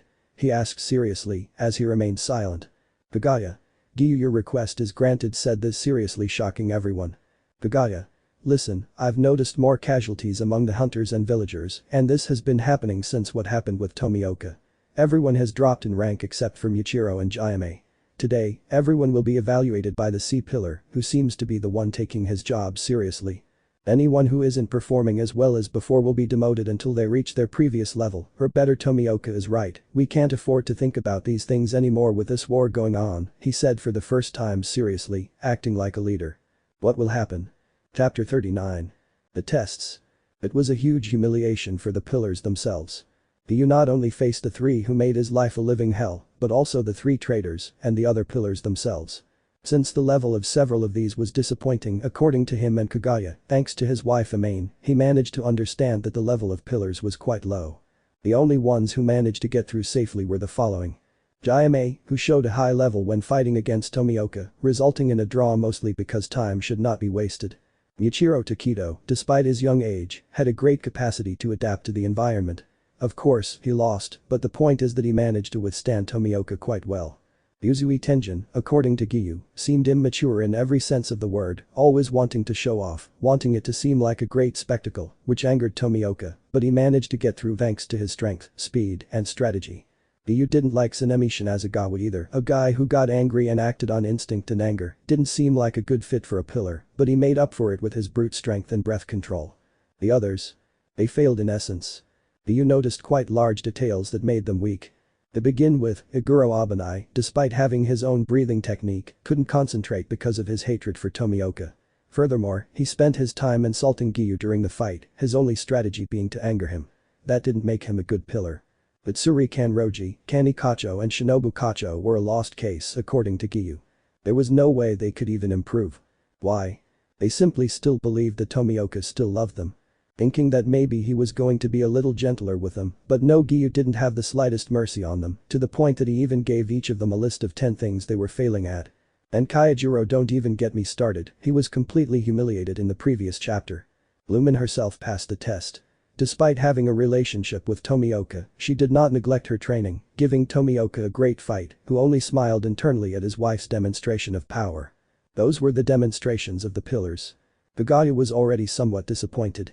He thought that being good and kind to them would motivate them to continue, but it wasn't like that. It seemed that they even became quite overconfident.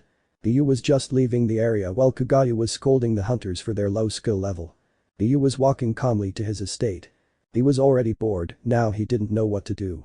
He didn't have to train since he was going to take a short break that day. Giyuu. I think I'll visit her, he thought as he set off on what turned out to be a long journey. Who was I going to see? Simple. His sister. He needed to talk to her because although he had the support of his partners, this time he wanted help from a family member so he could have peace of mind.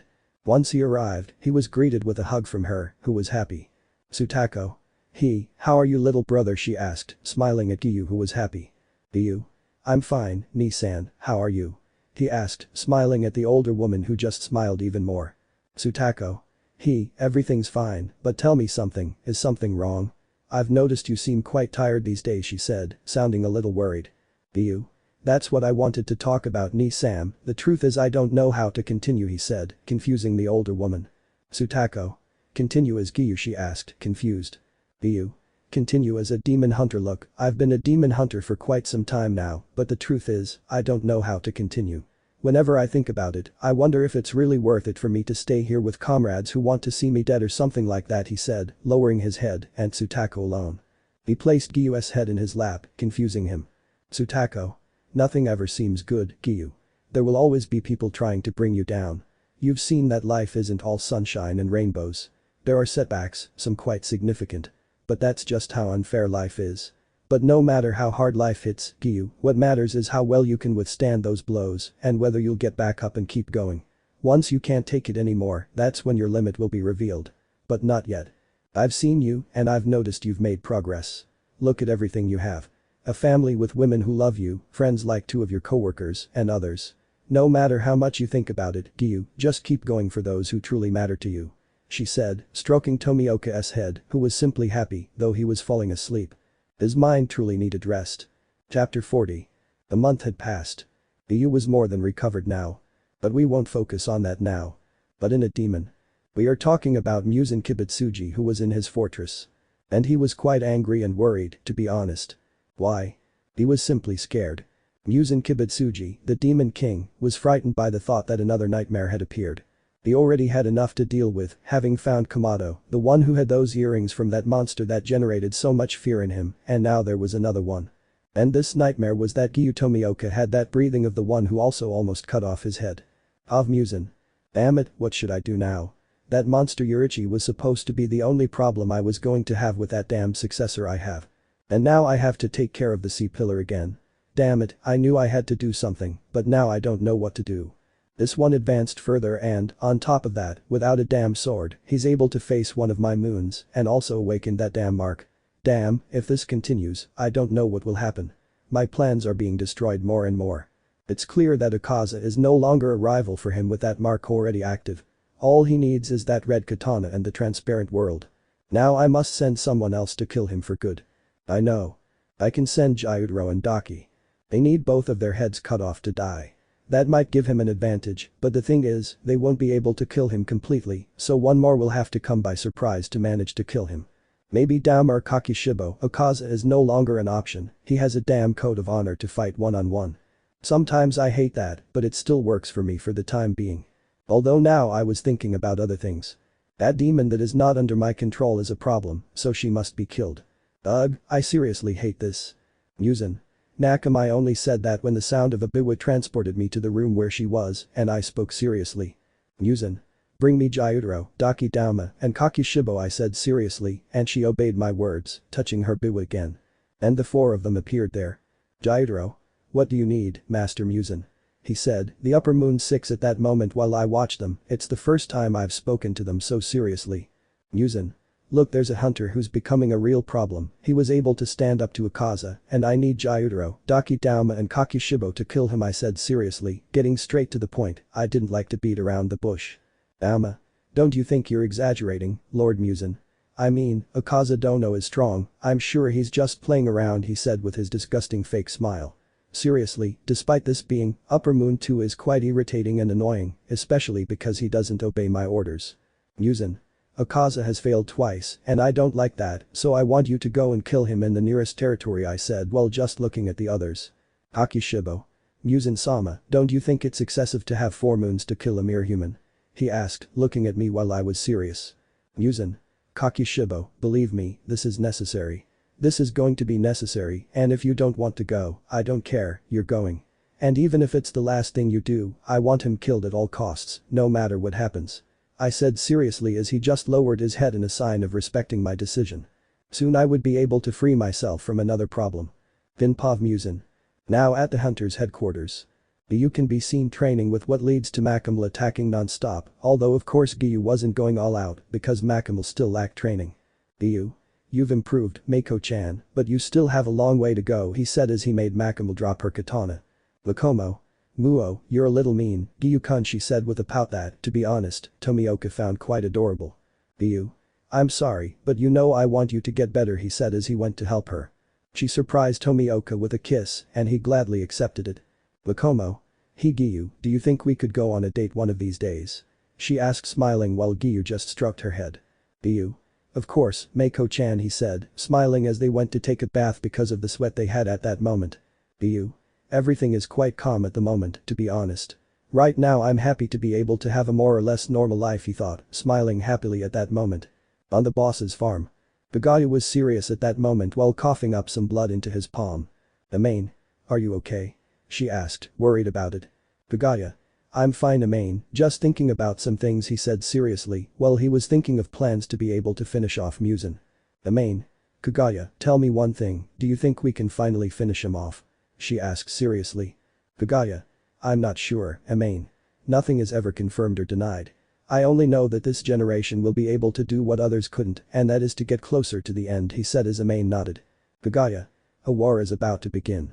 Chapter 41. We can see the head of the organization Kagyu Bayashiki at that moment with his wife Amain, who was telling him the reports of several hunters who were reported missing in the red light district. Giyuu. Amain, tell me something, do the crows say anything about whether it's an upper moon? He asked, looking at Amain, or rather, turning his head to where he heard his wife's voice, since he couldn't hear her well. Amain. It's not confirmed, but it's suspected that there might be an upper moon there that's mercilessly killing hunters. We should send a pillar, she said while Kagyu was just thinking. Giyuu. Okay, but which one? He asked while thinking about which of the few remaining pillars to send. Amain. If you'll allow me, I think it might be a good idea to send the sea pillar, she said while Kagyu just thought about it. Giyuu. No, he said simply while thinking, surprising Amain. Amain. Why? The sea pillar is one of the strongest pillars we have. Sending him would almost guarantee victory, she said while Kagyu thought about it. Giyuu. Amain, I know Tomioka is one of our strongest pillars, but we rely on him quite a bit for missions, while the others seem pretty relaxed. We need to see how capable the other pillars are for this mission and to see if Yuzui has matured, so we're going to send him on this mission, he said seriously while Amain just nodded at his words. Amain. Alright, I'll call the sound pillar to come here, she said while Kagyu just nodded. When the woman left the place, Kagyu was just thinking. Giyuu. Things have to change now, I was too soft, he thought as he called a crow which arrived. Crow. What do you need, Oyakata-sama? Said the crow respectfully at that moment while Kagyu just remained serious. Giyuu. In a report, Kamado mentioned a demon named Tomeo. I want you to send her this letter for an alliance, he said, handing her a letter he had at that moment, and the crow just grabbed it and flew away from the place, only releasing a few feathers in its flight. Giyuu. We need to prepare now, he thought as he just stood there. After a while, the pillar of sound had arrived at the hunter's headquarters. Yuzui. What do you need from me, Oyakata-sama? He asked, kneeling in front of the highest authority of the hunters, who was only serious. Giyuu. Yuzui Tenjin, sound pillar, I need you to go on a mission to the red light district now. There are quite a few reports of disappearances from that place, and we need to see if it's an upper moon or not, he said seriously while Yuzui was thinking about it. Yuzui. I understand, but I'm going to need some women to accompany me on this mission, since I'll need them to infiltrate the houses in that district to cover more area and report back to me, he said seriously while Kagyu was thinking about it. It was a good reason, since there were more women than men in that place, and it would be easier for the women to go there to investigate, although it was a rather risky strategy in which it was not known if lives would be lost. Although it was either that or simply gain nothing. Giyuu. Who do you need for the mission? He asked while Yuzui was just smiling. Yuzui. Well, they usually accept young women there. I would bring the huntress Shinobu Kani and Mitsuri, but knowing how they are, they will refuse, so I'm going to need the girls from the butterfly estate, he said, while Kagyu was serious. I knew Kanao had good training as a hunter who used to be at Tsugoku, but there were more risks for Aoi to be okay, and the three girls there had no experience at all, so it was quite risky. Giyuu. denied, they are demon slayers, but risking 3 girls, along with one who has no experience going after demons would be riskier, he said as Yuzui clicked his tongue, because the pattern had a good point, but another method had to be considered. Kagaya. The best thing at this point is that it'll give you male hunters, who will be given women's clothing, so they can infiltrate the red light district, he said as Yuzui sighed. Yuzui. Okay, and who are they going to be? He asked seriously, looking at Kagaya. Kagaya. It will be the hunters Zenitsu Agatsuma Inosuke Kashibira and Tanjiro Kamado, those 3 have shown great progress, and it's important that they face more complicated challenges so they can improve, because currently, they are the ones who are advancing the most so far, he said seriously, while the Yuzui just nodded at his words. In the Infinite Fortress. The Demon King can be seen looking serious at his 4 moons, the 2 weakest and the 2 strongest, who were kneeling before him. Muzan. Alright, remember the plan. Daki and Gyutaro will be the ones to draw the attention of any pillars who arrive there. If it's not the boy I want killed, don't interfere, Kakishibo and Dauma. But if he does arrive, I want him killed without mercy. He said seriously, while the 4 of them just nodded at his words. At that moment, Muzan was leaving, looking at the girl who was there. Muzan. Daki, I hope you don't disappoint me this time, or you'll know what will happen to you, he said coldly, looking at the albino with green tips who was nervous at that moment. And she simply nodded at her lord's words. She was only afraid of him and what might happen on that mission. Muzan only withdrew from there with Nakame's help at that time. Once she left, the others went about their business, except for the albino girl who only went to one of the rooms in the fortress, where she was nervous. Aki the upper moon 6 well, that was just the rank, but her power was quite pathetic. And she got quite frustrated by that. When she reached that rank, she only longed for Muzan's attention, but for some time now he has only mistreated her more and more, only making her suffer for occupying a position she does not deserve, saying that if it were not for her brother, she would no longer be alive. That devastated Daki even more. She, with slightly more suffering, began to have quite a few memories of her human life, although they were not entirely clear, she only knew that she longed for something more than anything else now. Their freedom. Now he had neither admiration nor respect for Muzan, he only had a feeling of fear towards him, and he didn't want that, because he didn't feel he could endure that anymore, and even more so being a demon he would live with that for the rest of his life. He longed only to be free, alongside his brother, but it was impossible. I just hope that with that mission over I could be more at ease. Gyutaro. Calm down, sister, everything will be alright, said her brother inside her, who just nodded at that. Aki. I just want this to end, she said as she put on a kimono which she used in the red light district, while getting ready now having black hair. The 4 moons were ready and in a room where Nakam was just sitting there peacefully. And he played his biwa to signal them to go to the red light district. Dauma. I don't know about you guys, but I'm going to free some young ladies, said Upper Moon 2, smiling falsely, who then left at that moment. Kakishibo. Carry out your mission well, Gyutaro and Daki Master Muzan will not tolerate another failure, he said as he went to hide. The 2 moons just went where they belonged. Their slaughter was now necessary to attract the attention of the hunters. The battle. It's coming soon. Chapter 42. Note. Guys, I'm going to add something to this chapter. If you don't like it, let me know in the comments so I can delete and correct it. Currently we can focus on the butterfly farm where we can see what leads to being one of the hunters who were going to go on the mission to the red district itself. Estate Private Zenitsu Agatsuma. A hunter who was something despised. Although he has managed to kill some demons, he is not proud of himself, noticing that he needed to be unconscious or asleep to do so, and that was frustrating him quite a bit. He felt useless, especially remembering the words of someone he considered a brother. Thus being able to perform the first stance of his respective breathing technique made many of the hunters see him as weak, a dead weight to the others, although I had a small motivation to continue. To protect her friend Nezuko Kamado. Why, my friend? If before he saw her as a girl with whom he could have a relationship. Well. Of Zenitsu. Ever since I became a hunter, I've known one thing for sure. At some point, I was going to die, no matter what mission it was or what situation I was in. Although. Before that, I longed to meet a girl I could marry and feel loved after that incident I went through with my ex-partner in that town. I was only supported by my teacher who, despite seeing that I couldn't do much beyond the first pose, encouraged me to continue. Although. Because of my keen hearing, I've noticed several things I wish I hadn't heard, such as insults directed at me, contempt, and other things I wish I hadn't heard. Until I met Tanjiro. I thought maybe he would be a good friend whose support I could count on, but no. He's just someone who hides behind that kind smile, someone who, in my opinion, is rather unpleasant. Despite appearing like a son to everyone, I managed to hear him talking badly about me behind my back, even about Mr. Tomioka, the current C-pillar. Despite that, I was thinking that maybe he would change when he could be with his sister Nezuko Kamado, a rather beautiful girl in my opinion, a rather adorable touch on her part that she always has a bamboo in her mouth. She is not a very developed woman, but the truth is that I don't care about that. Besides, even though she is a demon, she is very kind to me. Although everything changed. Several things have happened, such as Mr. Tomioka's expulsion, Tanjiro's mistreatment of his sister, and more. I feel disappointed that I used to appreciate someone like him, just a being who is no better than anyone else, just someone with a fake smile. Although I'm glad Mr. Tomioka is coming back, even if it means I'll hear more things. Since he was deceived 3 times, since he was accused of quite unfair things, and since that day I have been quite suspicious of the other pillars. More about Miss Shinobu and her now revived sister Kani.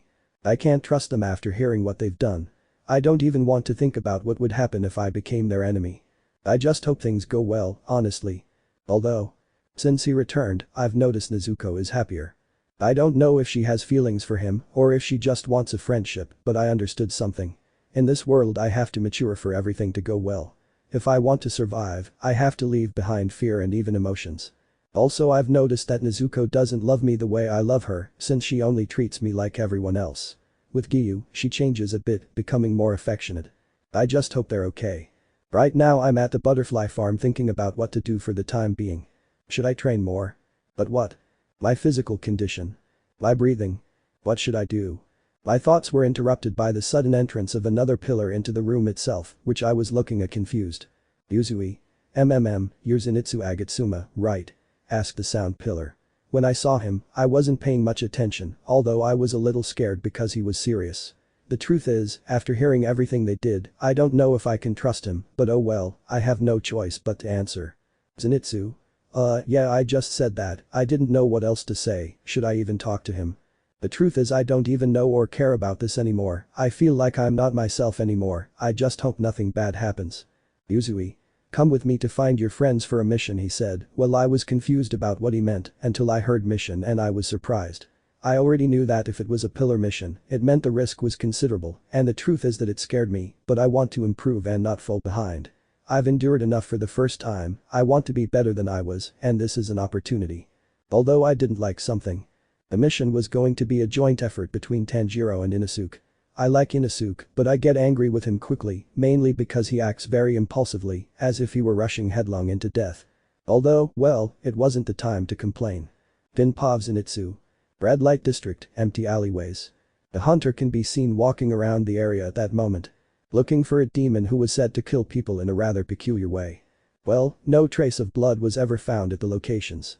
The hunter who was in that place was none other than Murata, a not very good hunter, but one who tried hard, although he became more and more frustrated each day as he could not properly perform his breathing technique.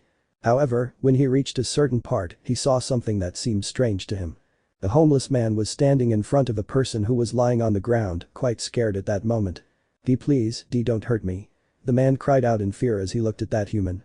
No, he was a demon, but with a rather peculiar appearance. He looked more human. He had light blue hair at that moment, along with appearing to have quite a few stitches all over his body. "I'm sorry, but I don't care about your pleas," he said, smiling and touching the face of the frightened man. Up to this point, Murata was going to intervene and kill the demon there, but he was shocked to see the demon smiling in a somewhat sadistic way, and the man changed. No, rather. It gets deformed. His form was a different color, and he was no longer human. Had he turned him into a demon? No, it simply changed its shape. Murata. What? He wondered at that moment, shocked to see that demon who was there. "Oh my, what do we have here, Hunter?" he said calmly, standing in front of Murata, who didn't know what to say at that moment after seeing what he saw. "Aren't you going to attack me?" he asked calmly, seeing that Murata hadn't even drawn his sword. "Murata? Who are you?" he said, confused. He felt neither hatred towards that demon, nor did he know what he felt about what he saw. He was simply shocked. "Oh, you're one of the first to ask me that. Well, my name is Mahito." Chapter 43. The hunters who were on their way to the mission could be seen at the gates of the red light district. Although Yuzui was deep in thought.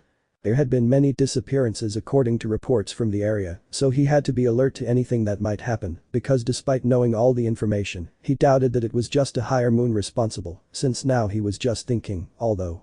"Zenitsu? Lord Yuzui, where do we have to go?" asked Agatsuma, looking at Tenjin, who was already out of his thoughts and just sighed.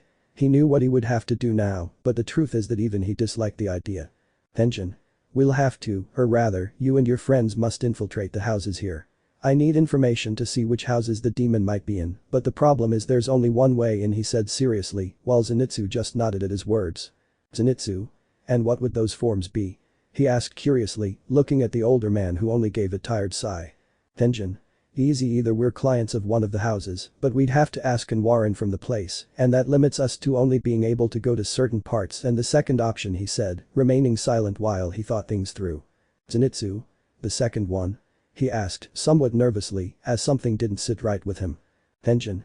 We'll sell you and your friends dressed as girls so they'll accept you as Warren, and then you can gather the information I need, he said, looking at Zenitsu and the other two, who were staring blankly at that moment. Zenitsu? I understand Inosuke and Kamado's feelings, but don't even think about me. I have no way of being seen as a woman or anything like that. I don't have qualities that any house would want to buy, he said while Yuzui was thinking things over. It was highly unlikely that anything could be done right now. Zenitsu? How about this? At night I'm going to stealthily move through alleyways everywhere as much as possible. Nobody will be able to see me. I'm a bit faster than the two of them, along with quite developed hearing, so I'll notice if someone is in danger or if I'm being attacked. What do you think? He asked, looking at the pillar who was thinking things over. It wasn't a bad idea, really, because there were quite a few options. Tenjin. Good, but be careful, and while you're at it, there are other reports of other demons killing here, he said seriously, and Zenitsu at that moment just nodded at his words and started to leave carefully. He had to figure out what to do for the time being.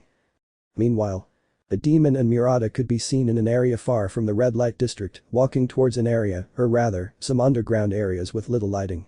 Murata. Where are we going? He asked, confused, while looking at Mahito who was smiling at that moment. Mahito. Calm down, kid, but before we get there, tell me something, what came first, the body or the soul?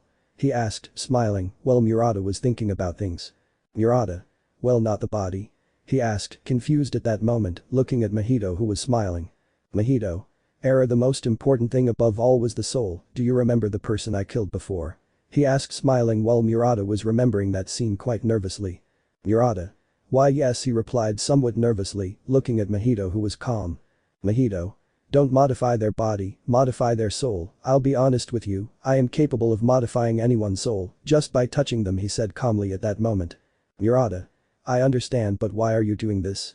He asked, confused, looking at Mahito. Mahito. Haha, to be honest, kid, I can see the soul of any person, any human. Their souls are rotten, no matter who they are. I can see their true intentions, he said, smiling and looking directly at Murata, who was nervous. Mahito. I can even see your soul now, a soul so rotten that it can't stop despising everyone for not having hearts, he said smiling while Murata was nervous. Murata. You're lying, he said nervously while Mahito was smiling. Mahito.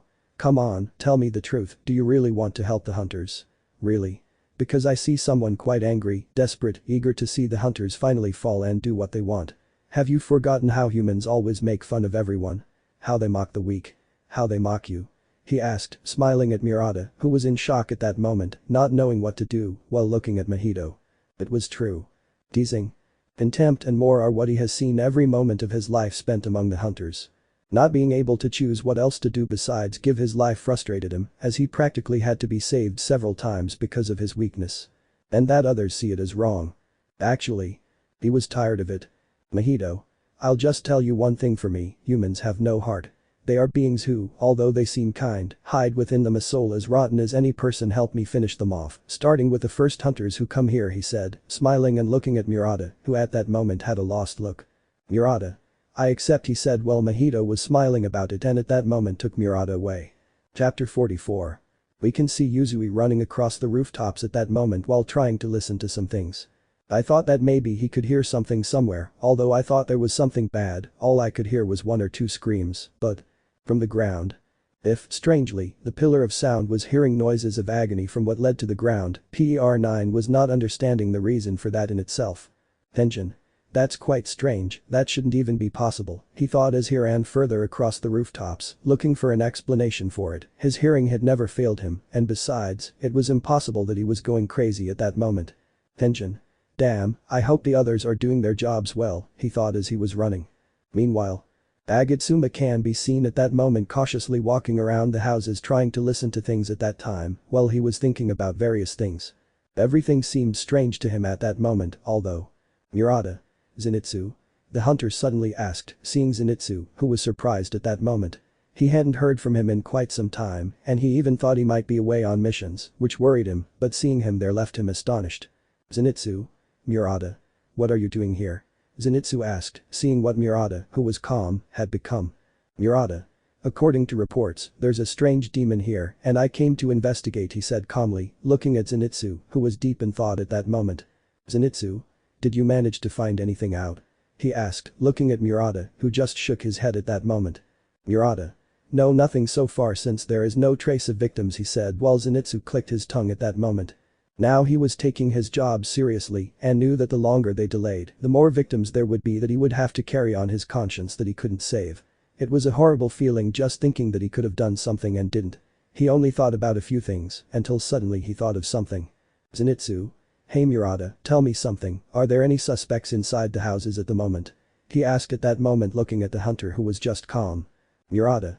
No, all the disappearances are of people or customers of the places that are reported to suddenly not return when they leave, he said while Zenitsu thought about things at that moment. Zenitsu?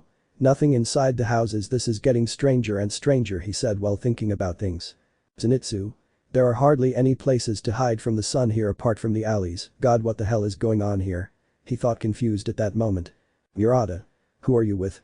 As far as I know, I think you were always with Tanjiro and Inosuke, he said, looking at Zetsu, who sighed at that moment. Zenitsu? I came with them, but a pillar also came here, he said, although he heard something that was confusing him. They were heartbeats which were in Murata, he wasn't understanding that, it seemed that saying that a pillar had arrived made that hunter nervous, which made him look at his face, noticing some nervousness at that moment. Murata. A pillar? Which one?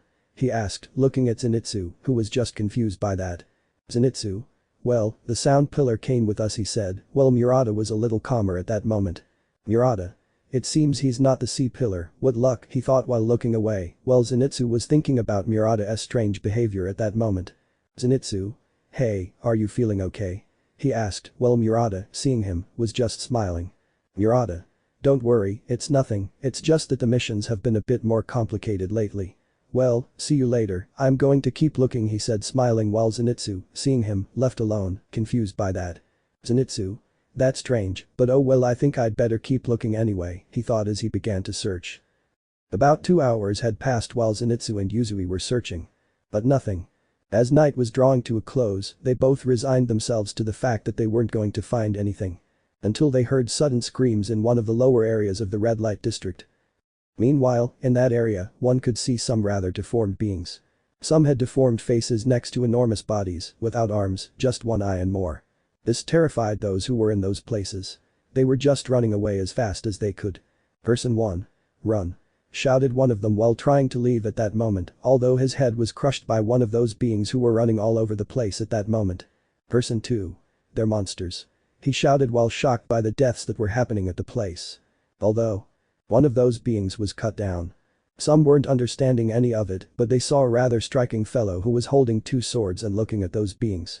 It was none other than Yuzui Tenjin who was looking at those deformed beings. He came alongside Zenitsu, who also managed to cut one of those beings. Although something seemed strange to them. Both Yuzui and Zenitsu were listening as if the noises of those deformed beings were of extreme agony. Tenjin. How strange, I recognize that there are mutant demons, but this is another extreme, he thought as he went at great speed to cut another one at that moment. Once they finished with the last one, they were thinking, although. When they noticed everything, they realized that those things weren't disappearing. Nothing, usually demons disappeared once their heads were cut off, but these nothing. The dead bodies were there with nothing but blood running through them. Tenjin. What the hell, he said, touching one of the bodies, he wasn't understanding anything. Although seeing things clearly. Tenjin. They're not demons, they're humans. He said, quite shocked, looking at the bodies. Zenitsu, upon learning this, was equally shocked at that moment as he had not expected this. In fact, it was almost impossible for him to believe it. According to him, it was impossible for a person to become that. It was simply absurd. The more they thought about things, the less attention they were paying, until suddenly. Yuzui managed to see a strange person walking in the distance as if nothing was wrong and then jumping into a hole into which he disappeared. He didn't hesitate to go after him. Tension. Kid, stay here in case more arrive, he said seriously while running towards that part as fast as he could at that moment. Elsewhere. The first and second upper moons can be seen playing a board game in the room of the sixth upper moon, Daki. Hey Kakishibo Dono, when do you think it's time to go out and fight?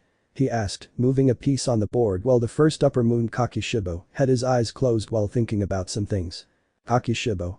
Lord Muzan's orders are clear, do not leave unless the sea pillar appears to go and kill him, he said as he opened his eyes and moved one of his pieces.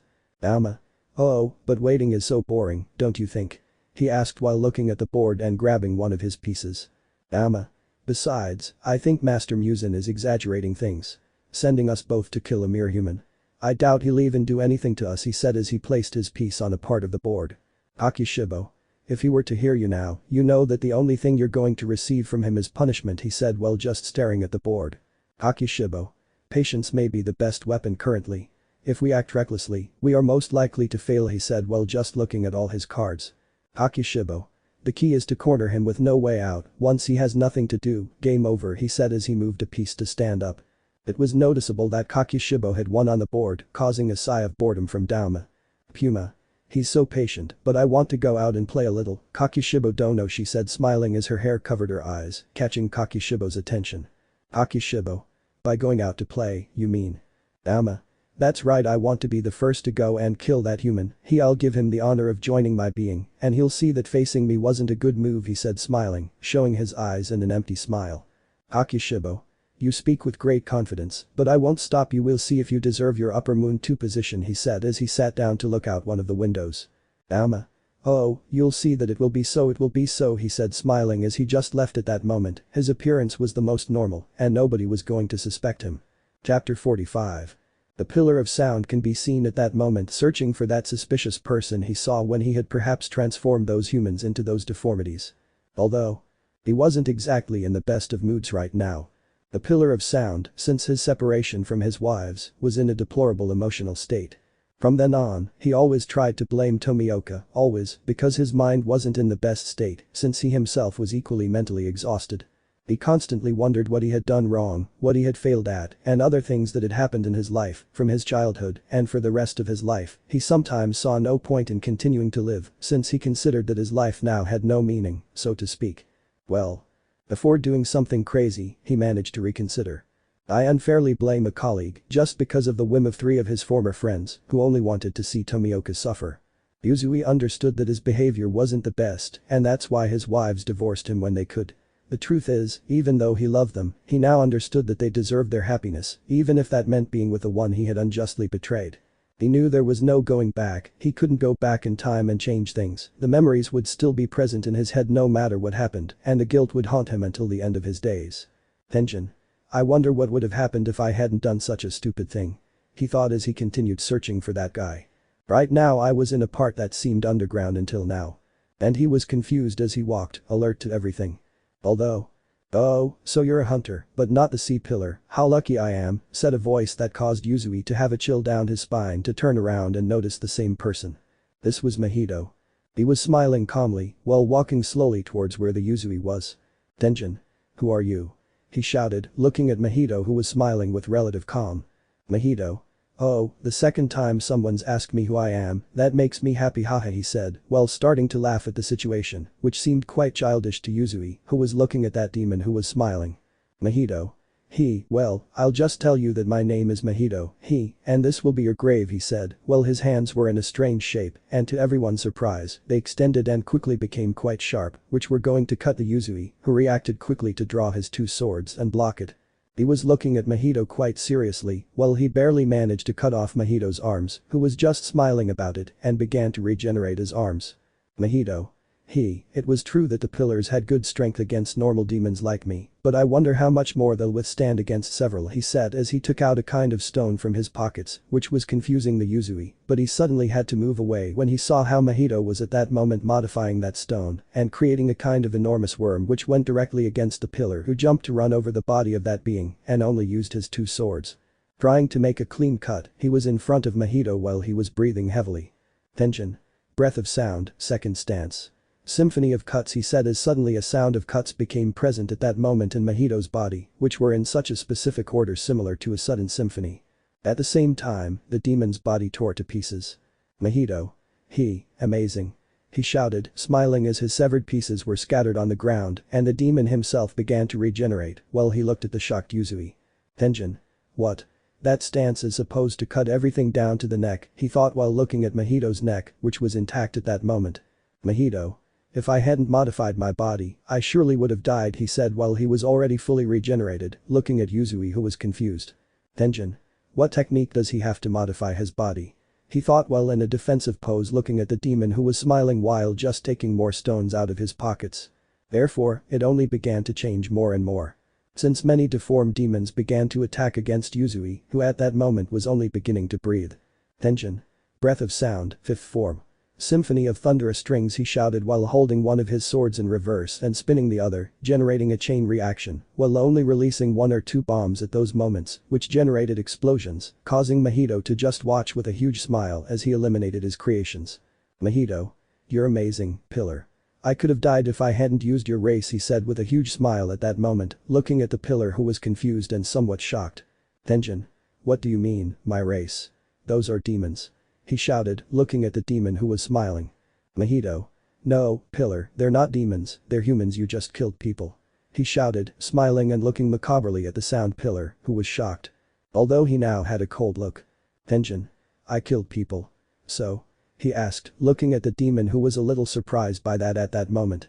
One was shocked by that and came to regret it quite a lot. Although. Tenjin. I've already killed people, and I have no forgiveness for that, but even so, I've gotten used to killing, you damn bastard, so I'll just tell you this, I plan to kill you and avenge those whose lives you made horrible. He shouted while running towards the demon who was smiling and just starting to modify his arm. Mahito. Then let's play more, pillar. He shouted smiling, changing his arm which became bigger and longer to go and hit the pillar. Tenjin. Grrr die. He shouted while again using his swords. He thought about cutting that giant hand, but once he touched that hand, his swords remained stuck and he could not do anything and was slammed into a wall. Tenjin.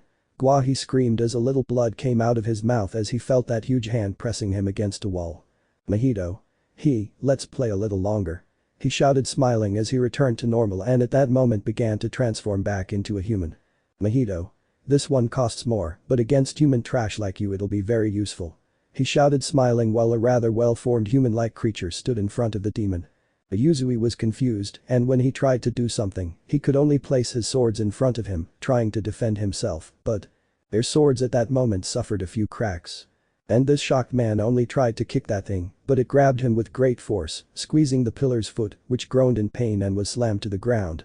Yuzui let out a cry of pain at that, but quickly he just began to breathe more calmly and with his other foot he gave another kick and this one made him release him and quickly using the swords, he plunged them into the chest of the modified human and threw him where Mahito who was impacted by that body. And before I say anything, he only saw the pillar standing in front of him. Tenjin.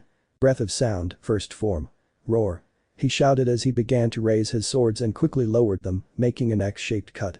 Causing an explosion. Yuzui thought he had managed to kill them both at that moment, but he saw a small figure emerge from that explosion at that moment. Mahito. Amazing. He said, smiling. Mahito. We'll see each other later, pillar, so far it's been fun, he said smiling as he just turned into a very small worm form to escape. The angry Yuzui just stood there tired. Tenjin. Damn, this got complicated, I hope the others have better luck, he thought as he leaned against a wall and was tired. Elsewhere. Agatsuma can be seen looking for something near a house, although he seems confused. I swear I heard noises of some kind of struggle, and that was confusing me more and more with each passing moment. Although I was scared. Because. Simply put, despite everything, he was very nervous now as he tried to figure out what to do. If there was a higher moon and another demon, the mission was going to get more and more complicated. And that worried him. Zenitsu? Should I call Mr. Crow and let him know we need another pillar? He thought nervously. Chapter 46. At the Hunters' headquarters. It can be seen that the leader of the Hunters was with his wife looking at some documents that mentioned some reports about demons themselves. Kagaya, I don't know if I should be worried about this, but according to previous reports from some hunters in past eras, demons are acting a little more aggressive for some reason, she said at that moment, while Kagaya was serious about it while he thought things over. Kagaya. Are they more aggressive? This is a bad thing, but why? He asked, thinking, because seriously, demons have never been so aggressive. The moons and some other strong demons had cool heads and other things in general. Amain. Could it be because of demon overpopulation? She asked at that moment while Kaguya was shocked. Kaguya. Wait, overpopulation? He asked, confused, although he was already nervous.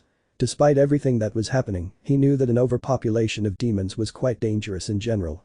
And even more so considering that their hunters were getting weaker over time. In the past, hunters were a kind of killing machine, always on the attack, with a cold mind and above all, an enormous determination to eliminate the target. And above all, courage to go and fight against the demons. Although, now the demons were more and more powerful, or so it seemed, and even his current hunters were very weak. It pained him to think this, because he knew that each one had the strength to fight quite well against demons, but now the fear of dying and other things caused them all to lack the courage to fight against beings that went all out to kill, so now he knew that he needed to train his other hunters a lot. Kaguya. Amain call the sea pillar right now, he said seriously, while his wife nodded in agreement with his words, and then she went to where a crow was perched on a tree branch. Amain. Go to the sea estate and inform them that we urgently need to see the sea pillar, she said, as the raven only made its typical noise before flying away, while about 3 feathers fell to the ground in the middle of its flight. What was the pillar of the sea doing now? On the seaside estate. Tomioka can be seen at a family meal with his partners, as well as his sister who was smiling. Life at the seaside estate was already quite peaceful. Makomo Lumen, Hinetsuru Suma and Makio got along quite well, so there were no problems with them talking, and they also got along very well with Tsutako, who always told them about some experience she remembered that happened to Giyuu. Causing embarrassment to him and laughter to some upon hearing those anecdotes about Tomioka in general. Tsutako. I never expected to have this life, and even less that my brother would become someone so good with girls, Tomioka thought with a smile at that moment as they just started eating. Once they had finished, they went to wash the restrooms they had at that moment. Although, once they finished, Tomioka and his other partners were going to go to sleep at that moment. Each one had her own room since the beds weren't so big that they could all sleep with Tomioka in general, and they ended up making a sort of schedule in which it was decided who would sleep with Tomioka on which day in general. Yes, a little strange, but it was a way to avoid conflicts that could affect everyone. Today it was Makomo's turn, who was in her pajamas while hugging Giyuu, who was calmly smiling and caressing her back, which was also smiling. Makomo. Giyuu, tell me something, when do you think it will be time to have children? She asked smiling while Tomioka was thoughtful about it. The topic of children was not exactly a sensitive one. And even more so considering the current situation, which is why he didn't know what answer to give his partner. Giyuu. To be honest, I'm not sure. With everything that's going on, I feel like having children right now wouldn't be a good idea for the moment, he said, looking at the ceiling while Makomo remained calm at that moment, simply thinking things through. Makomo. I understand, but tell me one thing, if the opportunity arose to move away from this lifestyle, would you like that? I don't know, to start a family with all of us and live as a united family? She asked, looking at Giyuu. They knew their duty.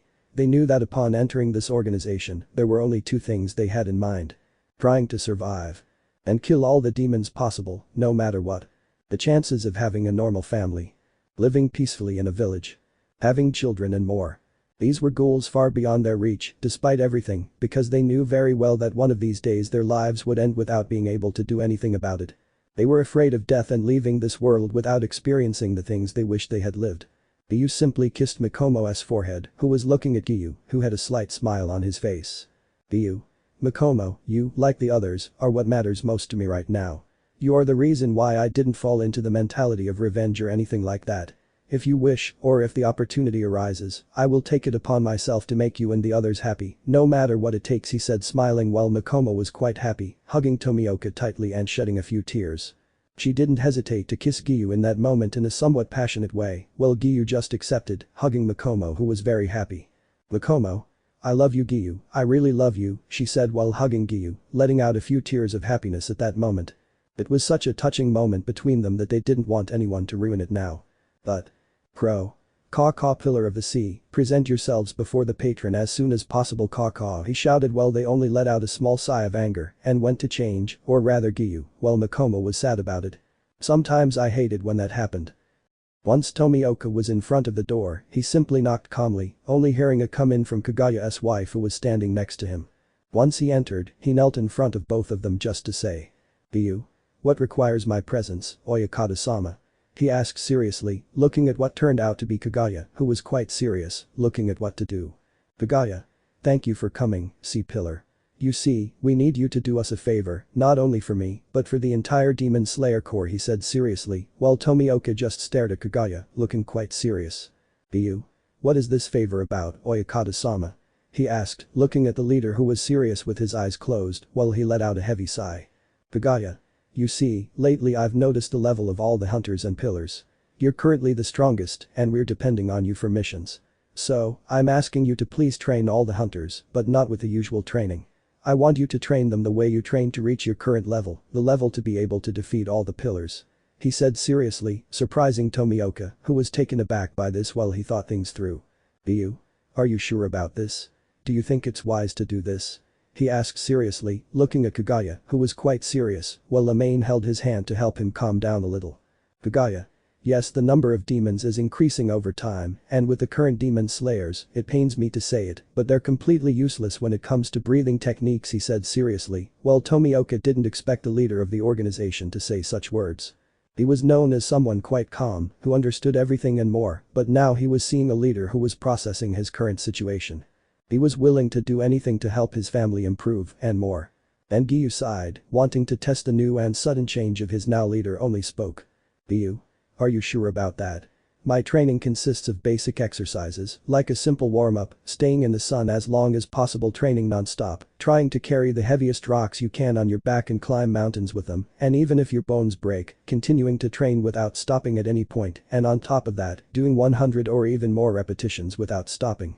Now I want to ask you, Oyakata-sama, are you sure you want me to start training the other hunters? With the risk that some of them might end up unable to fight again. He asked seriously at that moment while looking at the shock of the two people in front of him at that moment, since now. They both hesitated a little, but now. Although. If the goal was to win and end this cycle of suffering in which all the hunters were trapped. Kaguya. Yes, he only said that for the moment, shocking Giyuu and Lemane, who was looking incredulously at what Kaguya is capable of. Kaguya. I know it might sound selfish, wrong of me, especially considering I do nothing but give the current orders. I'm the most useless one in this organization right now, and I want the others to become stronger, to be able to fight without fear and do everything possible for victory, so please Giyuu Tomioka, Pillar of the Sea, the strongest so far, I beg you as our leader, help us win this war, he said, now kneeling before Giyuu, who was quite surprised by Kaguya's action. He only gave a slight smile at that moment before simply getting up. Giyuu.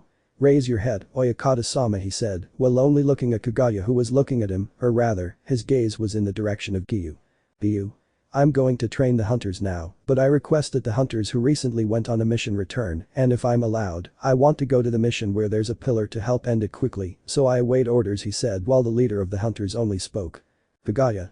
You have permission, he said as Giyuu just withdrew with his crow on his shoulder and started running towards what leads to the red light district. Chapter 47. In the red light district, you can see a girl in a room dressed in the clothes of a courtesan, or Warren, or whatever you want to call her. This was none other than Daki, the Upper Moon 6, who at that moment was watching everything that was happening through her bedroom window. People walking through the streets, courtesans seducing others to go to their homes and pay money to spend the night. For her it was the same, every day was like that, people arrived and paid, then they left. Her routine was so monotonous. There was nothing. Daki's pav. Well, I don't really know what to say, this is what I want, isn't it? True. I don't even know what to do about this anymore. I know that my life now belongs to Muzan-sama, but the truth is that I don't even know how I ended up like this. At first, I liked the idea of doing what I like most, which is making people see me. I'm proud that my body is desired. In fact, I used to think I was the most beautiful woman in the world, but why don't I enjoy it now? I deceive humans to lure them with lies and trap them and then calmly devour them. It was something so exciting sometimes, and I even enjoyed seeing how they suffered from seeing that I was a demon. And it was like that all the time, but now even I don't know why I don't want to continue with this. At first I enjoyed it, but now I don't know why I can't continue with it. It simply no longer gives me satisfaction or the same excitement with which I used to kill. I used to be motivated by knowing that Master Muzan would come to congratulate me, but over time I realized that his words were completely empty, to be honest. He only congratulated me to keep me killing more humans. I was just an object that he could continue to control. Honestly, at this point in my life, I ask myself what I did for myself. Or who I really am. Am I a demon who enjoys the pain of others? Or am I just an object to everyone else? Those questions sometimes kept me up at night. My only comfort was that my brother supported me through everything. Even though he was stronger than me, and even though I treated him badly, he always took care of me. He would bring me the girl who was more beautiful than me and let me kill her. He would always go to get some sweets that were in some places and always let me try several. In general, he spoiled me a lot. Although I'm still plagued by doubts about everything. Why am I still doing this? What is the point of life at this stage? Do I just have to keep doing the same routine? Seduce people and lure them in so I can kill them out of nowhere? I honestly don't know. I suppose I'll just fulfill the promise, or rather the mission, that Master Muzan entrusted to me right now. After that, I suppose I'll see what to do, although I don't know what that boy looks like in general, so I just had to wait and see if he was wearing a hunter's uniform or something like that. Walking around my room, going round and round in my head, I just decided maybe to just do my job as a courtesan in general. I suppose that with a human, perhaps, I could get these doubts out of my head, but right now I only saw a shadow appear in front of me. From the way it was, I knew who it was, and I was calm. "Aki. What do you need, Oni-chan?" I asked, looking at my brother. He had a look that I couldn't tell if it was kind or angry right now. The truth is, since we're demons, it's hard to know what kind of face he has. "You look thoughtful, is something wrong?" he asked while I was somewhat confused. The truth is that I thought maybe he was going to tell me to do something like kill some humans or something like that, but for him to ask me if I'm okay is even a little strange, so right now I just let out a tired sigh. "Aki. It's nothing, Gyudro-nai-san, it's just that I don't really know what to do now," I said while he was confused. "Gyudro. Do you have any questions about the mission?" he asked while I just looked at him calmly, although I lowered my gaze to the ground at that moment. "Aki. No, Oni-chan, have you ever thought about doing anything other than just following Muzan-sama's orders?" I asked while looking at my brother at that moment. He seemed surprised by my question and sighed as he sat down and tapped the floor with his palms, signaling me to sit next to him to talk. "Gyudro. Daki, the truth is that there are more things I would have liked to do, many things, but we are tied to him," he said while I was looking at the ground at that moment. The truth, although I didn't like to say it, was the pure truth, because it didn't matter what happened, there was no way to break that bond with him. "Gyudro. Although the truth is I always wanted to know what lies beyond the red light district," he said while looking at the ceiling, and I looked at him curiously because he was a little thoughtful. "Gyudro. You see, I want to go outside, see more places and not continue with this job here, but it's almost impossible, but tell me what you want," he asked while I was looking at the ground. The question wouldn't leave me alone. "Aki. Well, I don't know," I said while looking at the ground, and he was now caressing my head as I looked at him for a few moments. "Gyudro. Listen, Daki, I'm really here for you, more than anything because I want to protect you," he said, though she was somewhat surprised by his words, and he was smiling a little. "Gyudro. I'm here to help you, even though it hurts to say this, you're weak in terms of strength, and you rely heavily on your sashes, so I want to be here to help you. I want to see you grow into an upper moon, so that one day you won't have to depend on me if you're ever in danger," he said while I was confused. I used to treat him badly, insult him, and say horrible things to him sometimes, so. Because. I don't understand why he's spending his time on me, to be honest. I even feel bad sometimes for what I end up doing to him for no reason, so now I just lowered my head and gave him a hug to calm down. I really love my brother. Daki's paw end. Outside the red light district at that moment, Tomioka could be seen at the entrance, walking while thinking about some things. "Giyuu. Alright, I should go in and finish off the demon here, but first I need to warn Yuzui and the others to be on alert for the time being, as I don't sense anything good about this place," he thought as he entered what turned out to be the red light district. After searching the area, I couldn't find anyone at the moment, but I was feeling a bit uneasy. Tomioka searched the area for clues to a murder, but found nothing so far. Although. "Yuzui. Tomioka?" he asked from behind Tomioka, who was surprised by this, although his face changed from surprise to a serious expression looking at Yuzui, who, seeing this, was somewhat uncomfortable, but said nothing and just went to stand in front of him. "Tenjin. It's good to see you're here. There are more things than we and the other hunters can control right now," he said seriously, looking at Giyuu, who just nodded at his words. He still distrusted the other pillars, and especially the Yuzui, mainly because of his somewhat childish behavior. "Giyuu. Tell me what information you have at the moment," he said, going straight to the point since Yuzui was somewhat thoughtful about it at the moment. "Tenjin. Well, the truth is that I found a demon, but I couldn't finish him off, mainly because he has a strange ability," he said, while Giyuu was quite serious. "Giyuu. A blood ability?" he asked seriously while the Yuzui just let out a tired sigh. "Tenjin. Well, I have no idea what kind of ability it is, but it modifies itself and I couldn't see a way to do much damage to it. Even its speed wasn't normal, but that doesn't worry me, he said while Tomioka looked at him. Giyuu. Continue, he said while Yuzui only spoke things more clearly. Tenjin. You see, I doubt he was the one responsible for the disappearances in this place, to be honest, but the problem is that he seems to be doing it in a striking way, so to speak. Besides modifying people, he practically turned them into mutants, literally leaving them like that and making them attack others. The hunter Agatsuma and I took care of it, but we don't understand why there are more disappearances, and the problem is that we believe there's another demon around here, he said as they entered a building in the area. Or rather, what appeared to be a kind of bar in which there were too many courtesans who were serving sake or trying to seduce the customers of the place. Both pillars of the place simply went to a table somewhat away from the place looking for something to do for the moment. Thinking about everything that could happen if that demon managed to leave alive. Giyuu. I see, look, right now the priority is only to go and kill that demon, the other hunters will have to take care of any demon that may still be nearby, he said, seriously looking at Yuzui while he understood his words. I knew that in terms of power or strength and other things, Tomioka was just serious right now, very, very serious. And since he was a superior, so to speak, he could now only listen to his plan, although. Tenjin. Tell me, do you still resent others? He asked, looking at Tomioka, who was just staring at a candle that was lit on the table at that moment. Giyuu. I'll be completely honest with you, right now, because of everything that's happened, you supporting those bastards and other things, I want to kill you, but that doesn't make me a better person, nor will it make me happy, it just puts me on a lower level than you and the others, so I'm simply telling you that, if you die right now or something, I simply won't care, he said, while the Yuzui understood the hatred that Tomioka was having towards them. They practically treated him like the worst trash, and now they were depending on him to have the greatest possible advantage. Tenjin. I'm sorry, he said, looking at the ground while a courtesan served them some sake. Giyuu, an apology won't erase anything, look, right now do what you have to do so that the rest of the mission goes well, he said, while only taking a sip of sake.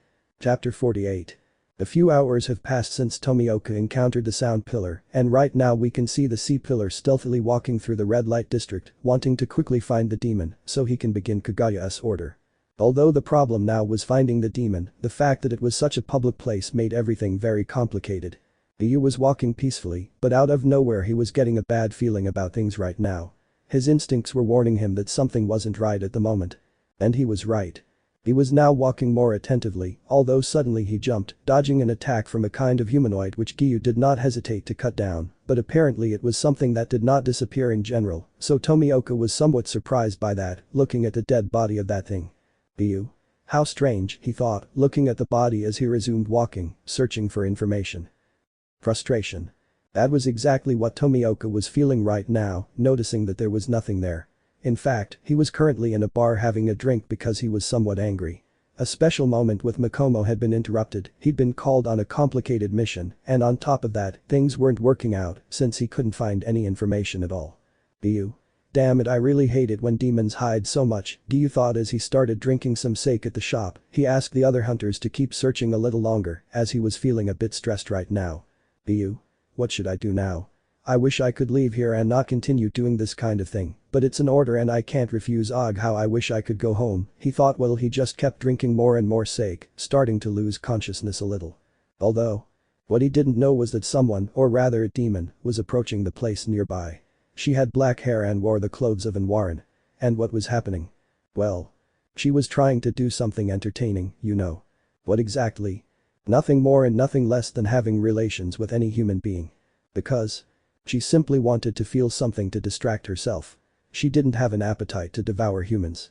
She wanted to charm any human and just have a brief night of pleasure. She also made Kakishibo and Dauma leave her room to give her some privacy, and her brother gave her his space too. He didn't want her to do those kinds of things, but what else could he do?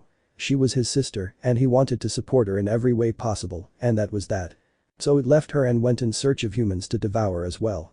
So right now, by sheer coincidence, you can see the demon enter the bar where Tomioka was having a drink. She was looking around, searching for a suitable guy.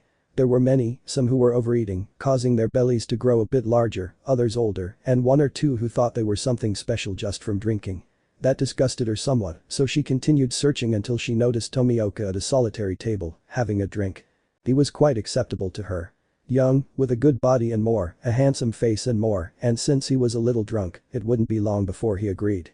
However, there was a problem. She noticed his hunter's uniform. A little doubtful about it, she just sighed, tired as she was. Daki. He's drunk, and I doubt he knows I'm a demon besides, I can't die if he tries to cut off my head, so I'm not going to worry, the woman thought as she approached the table where Tomioka was sitting and sat down in front of him with a calm smile. Daki. Hello, why just love, she asked in a somewhat flirtatious way, in those moments she always used to seduce humans. Giyuu. Huh. Who are you, he said while looking at Daki, who was smiling while looking at Giyuu with relative calm. Daki. Oh, nobody important, darling, just a lady here wanting some company, she said flirtatiously while looking at Giyuu, who was calm but took a breath to look at her. Giyuu. I'm sorry, but I'm married, he said while Daki was a little frustrated. Married people, especially hunters, were sometimes difficult to convince, but she wasn't going to give up there. Daki. Oh, so you're married, huh? And tell me, what are you doing in a place like this, darling? She asked, smiling at Giyuu, who just let out a tired sigh. Being drunk, he was really going to spill the beans. Giyuu. To be honest, I don't even know myself. I feel like every time I come to places like this, I lose myself, said Tomioka, while Daki was very confused at that moment because out of nowhere this hunter was saying that kind of thing. Daki. What do you mean you're losing yourself? She asked, confused and a little interested at that moment, she felt that maybe she could talk to him about her problems too. Giyuu. I don't know how to say this, in the past I was naive, I trusted people who ended up betraying me, and their words were complete lies many times, Tomioka said at that moment, while Daki was somewhat curious, had they used him just like they used her? Daki. Tell me, were you used? Controlled? She asked while looking at Tomioka, who was red-faced from the alcohol at that moment and was just looking at Daki and began to speak. Giyuu. More than anything, I'd say I was used. I had partners in the past, but they were mostly liars. I gave them everything I could, bought them things, and appreciated and supported them as much as I could, but because I believed people they didn't know well, they used me like an object to enjoy watching suffer, he said, while Daki was curious about what was happening. Daki. Can you tell me? She asked while looking at Tomioka, who just took a little more sake. Giyuu. Well, I was deceived by them. They enjoyed watching me suffer because of the lies of those who betrayed me, and my workplace fired me just because of their lies. Now I feel like I'm only losing myself by trusting them again. I feel like I'm putting my life aside just to help those who betrayed me. Sometimes I even feel like their words are only to keep me with them and help them, and sometimes I neglect my private life, and that bothers me, said Tomioka, while Daki was surprised. She knew that humans could sometimes be despicable, but seeing this hunter talk about it was surprising her a little. And she opened up a little. Daki. I think I understand you. I work, but it all stopped being fun, it all became repetitive. And well, I was glad my boss encouraged me and cheered me up, but his words are empty. I feel like he's only doing it to keep me on, and I have no doubt he'll get rid of me once I'm no longer useful to him, she said, lowering her head at that moment while she felt a few tears forming in her eyes. She truly longed to have her own life now. She no longer enjoyed this, continuing with everything. Before, she enjoyed the suffering, but now she couldn't help but wonder why she was taking people's lives. What life was? What was she? A demon? The lost human? What was she? Now he was wondering about many things. Giyuu. We seem to have gone through the same misfortune, don't you think? Tomioka asked, looking at Daki, who was wiping away her tears. Daki. You could say we're losers who had bad luck, don't you think? She asked, smiling. She had forgotten her purpose of experiencing pleasure and only longed to be able to talk to Giyuu, to have someone to talk to now. They had spent hours talking and releasing their emotions. They were understanding each other very well, and even Daki started drinking alongside Giyuu, enjoying everything. Although. Daki. Hey, tell me, don't you want to leave here? Let's go somewhere more comfortable, she said, smiling, though also a little drunk. Giyuu. Of course. Chapter 49. We can see Tomioka walking with the albino girl, both very drunk. Demons are supposed to be more resistant to alcohol, but Daki, having drunk non-stop and letting herself go a bit, was somewhat affected by it. Since both hunter and demon were currently on their way to a more private location. But it wasn't what some people think. Rather, it was an area Daki discovered on one of her many walks around the place, having ventured a little outside the red light district, and as they were walking. They entered an area with a huge lake where the moon was reflected. They sat down on the grass. By this point, the demon cared little about the hunters in the area. She only wanted to be with her now. I wouldn't know whether to call him a friend or something like that, but she was fine talking to him. Daki. What do you think of this place? She asked while looking at the lake from which a small fish jumped, making a little splash in the lake water. Giyuu. To be honest, it's very calm, it seems you come to this place often, don't you? He asked while looking at Daki, who was smiling calmly while looking at the lake. Daki. Before, I never left the house where I did my job, but when I stopped having fun, so to speak, I wanted to clear my mind. This place is one where I can think about my things, how I feel and what will become of me in the future, she said while looking at the lake. She was sad right now, being a demon and a moon above all, her life was guaranteed to be very long, so she was just sad to know that her routine was going to be the same almost every day, so now she just looked at the lake with some sadness. Giyuu. It seems you don't know what you'll do in the future, do you? Tomioka asked while just looking at the now moon in the sky, as the albino turned to look at him. She didn't understand how this human she had just met that day was there talking calmly, while seeming to know what she felt. It was even a little scary, but it didn't bother her. What's more, she was opening up to him now. Aki. To be honest, I don't know, this has just been my routine since I arrived. Serving customers, getting paid, eating something, receiving the occasional compliment from my boss, but they're just empty words. The truth is, I feel like I'm losing myself in this place. I don't even remember what I was like when I was just a little girl. I just want to try something new, she said, gazing at the lake where some fish swam freely, so free and without chains. Well, she is bound to serve muzan until she is no longer of use. Giyuu. I see, but tell me something, what do you really want to be? Tomioka asked, looking at the albino girl who was deep in thought, pondering that very question every single day of her now routine life. That question was the only one that haunted her mind at every moment. Aki. I'd say I want to be free, that's all. Once I finally have that freedom, I think I'll be able to feel good about myself and decide and try new things in the world, she said while looking at Giyuu with a pleasant smile at that moment while she was just enjoying his company. She had truly forgotten this feeling, a feeling that someone listens to you, that makes you feel good without having to resort to physical contact or anything like that. Right now she was happy. It's simply something I stopped feeling a long time ago. Giyuu. And why don't you leave here and make a life for yourself with the money they've given you so far? He asked, looking at the albino girl who lowered her head while looking at the ground. In truth, if she were a human, perhaps it would be easier, but she was a demon. It didn't matter what she did in those circumstances. She was bound by chains from which she wasn't going to easily escape. Aki. It's not that simple, I'm tied down here. They pay me, but the money they give me isn't exactly a huge amount, just enough to go eat at food stalls and things like that. And besides, my price here is high because I'm a high-ranking Warren, so even if I wanted to leave, I can't, she said, explaining her status as an Warren, but as such, she only mentioned the part about her job. Being a demon, there was no way to escape, no matter what happened. Giyuu. I see, so it doesn't matter what happens, you can't do anything, right? He asked, looking at Aki who only had a few light tears right now, which he dried, so that she wouldn't see her in her moment of general weakness. Aki. Yes, I think life is unfair sometimes, but I suppose it's the price we pay for our actions sometimes, don't you think? She asked while Giyuu was only a little worried about her, to be honest, but he couldn't do anything right now, he knew he wasn't going to achieve anything at that moment. Giyuu. I would help you if I could, he said while he was somewhat frustrated, catching the eye of Daki, who was smiling a little at that moment while just looking at Tomioka. Daki. You already helped me, you listened to me, you made me feel like someone loved right now, and well, I'm grateful for that, she said smiling while just looking at the lake again and was smiling peacefully. Giyuu.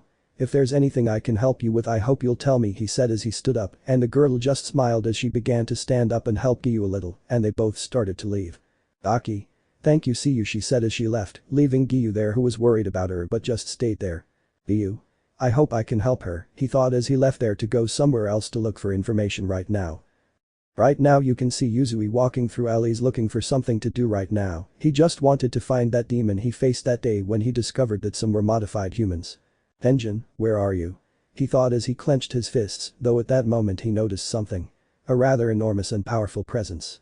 Looking for that presence, I noticed something, and it was that in that same alley there was a man whose mouth was torn off, and on top of him, there was a figure that seemed very bad in physical appearance, you could see the bones. Because of how dark it was, I couldn't see anything about him, not his skin color, hair, or anything like that in general, but right now I could only notice his bright eyes, along with a macabre smile from him, as he looked at the pillar who was placing his hands on both handles of his swords that were on his back right now. Jairo. Well, what's this, a new kid to eat? He asked, looking at the pillar with a big smile at that moment. Tenjin. Who are you? He shouted at that moment while just staring at some kind of short-handled scythe in his hands. He was not managing to understand, although something that surprised him at that moment was seeing the same eyes. They were bright, although something was written in the pupil. Jairo. What's wrong? Why are you yelling at me, Hunter? Are you angry or scared now? He asked, smiling broadly as he looked into the eyes of the very nervous Yuzui. His very instincts were screaming for him to be on high alert as he looked into the eyes of Upper Moon 6. Elsewhere. Two hunters can be seen in one of the houses in the red light district. And in that same house there was a lot of blood from different people, both women and men from there, and the hunter responsible for all of that was none other than Murata. The hunter was now using a different sword, this one having a different color and being sharper since it was with a modified human in the same sword that was made by Mahito. And the other hunter. It was none other than Zenitsu Agatsuma, who was now in shock at seeing his partner there covered in blood and without any remorse. Zenitsu? Murata, why the hell did you do this massacre? He shouted angrily, looking at Murata, who was just standing with his sword in his hands, staring at Agatsuma, who was just resting his hand on the hilt of his katana. Murata. I only saw the truth, Zenitsu. I don't have to help the hunters. I'm going to live my life the way I like, and you're not going to interfere, no matter what happens, he said while looking at Zenitsu, who was angry and starting to breathe angrily. For the first time, he was going to fight using his breathing properly. Zenitsu? No, you're not going to continue. I'll take care of you myself. He shouted, drawing his sword and assuming the lightning stance, ready to attack Murata, who just stared coldly at him while his sword became even sharper. Murata. You're going to die, Zenitsu, no matter what, he said as he started walking towards him. Zenitsu. Inform Kamado and Inosuke that I'm here and that they should come and help me, said the Agatsuma at that moment as a small bird flew away as fast as it could. Murata, seeing this, was about to cut down the animal so it couldn't report anything, but his sword ended up in contact with Agatsuma's, who was angrily gripping the hilt of his sword tightly. Zenitsu? You're not getting out of here. He shouted, starting to exchange blows with Murata, who was beginning to go all out. All seen by the demon Mahito, who was smiling. At the top of the rooftops you can see the two upper moons that were very serious, or well, only one of them was, while the other was smiling. Hakishibo. Are you really going to do what you want again? He asked seriously, looking at Upper Moon 2, who was smiling with one of his fans covering his face. I'm already bored of waiting, Kakishibo Dono. I'll simply go ahead and find the hunter that Muzan-sama wants to kill, so there's no problem, right, he asked, smiling at his superior who was sitting alone. Hakishibo. Do whatever you want. The battle, or rather battles, were about to begin. Chapter 50. You can see Tomioka, who was currently walking a little clumsily due to the alcohol he had consumed, although out of nowhere, all the effects. They left. Because. Simple. Out of nowhere, all his instincts began to react and he placed his hand as quickly as he could on the handle of his katana. He quickly drew his sword and made a slash forward, which connected with a kind of golden fan that was closed along with another one. Although Tomioka, whose vision was somewhat blurred by the alcohol, swore he saw rainbow-colored eyes at that moment, while also being a little wary of any movement that passed by. Well, what they say is true, you are very skilled, said the Upper Moon 2 smiling while he exerted more pressure in his hands while pushing a little with his fans, and Tomioka was barely holding on to his strength. Although he was strong, that didn't mean he could withstand a blow or an attack from a demon and come out unscathed. Therefore, right now he was trying to concentrate as much as he could while calming his own breathing, starting to gain a little more strength to endure. You? Who are you? He said, still not noticing the kanji in the demon's eyes, who was smiling quite calmly while he just jumped back while opening his fan and looking at Tomioka, who was nervous and sweating coldly. Can't you see what my beautiful hunter eyes are saying? He asked with a big smile as the atmosphere was becoming quite cold in Tomioka. By this point I was sweating profusely and, looking more closely, I was wide-eyed as I saw who it was. I see you're a bit distracted, it's a shame really, I was hoping to play a bit more seriously with you, he said smiling while looking at Giyuu, who at that moment changed his pose while looking more seriously at the Upper Moon, who was smiling. Giyuu. I already defeated Upper Moon 3, dealing with you won't be a challenge. He shouted as he lunged at the demon who, smiling, just went to attack Tomioka as well. Thus began the battle between hunter and demons. First an exchange of sword cuts and fans. Neither of them was taking a step back at that moment, since only the figures of both subjects could be seen, but their arms were barely visible because both were going all out, or at least Tomioka was going all out at that moment, while the demon was just smiling calmly. You are skilled, I must admit, hunter, but you should know that I don't fight like a Kaza, he said as he closed his fans, crossing them in an X shape, managing to catch Tomioka's sword. Tomioka was surprised by this, but his eyes widened as he felt a kick suddenly hit his stomach. Since Tomioka was sent flying into a few trees, causing him to spit up a little blood from the sudden impact, although he was smiling. Giyuu. God, it's been a long time since I felt this pain, he said as he stood up, changing his attack stance while looking at Dama, who was walking relatively calmly towards him. Dama. It seems you're not what Akaza told me, I only see a human who's nothing special, I think Akaza is simply rusty, he said, while he only started to see Giyuu, who was suddenly behind him. This undoubtedly surprised him, as Tomioka had suddenly changed. He felt a strange pressure on him as he sensed Tomioka's murderous instinct beginning to surface. Giyuu. Breath of the Sea, 11th form. Blue Blood Tempest. Tomioka shouted as he began to run around the demon, who felt a huge number of cuts around him. His vision changed, feeling that he was in the middle of the sea, cuts around him began to appear on him, while the waves of that sea he saw rose more violently, although Tomioka, when he jumped up, began to thrust in the air, simulating drops of water. Suddenly the demon opened his fans again, managing to stop Tomioka's thrusts, who was seriously looking at the demon. He had cancelled his thrust, but still kept thrusting at the demon, who was blocking, though. During one of Tomioka's thrusts, Dama took advantage of the moment to duck and suddenly deliver an upward slash, managing to stop the attack. Dama. Now I notice, you're a very annoying hunter, he said suddenly, then went to attack Tomioka again, who was just standing still right there. And start breathing in those moments. Giyuu. Breath of the Sea, 7th form. Defense of the Seven Seas. Tomioka shouted, suddenly beginning to deliver a series of consecutive cuts in 7 different forms, generating a dome that was now protecting Tomioka, who was trying to resist the demon's attacks. Dama. You're more annoying than I thought, hunter. Well, it's time to play more seriously, he said, using his fans, and the atmosphere began to turn colder than normal. And suddenly Tomioka only saw how the demon crouched down and began to exert a lot of force on the ground while everything was very cold and some ice flakes began to form. Giyuu? What the hell? Thought Tomioka as his defense stopped at that moment as he jumped, avoiding a cut that had literally cut a lot of ground while a few trees were falling down, creating a very bad atmosphere since Tomioka was nervous. Mostly because this demon wasn't joking around. Right now he was more serious than before, while just staring at Giyuu with that fake smile on his face. Dama. Blood Technique. Barren Hanging Garden. The demon shouted at that moment as he began to make cuts with his fans, or rather 10 consecutive cuts, with each cut generating bursts of ice fragments as sharp as blades. His objective was to cut Tomioka, who was blocking as best he could at that moment. Giyuu. His attacks are too powerful. Tomioka thought in surprise as he blocked the demon's 5th slash, who was smiling at that moment. Giyuu. I must act quickly. Thought Tomioka as he was now blocking the 7th cut of the demon, who was exerting more force in his attacks, while smiling in a somewhat eerie way, while only going stronger against Tomioka. Dama. Die, hunter. He said, smiling at that moment as he made the 10th cut, managing to hit Tomioka, who had his eyes open because of it. The body fell to the ground as the demon smiled with relative calm, thinking that it was all over, although by mere instinct he only turned around, blocking an attack from Tomioka, who was quite serious at that moment, clashing his katana with the fans of the demon, who was surprised. Using his sight, he managed to see that what he had cut had simply disappeared into thin air. At that moment, he looked at all of this quite confused, to be honest. Never in his entire life had he seen anything like that in general, but right now he only focused more on Tomioka, who jumped back while breathing even more heavily at that precise moment. Dama.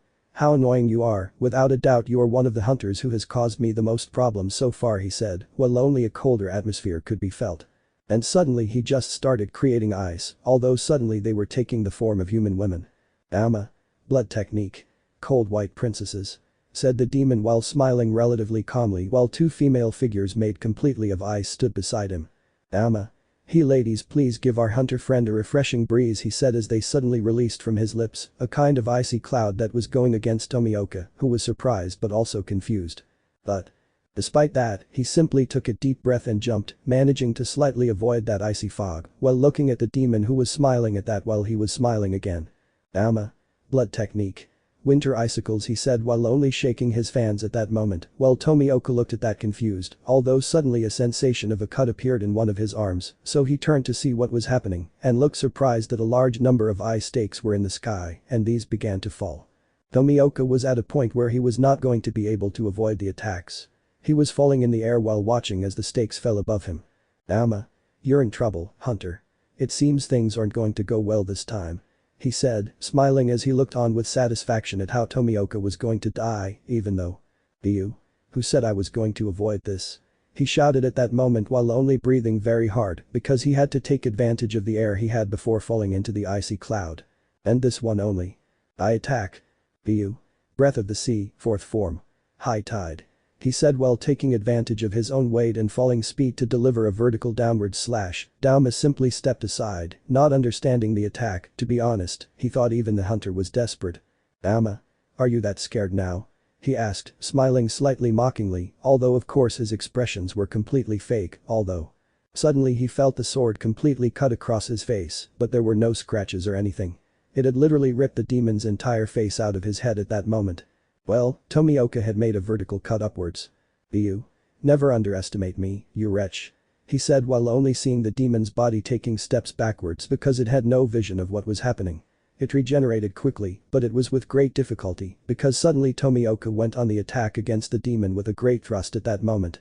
Although the demon crossed his fans in an X, managing to catch the sword, it was not in a good way because the thrust hit the target, impacting the demon's neck, who opened his eyes wide, feeling how the impact made him recoil.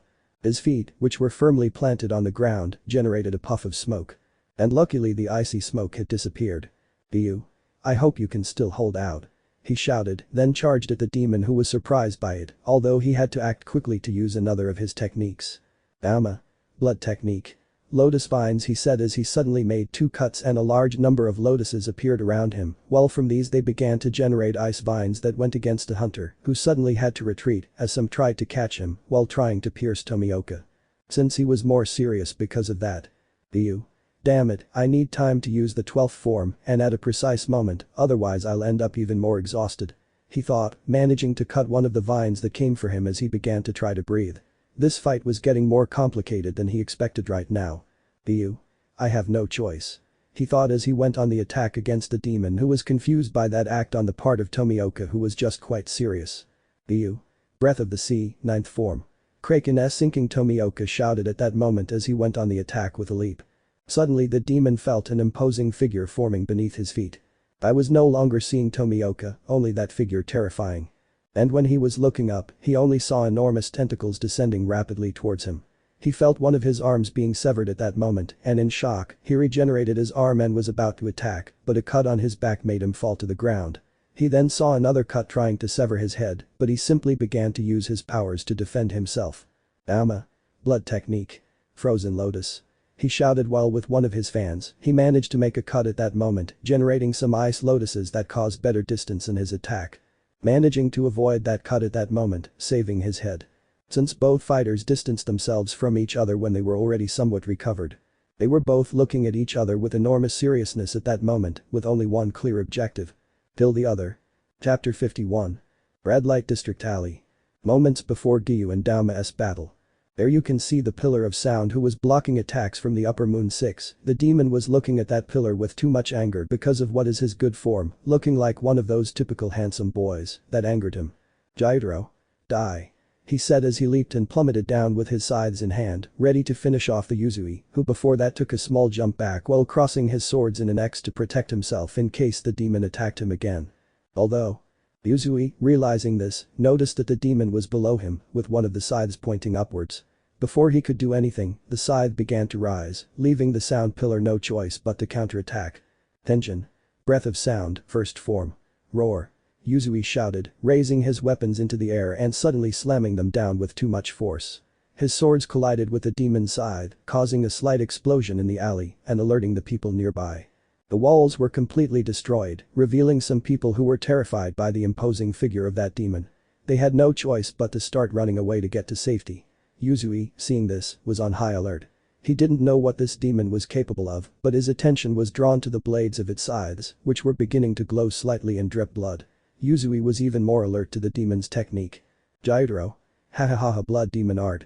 Flying blood sickles shouted the demon while he was moving his scythes while a trail of blood was being marked, and he simply clashed his scythes together and released several blood cuts that went against the hunter who looked surprised at that. The hunter quickly jumped back while dodging the blood's attacks as he watched in shock as the same blood was controlled from afar by the demon, who made an upward hand movement and a blood slash simply attacked from behind, causing the Yuzui to be even more alert, and he began to breathe rapidly. Tenjin. Breath of sound, 4th form. Death sentence of Visi shouted the sound pillar as he began to spin his swords in different turns, but at the same time he released a few bombs, causing a very good barrier that was protecting him from the cuts. Jairo. Haha, come on, is that all? He asked mockingly as he began to look at Yuzui, who finished cutting off the blood attacks of that demon. Tenjin. Shut up. He shouted as he began to breathe rapidly. Well, the demon was confused by this, although he did not hesitate to attack. Gyutaro. I won't let you attack. He shouted as he began to attack against Yuzui, who, seeing this, stopped breathing a little while going against the demon. Although. Gyutaro. Why are you angry, Pillar? Does it bother you that you can't cut off a single one of my limbs? He asked, smiling, as he managed to block a slash from Yuzui, who tried to kick the demon's head, though. He dropped one of his sides while grabbing Yuzui's leg, who was alarmed by this, feeling a strong squeeze on his leg as he felt himself being lifted up and was quickly slammed against the ground, causing a large amount of blood to come out of his mouth. Gyutaro. Of all the pillars I've killed in my entire life, you're the most disappointing. Humans are simply trash these days, and you're no exception, Pillar. You're truly pathetic. You couldn't even land a single hit on me. Tell me, what does it feel like to be trash?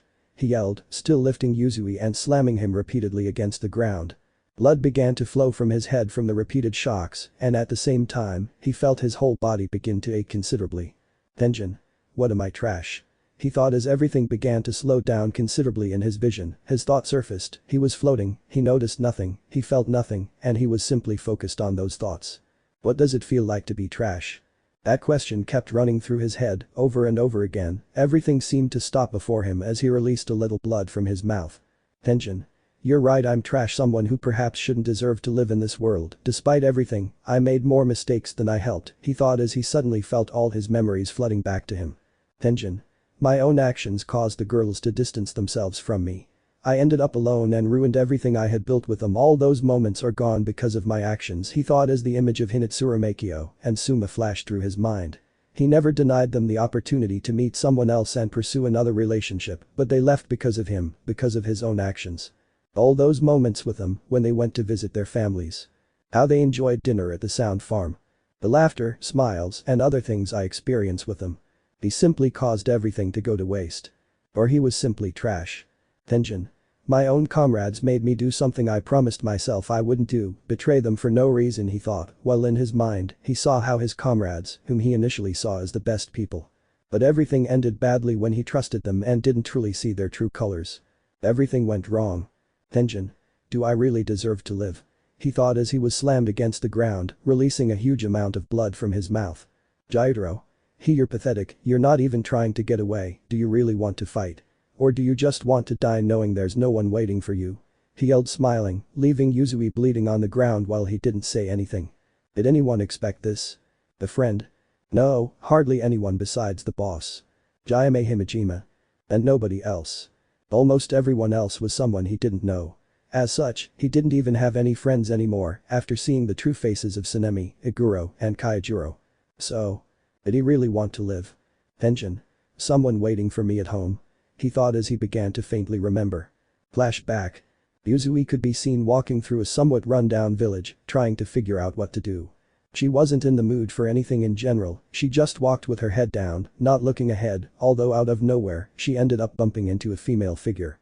Upon closer inspection, he noticed that she was a woman with black hair and blue eyes, a little small, although considering his large size, it was to be expected that she appeared small to him. At the same time, he noticed that she had somewhat pale skin and long hair that reached her waist, along with a white kimono with decorations. Overall, a beautiful place to walk around. Tenjin. I'm sorry, he said while looking at the woman who was smiling while holding a few bags in her hands. Oh, it's okay, I was distracted too, said the woman with a charming smile at that moment. While Yuzui was somewhat blushing, he couldn't deny that this woman was simply beautiful. Tenjin. Are you alright? I ask because of the bag she's carrying, he said, noticing the bags the woman was carrying. Perhaps it was a bold move, but he himself wanted to start over, perhaps it was a replacement for his wives. Or maybe not. He didn't know why he was doing it because he was depressed, he didn't have that typical lively attitude he always had, everything seemed dark to him now, he even started to think that maybe this was how Tomioka felt when he lost almost everything in his life. Having no one in my life was almost like having no purpose to go on or even to live in this world. Oh no, don't worry, it's nothing, said the woman with a big smile, looking at Yuzui, who was a little red. That smile. Warm. Something innocent. And simply seeing someone as beautiful as her was truly wonderful. Time skipped 3 weeks. During that time, Yuzui spent his time going to the village hoping to see that beauty, a woman he simply wanted to see. The atmosphere with her was simply calm, something he truly loved because that was something he was looking for. Inner peace, something that would fill his interior with tranquility while making him feel fulfilled. With his previous 3 wives, he didn't deny that he had a good time. He loved the atmosphere. It was quiet at times, but also noisy. But he remembered very well how it all started. They didn't even know each other. Their union was almost forced, which is why he was eaten up inside by that unease. And at the end of those 3 weeks, he managed to feel a tremendous connection with her, even going out for walks with her. Of course, he knew he seemed like a stalker for doing so, but he really needed to see her. That smile that simply filled her soul. One that illuminated. End of flashback. Tension. That smile that illuminates my greatest darkness, he thought as he was slammed against the ground, while the demon left him there looking at him with a very arrogant smile. Jairo. Let's answer what it feels like to be trash, he said, smiling chillingly, while looking at the pillar's body lying on the ground, which was bleeding. Tension.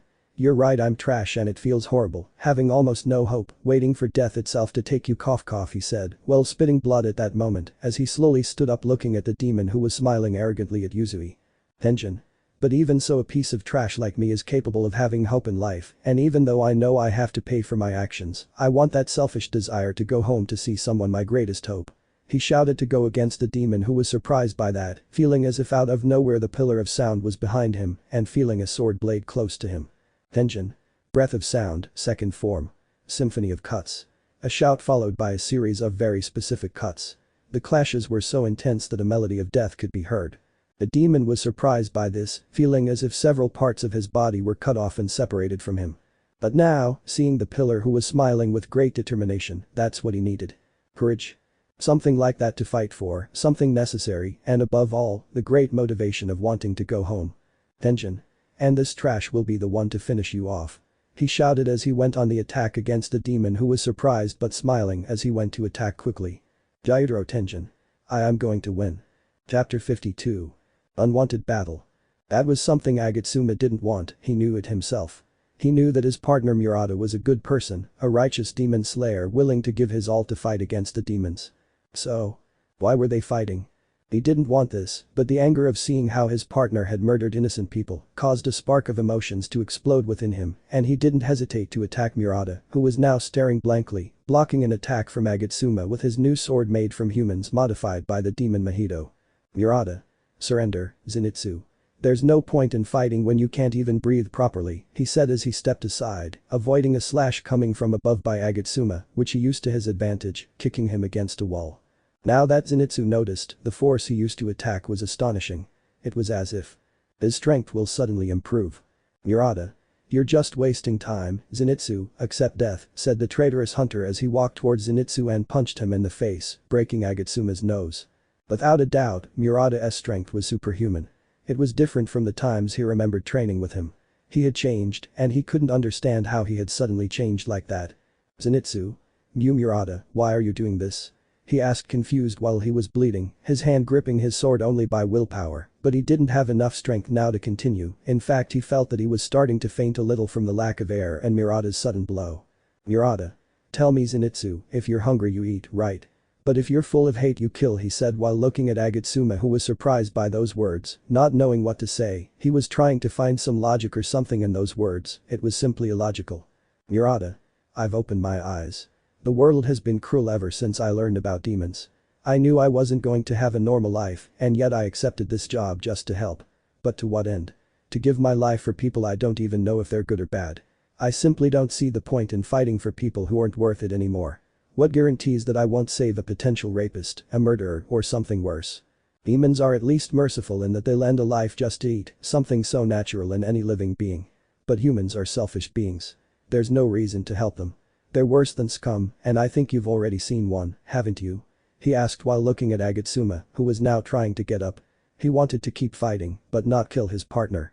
She wanted him to come to his senses so that everything could go back to the way it was before, but the words he was saying were starting to make her doubt a little. She didn't know what to answer, especially when he said that he saw someone who showed his true colors. He knew who he was talking about. Murata. I see you know, but you're not speaking. Who would have thought that the kind Tanjiro Kamado would have such a sudden change? Someone who can appear kind, wanting to help, but doesn't change his selfish nature. He only deceived us and showed his true colors when there was no longer any need to hide them. Demon slayers are the same. They go down that path of defending, but in reality, they're just corrupt people. And I want to end all of this. Those I killed were nothing more than worthless people who only deceived others for money, luxuries, and above all, wanting a night of pleasure. There's no reason for them to be in this world. He said as he raised his sword in the air, ready to strike Agatsuma, who was still surprised and beginning to tremble. The fear of death was clear. He was looking at the one who was going to be his executioner in this fight, but something didn't add up. Something told him not to let himself be killed, even though Murata's words had resonated deep within him, and the thought of protecting people had made him realize that a single memory and those words were enough to keep Zenitsu from succumbing to the temptation to turn against the hunters. And that was. Every life has value in the world, and no matter who it is, we must defend life, because we are not the ones to take another's life. Those words. Those things that touched his heart gave Agatsuma the strength to fight again, wanting to help his companion leave that path of darkness. Although. Murata. Die, he said as he was about to deliver a powerful cut to Agatsuma, who instinctively closed his eyes awaiting his death, but nothing came, rather what he heard was out of nowhere, the noise of something impacting and a wall breaking from the impact. Don't even think about letting them beat you, Zenitsu shouted the voice of his friend, Inosuke Hashibira, who arrived giving a powerful kick to Murata, causing him to be embedded in one of the walls, although he simply got up looking at the now two hunters. Murata. Another one, they're getting more and more annoying, he said as he plunged his sword into the ground and lifted it out of nowhere, a piece of the floor getting caught in the blade, and Murata threw it at them, hoping it would cause them more damage. Although. Inosuke.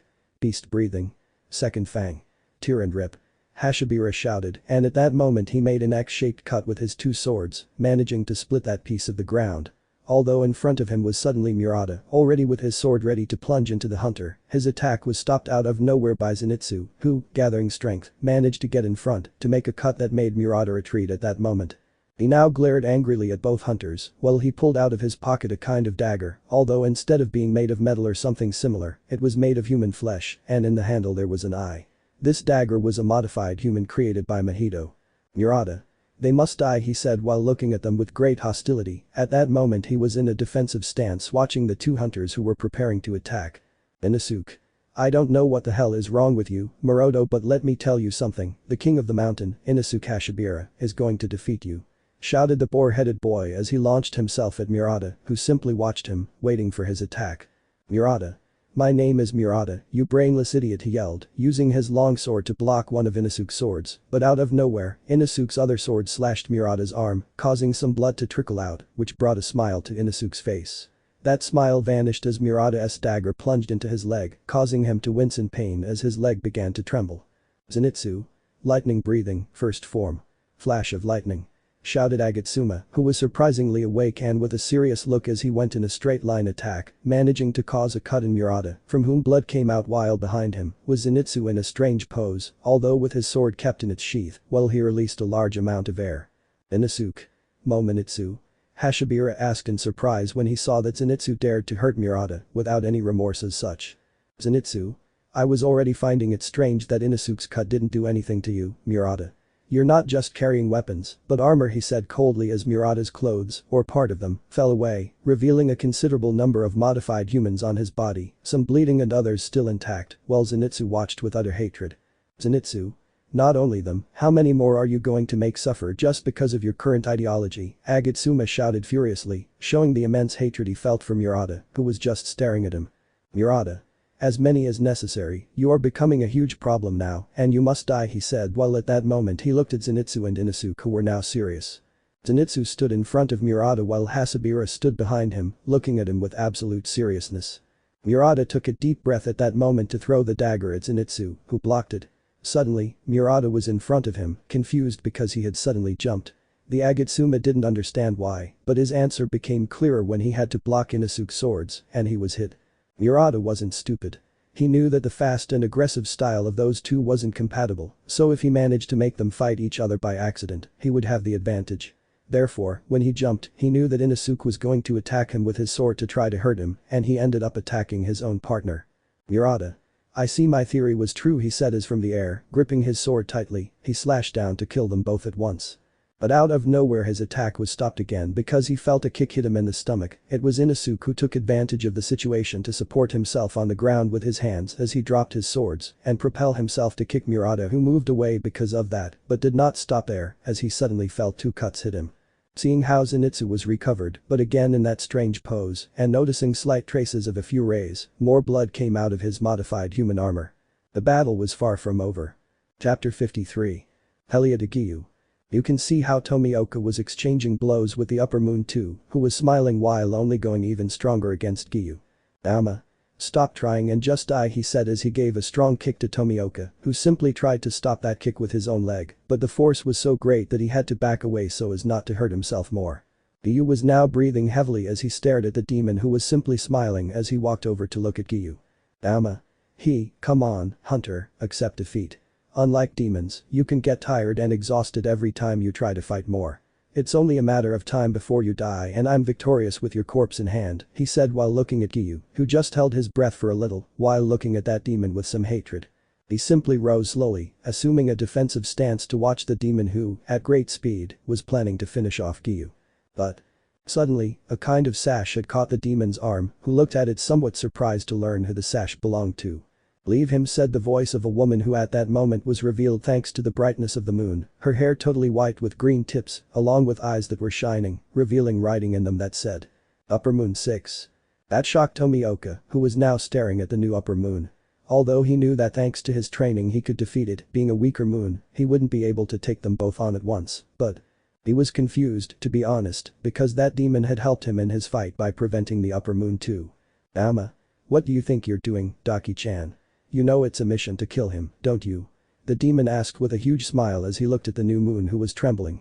Daki Upper Moon 6 had joined the battle with the intention of finishing her mission and finally finding some peace, but the problem was that she herself didn't know how she had attacked her superior. Why don't I attack that human? Why didn't he want to kill that human? Simple. She had identified with Giyuu during that short conversation she had with him, to the point that she felt comfortable with him, making killing him impossible for her, as she was beginning to experience feelings she hadn't felt for many years.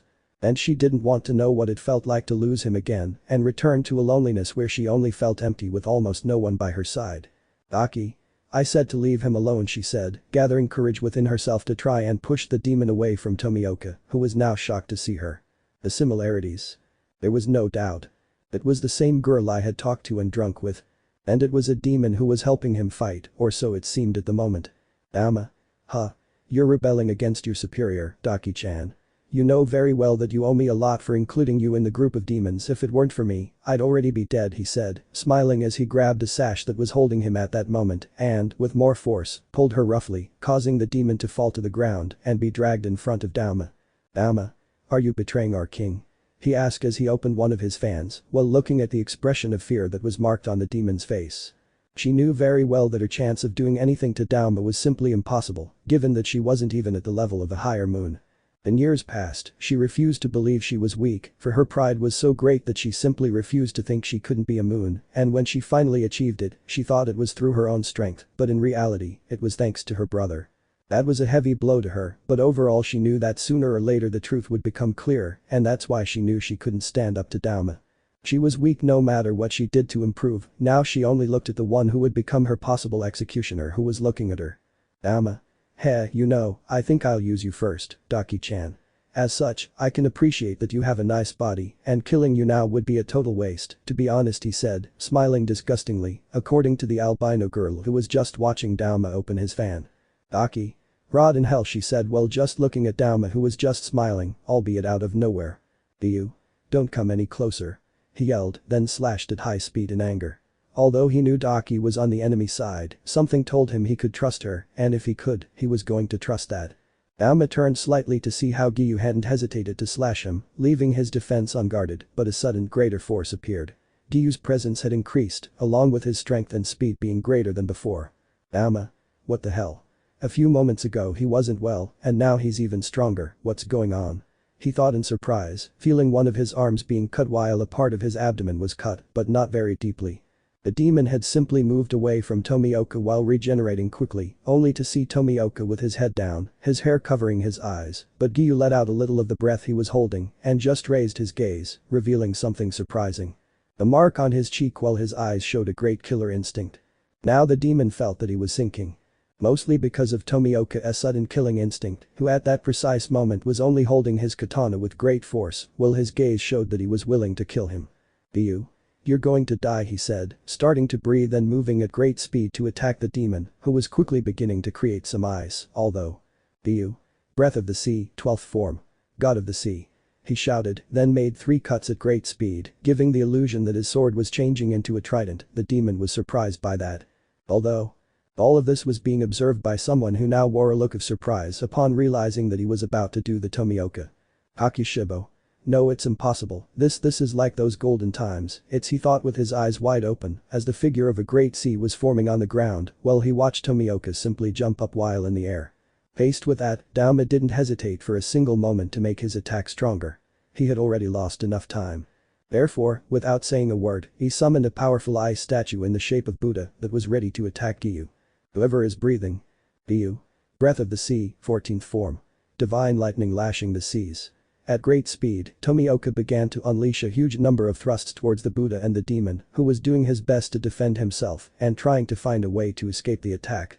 Aki, who was watching, was surprised. She hadn't expected this, to be honest. Throughout her life, she had killed several pillars, some stronger than others, but this was simply absurd. Never in her life had she seen such an amount of power, but. She noticed that Dauma was starting to escape, trying to leave, but she, knowing it would be difficult, extended her sashes, trapping the demon who stared in shock at the demon who was smiling. Aki. Die and go to hell. She screamed as she let her girdles be torn apart, but as they held the demon long enough, the thrusts were hitting even harder, causing several holes in the demon's body, who now had an expression of total shock. The giant ice Buddha was simply falling as Dauma fell, badly injured, blood flying out as many holes appeared in him. And whoever was watching was shocked. Hakushibo. No, impossible, Tomioka, could it be you? He thought as he stared at the imposing figure of his former partner standing behind Giyuu, who was displaying his mark on his cheek and breathing heavily, though. Glaring murderously at Dauma, who was terrified, trembling, and trying to regenerate something that was nearly impossible now. I stare in shock at something. The sword entirely crimson. Chapter 54. Tomioka now looked at Upper Moon 2, who was currently on the ground trying to regenerate. He was shocked. Throughout his life, no one was able to do anything to him, not a single wound that would cause him harm or even make him feel any fear in general. But. In front of him was a hunter with a completely empty gaze staring at that demon who didn't know what to say. The eyes, which according to some sayings are the reflection of the soul and were what characterized what a person felt, now could not show anything at all. He seemed to have no emotions now. Giyuu. Of all the demons that caused me emotions when I killed them, in all my short life so far, you are one of the few that I feel nothing when I hurt you or see you in this state, he said with a cold look. The mark on his cheek was shining a bright blue color, a little air was coming out of Tomioka's mouth, which showed that despite everything he was focused on everything. Giyuu.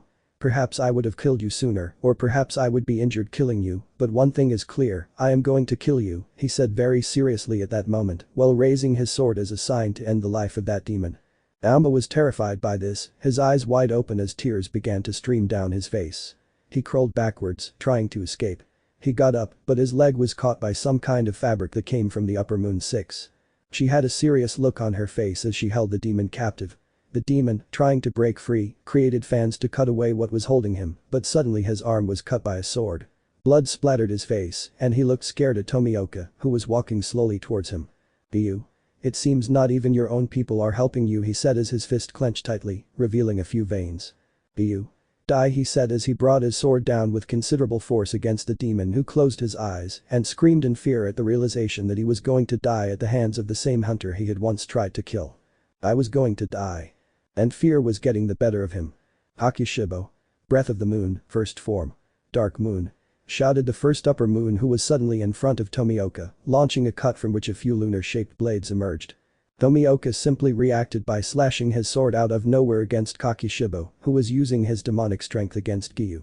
The impact was so great that a crater was created in the ground as the wind went crazy, although the result was quite clear at this point. Tomioka's sword had cracked a little, but managed to cut the demon's sword, who jumped, grabbing the head of the Upper Moon 2, who was surprised by the sudden appearance of his superior. Hakushibo. Without a doubt this brings back memories, said the demon, letting out some of his murderous instinct. A vein was showing on his forehead. The image of a boy with a light blue haori with a wave design, his sword breaking his own sword, was making him angry. Giyuu. He said nothing while in an attack position as a small piece of his sword fell to the ground, and it was shown that it was not going to last long. Even with the disadvantage of the weapon, Giyuu was going to fight no matter what. As a hunter, he was going to give his all, even if it meant dying. Hakushibo.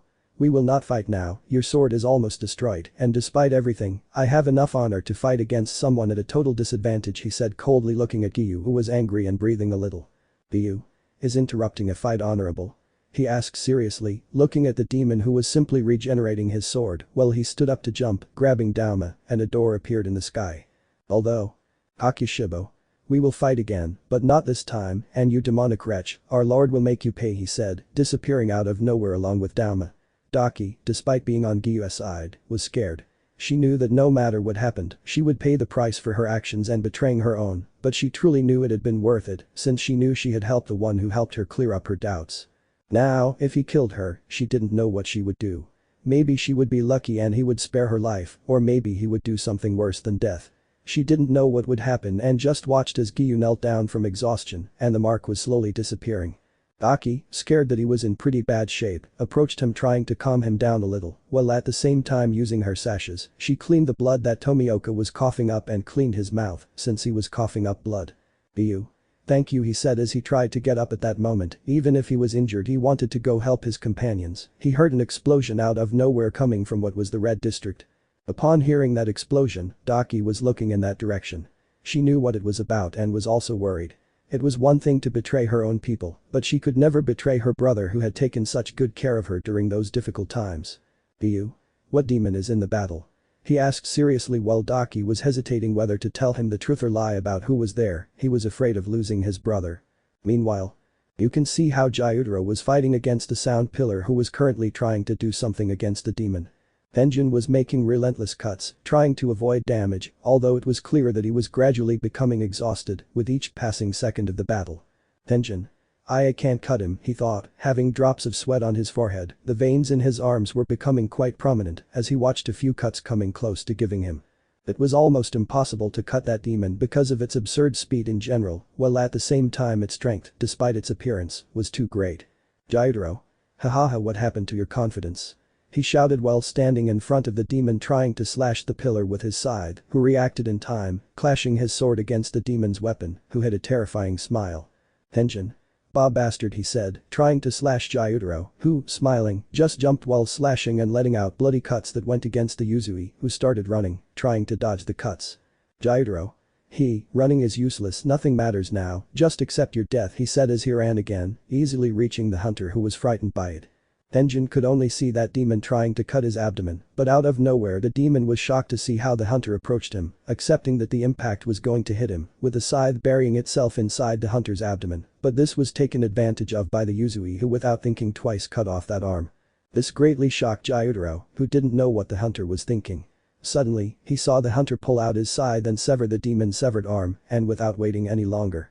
He used them to strike Gyutaro, who did not expect that, but even more surprised was his feeling that his own scythe pierced his head, cutting through the demon's skull and brain. Tenjin. I can't give up, he said, bleeding, while breathing and using his swords he was fighting again. Gyutaro, being a demon, was never affected by having a limb cut off. He made sure to poison his enemies no matter what, just so that no one would confront him while he died from the poison, although right now his own poison was affecting him, mostly because of the sudden impact on his brain, since in general, even being a demon, the brain was an important part for him to be able to react. Tenjin. Now then. He shouted to use the second form of his breathing technique, trying to quickly finish off the demon. However, it was all for nothing, since the demon, having a high regeneration rate, simply managed to react, as his legs were only cut off and he regenerated even faster. Gyutaro. Grrr, you wretch. Said the demon as he launched an attack against the hunter, who, due to the poison, was starting to tire a little faster than before, but still tried to stay on the sidelines, wanting to fight against the demon. Tenjin. I must continue, I already sent my crow to deliver a message, most likely the reinforcements will arrive, or maybe not. The important thing now is that he holds out as long as he can. He thought, attacking even harder against Gyutaro. But the slash from above, he used roar, generating an explosion that angered the demon, who quickly attacked the Yuzui. The demon, smiling, simply took out a few bombs, threw them into the air, and scattered them with his swords. The explosions confused the demon, who was trying to find the Yuzui by the scent of blood or something similar, but the smell of gunpowder confused him even more. Suddenly, he was hit by another huge explosion. Tenjin then used roar again, cutting an axe across the demon's back, who was enraged, and began to release more of his blood to attack. Gyutaro. Die. He shouted so that the large amount of blood would go against the hunter, who was surprised by this, dodging as best he could, although he could do little or nothing when he saw that several were going to hit him. Tenjin. So this is as far as I go, he thought as he watched all the attacks coming against him.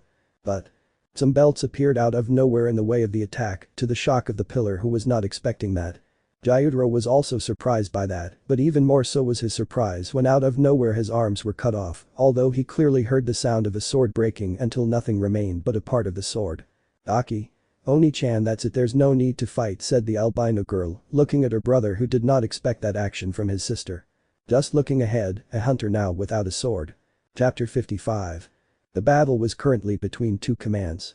On one side were the hunters, being the sea pillar and the sound pillar, although they were not fighting, rather the sea pillar was now in front of the sound pillar, who was confused because the battle had been interrupted by his partner and a demon who seemed to be connected to the upper moon. On the other side of upper moon 6, Gyutaro was confused about what was currently happening. His sister had never interrupted him when it came to killing, and now she was restraining him with her sashes to prevent him from killing that human. Without a doubt, all of this was quite confusing. Nobody understood anything at all, because in general both sides, instead of fighting, were standing still and not attacking anyone at that moment. Tenjin. Tomioka, what are you doing? The first to speak was the sound pillar in a shout, and quite a doubt at that moment, while pointing one of his swords at Giyuu. This time he was angry. The demon hunter organization always had one thing clear, and that was that every demon they saw, they had to try or rather kill it as such. Giyuu. There's no need to fight here anymore, Yuzui, they're not enemies, he said seriously while looking at the other pillar, who was starting to get veins on his forehead, while his expression became even more furious. Tenjin. What nonsense are you spouting, Tomioka, they're demons. They've murdered innocent people. And you're telling me they're not enemies. One of them almost killed me, in case you didn't notice. He shouted angrily as he took a breath to get into one of his stances, but then out of nowhere. Aki. In truth, we don't want to fight anymore, we're not enemies, said the albino woman looking at the hunter, although she was grabbed by his arm with some force as such. Gyutaro.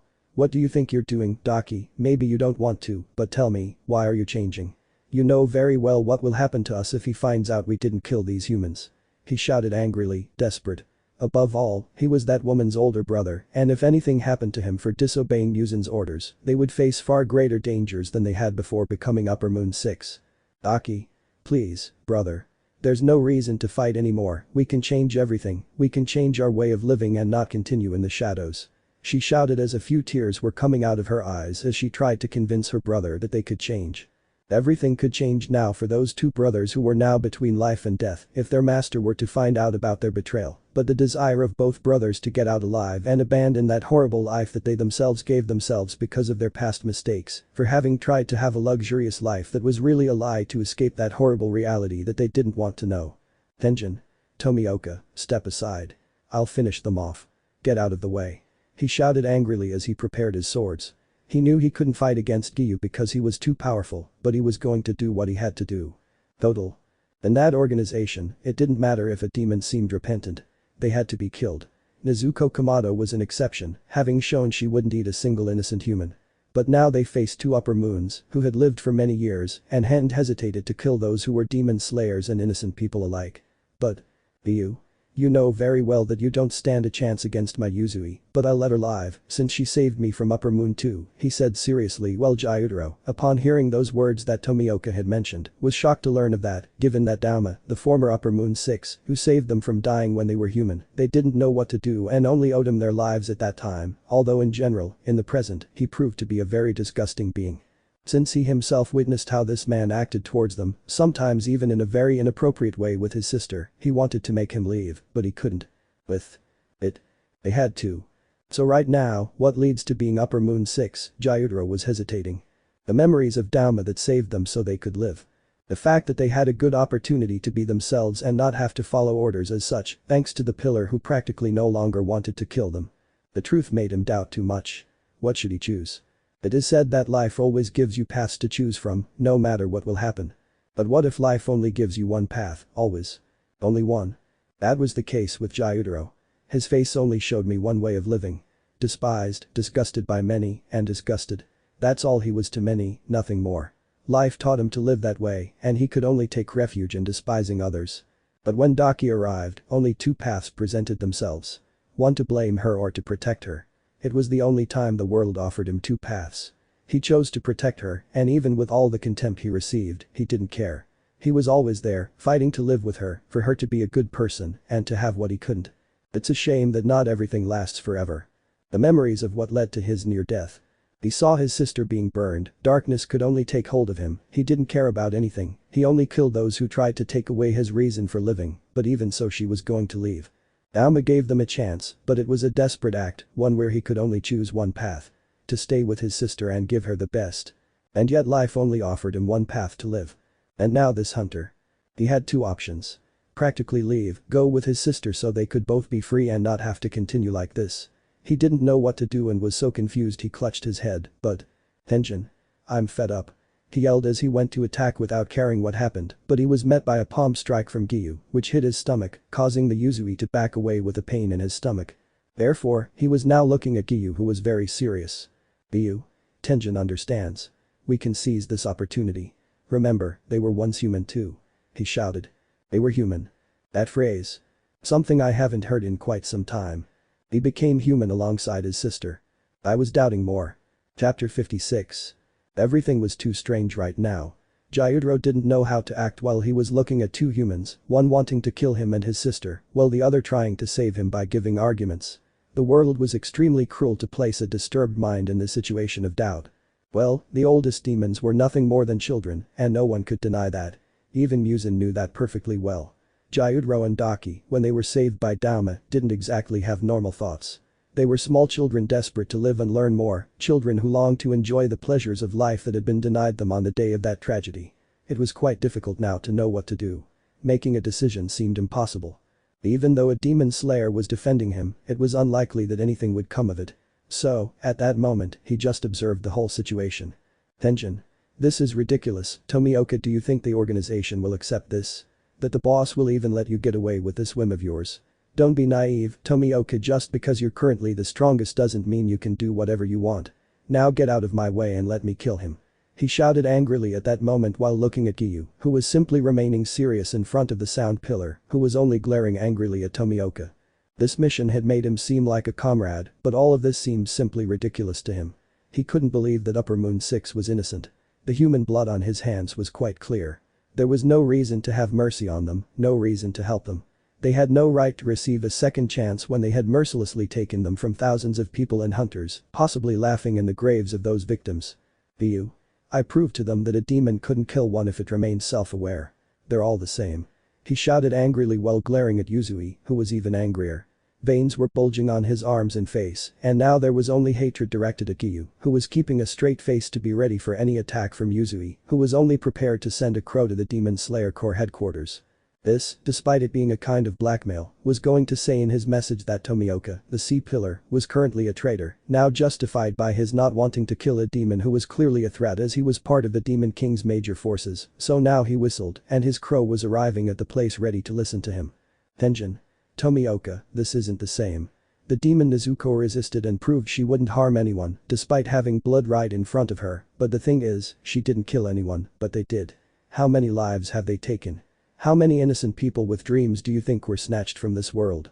These things simply aren't the same as the demon Nezuko, and I consider you a traitor. He shouted angrily while looking at Giyuu, who simply sighed and suddenly appeared in front of Yuzui, who was about to attack. But then, out of nowhere, Daki grabbed Giyuu with her sashes, surprising the strongest demon slayer. Daki.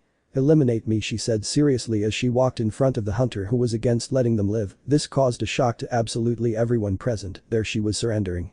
Daki. You're absolutely right, I caused so much harm, and there's no way to undo this. The lives I took will never return, and I'm certainly not going to be forgiven, that's why I want you to kill me, but leave my brother alone. Leave him alone. He acted according to my whims, because of my selfishness, like a damned greedy brat. He doesn't deserve this. If you want to kill me, do it. She shouted seriously as she stood before Yuzui, now on her knees, her neck exposed.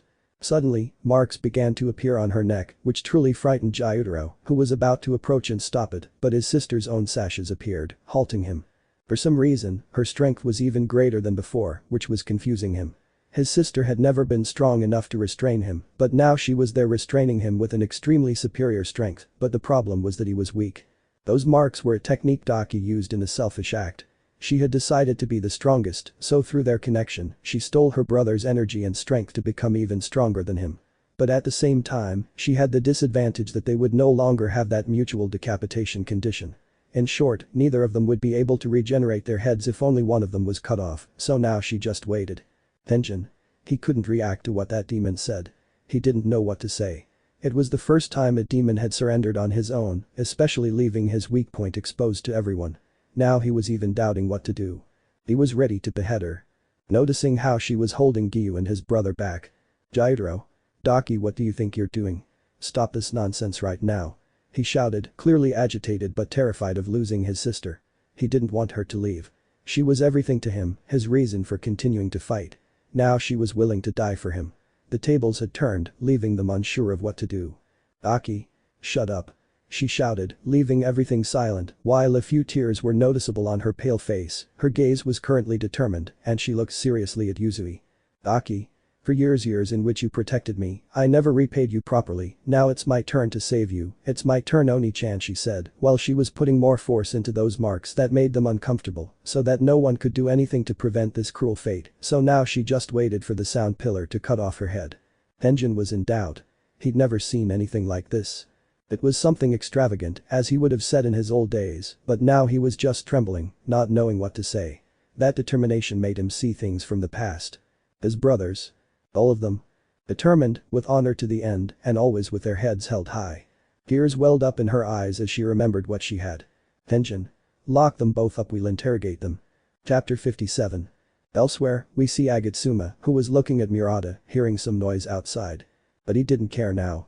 He was looking at the large amount of blood in the surrounding area. Inosuke stood very still beside him, both staring at the pieces of meat scattered in front of them. They couldn't tell exactly what parts. It was impossible. The things on the ground were just pieces of meat that were impossible to identify even with a certain ability. There wasn't a trace of a hand, or even a single finger. In front of them stood a human figure, panting as if it had fought for days, months, and much longer, but in truth, it had only fought for a few hours. And the one standing in front of them was Murata himself, his human body armor shattered, completely broken without even a chance of withstanding further cuts from the hunters, and yet the boy still wanted to fight, or rather he was looking with pure hatred at the hunters in front of them, his body weapon equally broken. He wasn't the best hunter. Battle experience was definitely something he lacked. He was weak against these hunters who had undoubtedly evolved, something he hadn't. The frustration was immense within him, and even more so his hatred for hunters. Murata. Shit, he yelled as he dropped his weapon to the ground, one eye swollen shut by blood running down his forehead. He glared at the two hunters in front of him, but then stood up, looking away. Zenitsu. There's no need to fight anymore, Murata, this is over, he said seriously, his hand trembling. He had taken the lives of demons, but he wasn't ready to take a human life. He wasn't trained for that. Without a doubt, he couldn't maintain his composure against this comrade. Inosuke. Just give up already, he said, his tone no longer arrogant or anything. He was somewhat affected by the battle, feeling a bit tired, but he was truly nervous. He didn't know what to do against this person now. Damn it, he wouldn't hesitate to kill them once he had the chance, but now it was different. He didn't know what to do. His eyes stared at Murata, who was smiling angrily and then starting to laugh. Murata. Ha ha ha ha. Surrender. I'll never do that, it's so close to this world being riddled of this damn plague. He shouted, entering into euphoria. He wasn't thinking clearly, just looking to the side with a hopeful expression. It was incredible that at that moment he was still thinking like that. Zenitsu? What's wrong with you? You know lives are important. Nobody can. He didn't finish his sentence because at that moment Murata glared at him with fury in his eyes, without saying much else. Murata. What are you going to tell me, Agatsuma, that all life is to be respected? We can't take lives. Well, you know what? You've been deceived, Agatsuma. Would you forgive a murderer? A rapist, a drug dealer? Or even the murderer of your loved ones? We only respect the lives of those who have earned that respect. Humans are corrupt beings from birth. From childhood, we commit every sin imaginable and feed on those sins. We become greedy, envious, consumed by anger. Tell me, don't those things sound familiar to you? You're always after women, you look at women hoping to marry them, but you don't even bother to get to know them. You ask them everything, just about marriage.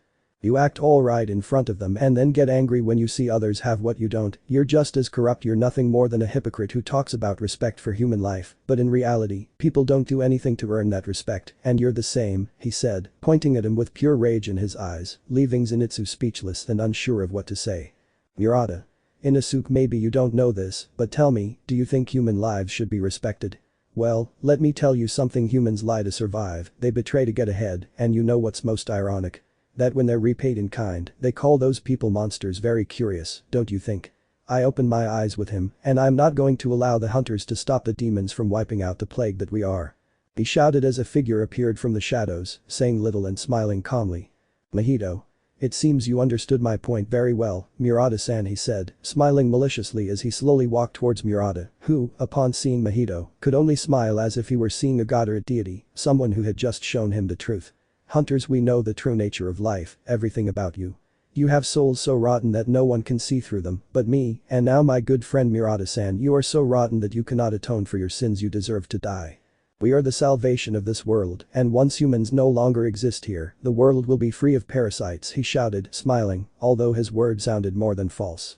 In truth, this demon loved what he was seeing. Hatred, anger, confusion, and other negative emotions. It wasn't food, but it was a great way to enjoy one of life's pleasures. Watching one species destroy another. Inosuke. It's a lie, the boy said, wanting to believe it was just a lie. He had never heard such words before. He hoped the world was as he had always imagined it. He looked at Zenitsu, who stood motionless, unsure what to say, trembling. Murata. Ha, they opened their eyes. It's sad to know it ends like this. Betrayals never come from an enemy, but from a friend, don't you think, Zenitsu? I accept that I'm rotten, but I no longer consider myself false. I accept my nature, and I won't hesitate to kill them, he said, smiling chillingly as he approached Mahito. Both hunters were about to act, but some deformed things on the ground trapped them, preventing them from moving. Mahito. Do you want to be the hero of this story, Murata-san? He asked, smiling and placing his hand on the shoulder of the boy who was calm. Murata. Hero.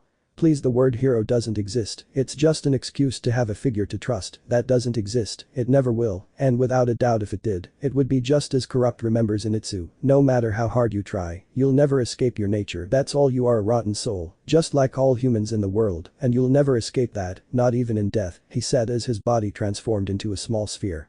Mahito calmly held the sphere, looking at it indifferently, and threw it. Out of nowhere, the sphere transformed into a pile of spikes that flew towards the hunters. They strained to escape, but nothing worked. Those deformed creatures wouldn't let them move at all. But something Inosuke, desperately trying to move, didn't notice was Zenitsu's blank stare empty. He didn't seem to understand why they were fighting now.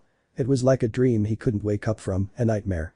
Mahito, gazing at it with an expression of pure pleasure on his face, found it exquisite.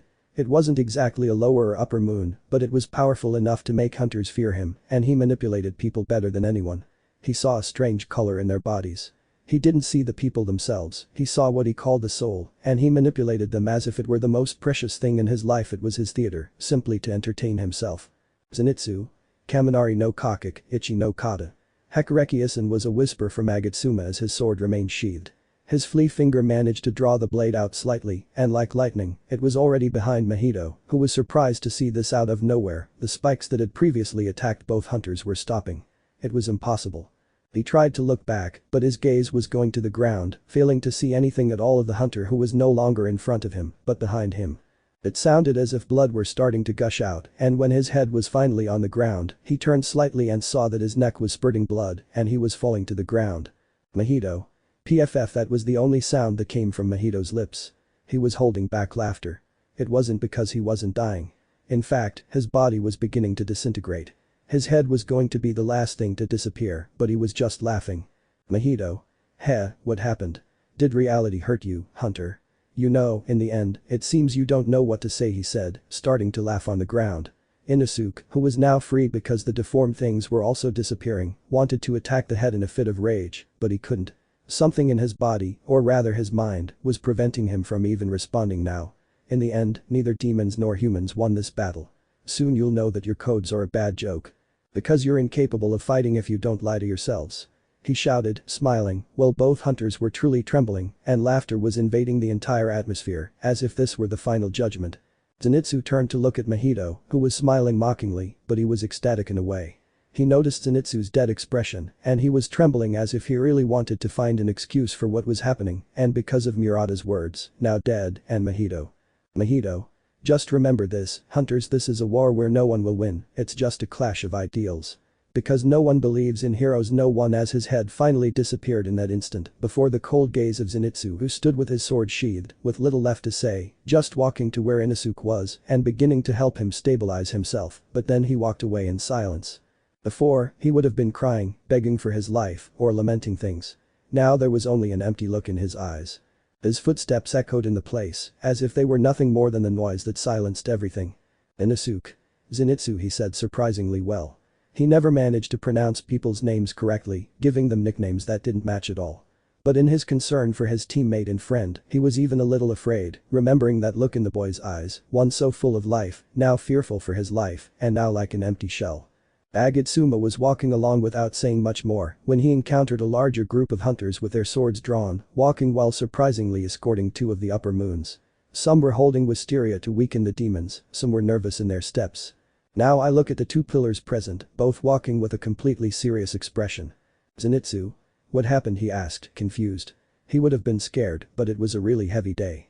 He was tired, not physically, but mentally he felt like he was about to collapse. Tension. This will be discussed with Oyakata-sama, he said seriously as he walked alongside Tomioka.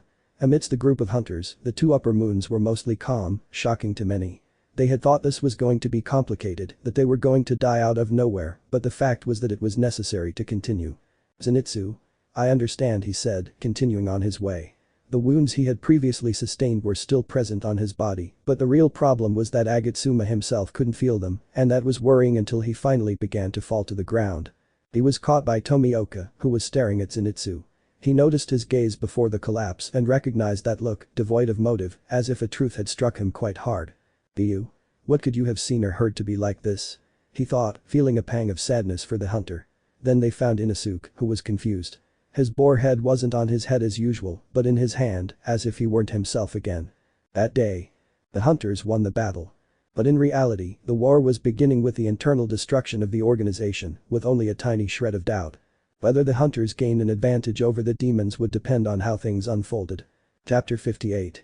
Hunters' headquarters, Kagaya-Yabashiki Estate.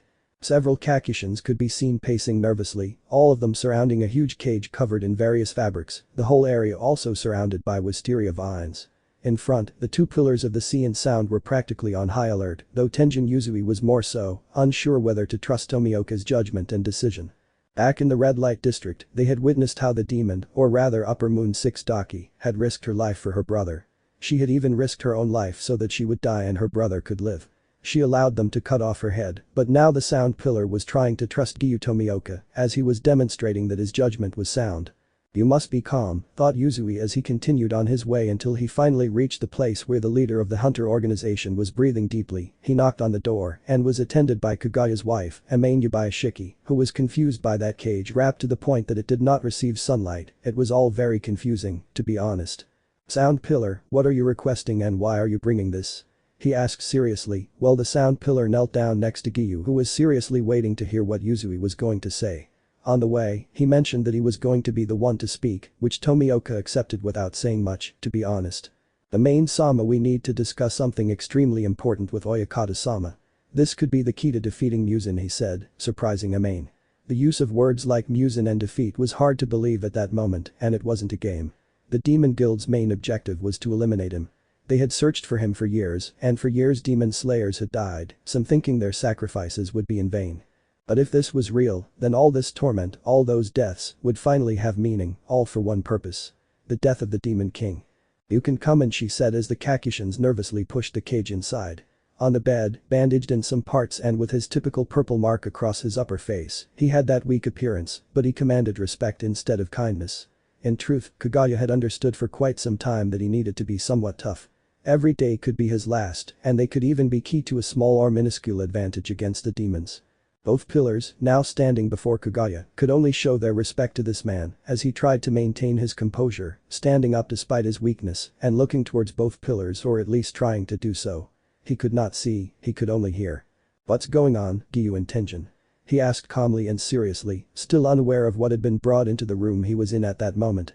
Oyakata-sama, first of all, I apologize for what we've brought to this place, but in this cage is Upper Moon 6, said the former shinobi as he walked towards the cage, removing everything on top to reveal Daki and Gyutaro. Both were sitting without showing respect, at least Gyutaro, who was looking at Kagaya with a bit of curiosity. This demon, as he remembered from his time as a human, had always been horrible, with a sickly, dirty appearance, and other things that were very bad in the area where they were born, where appearance was absolutely everything. If you had even one flaw, you were truly despised. And now, looking at Kagaya, who had a rather curious appearance, he wondered why someone with that look had all those things. A mark covering almost his entire face made him wonder why he didn't have the same luck. He was about to give in to envy again, but a hand landed on his shoulder. He turned to see Daki, or rather, Yume, who was shaking her head at him, causing him to really clench his teeth a little and just hold back the urge. I was waiting to see what they were going to do to them, and if it really was a trap or something that was going to at least take the lives of the Ibayashiki family as such. Why is a higher moon here? He asked seriously. Instead of being completely terrified, he was on high alert. Even though the leader was incapable of fighting, he wasn't going to be calm while a demon was practically on his property, hoping this was some kind of sick joke. Oyakata-sama, while this may be seen as an act of betrayal on my part, I'm doing this because what I saw simply shocked me, and now I understand a little as well how the sea pillar made the decision to spare Nezuko Kamado's life back then, he said seriously, while Yabayashiki was intrigued by Yuzui's words. Even during Nezuko's trial, all the pillars, including Yuzui, had refused to spare her life, but hearing Yuzui say something like that now caught his attention. Continue, he said as the sound pillar simply stood up. Gone were those flashy attitudes, much less that lively demeanor. This made Kagaya slightly sad. He missed the old ways of his children, as he still called them in his heart, but he had to be firm now. This was truly a unique opportunity to make everything right. Well, when we went on the mission to the red light district, according to Tomioka's report, he faced Upper Moon 2, managing to hold his own for a moment. But that's not all. Upper Moon 6 also joined the battle, trying to prevent Tomioka from being affected. This might be questionable, but it wasn't over. The Upper Moon 6 are two brothers, and I faced one of them. I had trouble, but it didn't end there. In the middle of the battle, Tomioka and the other Upper Moon 6 went to help the brother, but the girl here left herself defenseless, so I could cut off her head. They're willing to help the organization, according to their own words, he said, while Kagaya was thinking about all this, somewhat confused. The oldest demons thought they were among the most loyal to Muzan, but hearing this was strange for even the most sincere being, so he could only sigh. I want you to tell me where those demons are, he said seriously as his somewhat nervous wife went to help him, guiding him to where both demons were. Kagaya opened the cage without hesitation, while Yuzui just held the swords on his back, more for safety than anything else. The sound of the cage door being opened could be heard, and both demons were completely free at that moment, but they didn't move. They were looking at Kagaya, who was blind, but clearly trying to keep his gaze fixed on these demons. He said nothing, just extended his hand. Even though he was somewhat weak, he risked it to see if they were willing to cooperate. Since Gyutaro and Yume said nothing, they looked at it somewhat confused, to be honest. They were both looking at the hand of their master's greatest rival. Right now they could kill him, they could try to do something against him. But doubts arose. Once Kagaya and his legacy were completely eliminated, what would become of them? As they remembered, they were merely moons in Muzan's game. He didn't care who reached that position, only whether they were strong and useful. But this would never guarantee their continued survival. They knew how selfish Muzan was, they knew his ambition to surpass the sun. They knew that even if his head were cut off, it was impossible to kill him that way, but when he completely dominated the sun, it was likely he would even kill all the moons, because with that, one thing was clear. He was going to be the perfect being he longed to be, and he wouldn't need anyone else at all, because there would be absolutely no one left. Gyutaro only joined to protect Yume, and he didn't want her to suffer. If this was the only chance he had to protect his sister, he would accept it except joining the enemy, helping them, and putting himself at risk against Muzan, so that she could have a good, but normal, life, not just going out at night. If you help us we promise to help in return, he said as he began to raise his hand to shake hands. The contact was a pact. For the first time in all of human history, a demon who was almost entirely in Muzan's service was agreeing to help humans. For a few moments, the Yabayashiki's smile was returning, that calm smile he gave to the hunters he considered his children, and all he could say was, "Welcome to the Demon Hunting Brotherhood," he said as a small tear escaped from his eyes, causing both demons to be surprised at how easily he accepted. Maybe, just maybe, for the first time in a long time these demons who had suffered so much were going to have one more chance to live a normal life. Infinite Castle. Muzan could be seen extremely angry, his fists were clenching to the point that his own claws were digging into the palms of his own hands, the whole base was trembling, the few who were there were afraid of what was happening. Muzan managed to find out what was happening with Gyutaro and Daki. He was furious and could practically eliminate them by bringing them to the base with Nakam, but everything was completely blocked. Nakam's ability was based simply on her capacity to know where everything was, what place it was, and if she had seen it. Now, communication through blood was an option, but Muzan had the same weakness as Nakam. He had to know what place it was. And furthermore, he could only eliminate them if they managed to say his name, a form of communication that is quite unlikely to happen. He was angry. This was a total betrayal of himself, so now he looked at 3 of his present moons. Bakaza to the upper moon 3. Ama to the moon above 2. Akushibo of the first month. The 2 upper moons he entrusted to them had failed in their mission to eliminate the pillar of the sea, and now he was angry. He planned to kill them, but he needed them, even though he saw the pathetic state in which Dauma was, scared, that generated a lot of disgust in him, to be honest. I give you such a simple mission, and you don't have the ability to do anything? He asked angrily, looking at the 2 strongest upper moons. Okaza didn't understand what was happening at that moment. He really needed something because he was currently losing his advantage. I was going to do something I didn't expect, to be honest. I'll give you one last chance, but Dauma, you're going to face Akaza for a position. I'm tired of this. Even though he's somewhat weaker than you, he's capable of doing more against that human. We'll see if you're necessary to be a moon, because otherwise Akaza will take your place or absorb you, he said while looking at the 3 moons. Chapter 59. Pinka Mariposa. Recovery Room. Both the Sea Pillar and the Sound Pillar were sent to the Butterfly Estate to heal their wounds. Although they survived, their injuries were quite serious. Giyuu lay on a cot resting, his constant activity missions, training leaving him with little time to rest. He was exhausted and longed for some sleep. Nights were hardly enjoyable for a demon slayer, and sleeping during the day wasn't much better. Waking up suddenly in the middle of the night only added to the discomfort. He appreciated the comfort of the cot, and it would have been better if he weren't at the Butterfly Estate. While it was a place where people went to recover, the Sea Pillar felt uncomfortable there because of the presence of the Kacho. For Giyuu, forgiveness was difficult, very difficult at the moment, and that was something that wasn't helping him without him even realizing it. His mind was clinging to that idea, to that memory of the betrayal he had suffered some time ago. He had family at that time, partners, his sister, a place to live, but his reason for continuing to fight was that mentality that he was almost the only one suffering at that moment. It was preventing him from moving forward without him even realizing it. I hope I can leave as soon as possible, Tomioka thought, his eyes closed. He paid no attention to anything in the place, simply wanting to occupy his mind with nothingness. The silence, the sun's rays on his face, helped him relax. He even thought this was the calm before the storm. You never know what will happen, whether you live or die the next day, whether you'll have a peaceful death or one filled with suffering. It all depended on fate, and despite having a good life, Tomioka knew that nothing good lasts forever. So he was going to rest, to take advantage of this small moment for himself before the worst storm appeared, but the sound of the door interrupted him. His normal reaction in the past would have been to simply ignore it, but in this time it was complicated. He knew the hatred that a few pillars, and other former pillars, had for him until they earned that position again and challenged him to fight again.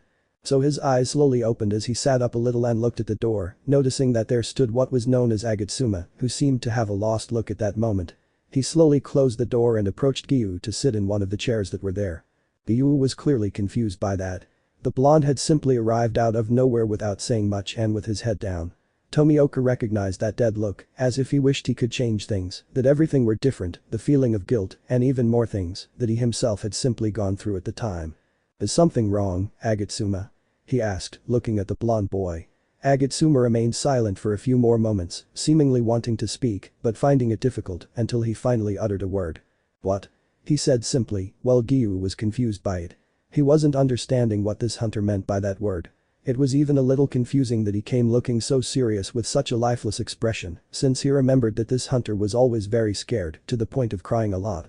He knew this because he used to visit Tanjiro to make sure he was alright, but then he looked at the other hunters, so it was strange to see this hunter who was always afraid acting like this. You need to be more specific, Agatsuma, he said without flinching, while the blonde boy looked up to ask the question. How do you bear the guilt without thinking of giving up? He said, looking at Tomioka, who was a little surprised by this. Before he could say anything else, the blonde simply continued, on the last mission, I lost a comrade, a friend. Not because he's dead, he is, but his vision is gone. He joined the demon side without becoming one, but he blurted out things I never thought about at the time. And now I wonder if I had spent more time with that friend, talking, trying to support him instead of being a coward, would everything have been different? He said, his gaze turning slightly terrifying, trembling. Doubts were constant with every passing moment. His eyes widened as if he were blaming himself every instant. Tomioka truly recognized those fears he had carried every day of his life before. This was where Agatsuma was, placing his hand on the man's shoulder so that he could calm down and breathe easily, while at the same time he wanted to see how he was doing. He had to see the damage. "Tell me, Agatsuma, what happened?" he said, looking at the blonde boy who was breathing heavily, tears welling in his eyes. He was trying to stay strong, wanting this image he considered pathetic to disappear once and for all. Agatsuma had always been someone no one expected, with no family waiting for him, no one loving him, everyone having a bad image of him. He could only try to force himself to erase that image he had of himself. "Murata, I just don't know if he was influenced by a demon, but he went with him, he attacked me and Inosuke, we defended ourselves, but every time we tried to talk, he said things I didn't expect. I want to think that if I had talked to him, everything would have been different," he said as tears began to flow. He wanted to scream and tried to do more, but it was almost impossible now. Meanwhile, Tomioka simply recognized that name. He knew Murata. He had survived the final selection of hunters alongside him. He was a good person, maybe not the best hunter of all, strong, but it was simply difficult to imagine someone like him joining the demon side, even without becoming one of them himself. But he was thinking about what to say to Zenitsu, because he knew that guilt isn't a suitcase we choose to carry on our shoulder, but a stone embedded in our chest that grows heavier with every heartbeat. It's born in silence, day after day, until the muscle of endurance atrophies and the will bends. So, one does not let go of guilt by choice, but through the inevitable collapse of the spirit, which no longer has the strength to bear that weight. Agatsuma, I can only tell you one thing, never think about what if things that happened. The past is not something that can be erased with a simple thought, and of course the guilt one feels hurts a lot, but we move forward, he said, while Zenitsu could only say something that made Tomioka reflect. "Tomioka-san, can we hunters be considered heroes?" he asked, his voice slightly broken, looking at Giyuu who was simply thinking about that. He knew what he meant by that, but unfortunately the answer was a resounding no. "No, Agatsuma, demon slayers aren't heroes," he said, leaving the blonde stunned by Tomioka's words. His mind raced, trying to understand what was happening, but the cold pillar continued, "We can't consider ourselves heroes, Agatsuma.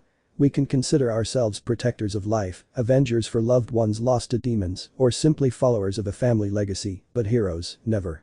We don't fight for recognition. We aren't known by the people. We annihilate demons." He removed his hand from the blonde's shoulder, who stared at Giyuu, wondering what the point was of continuing to be demon slayers.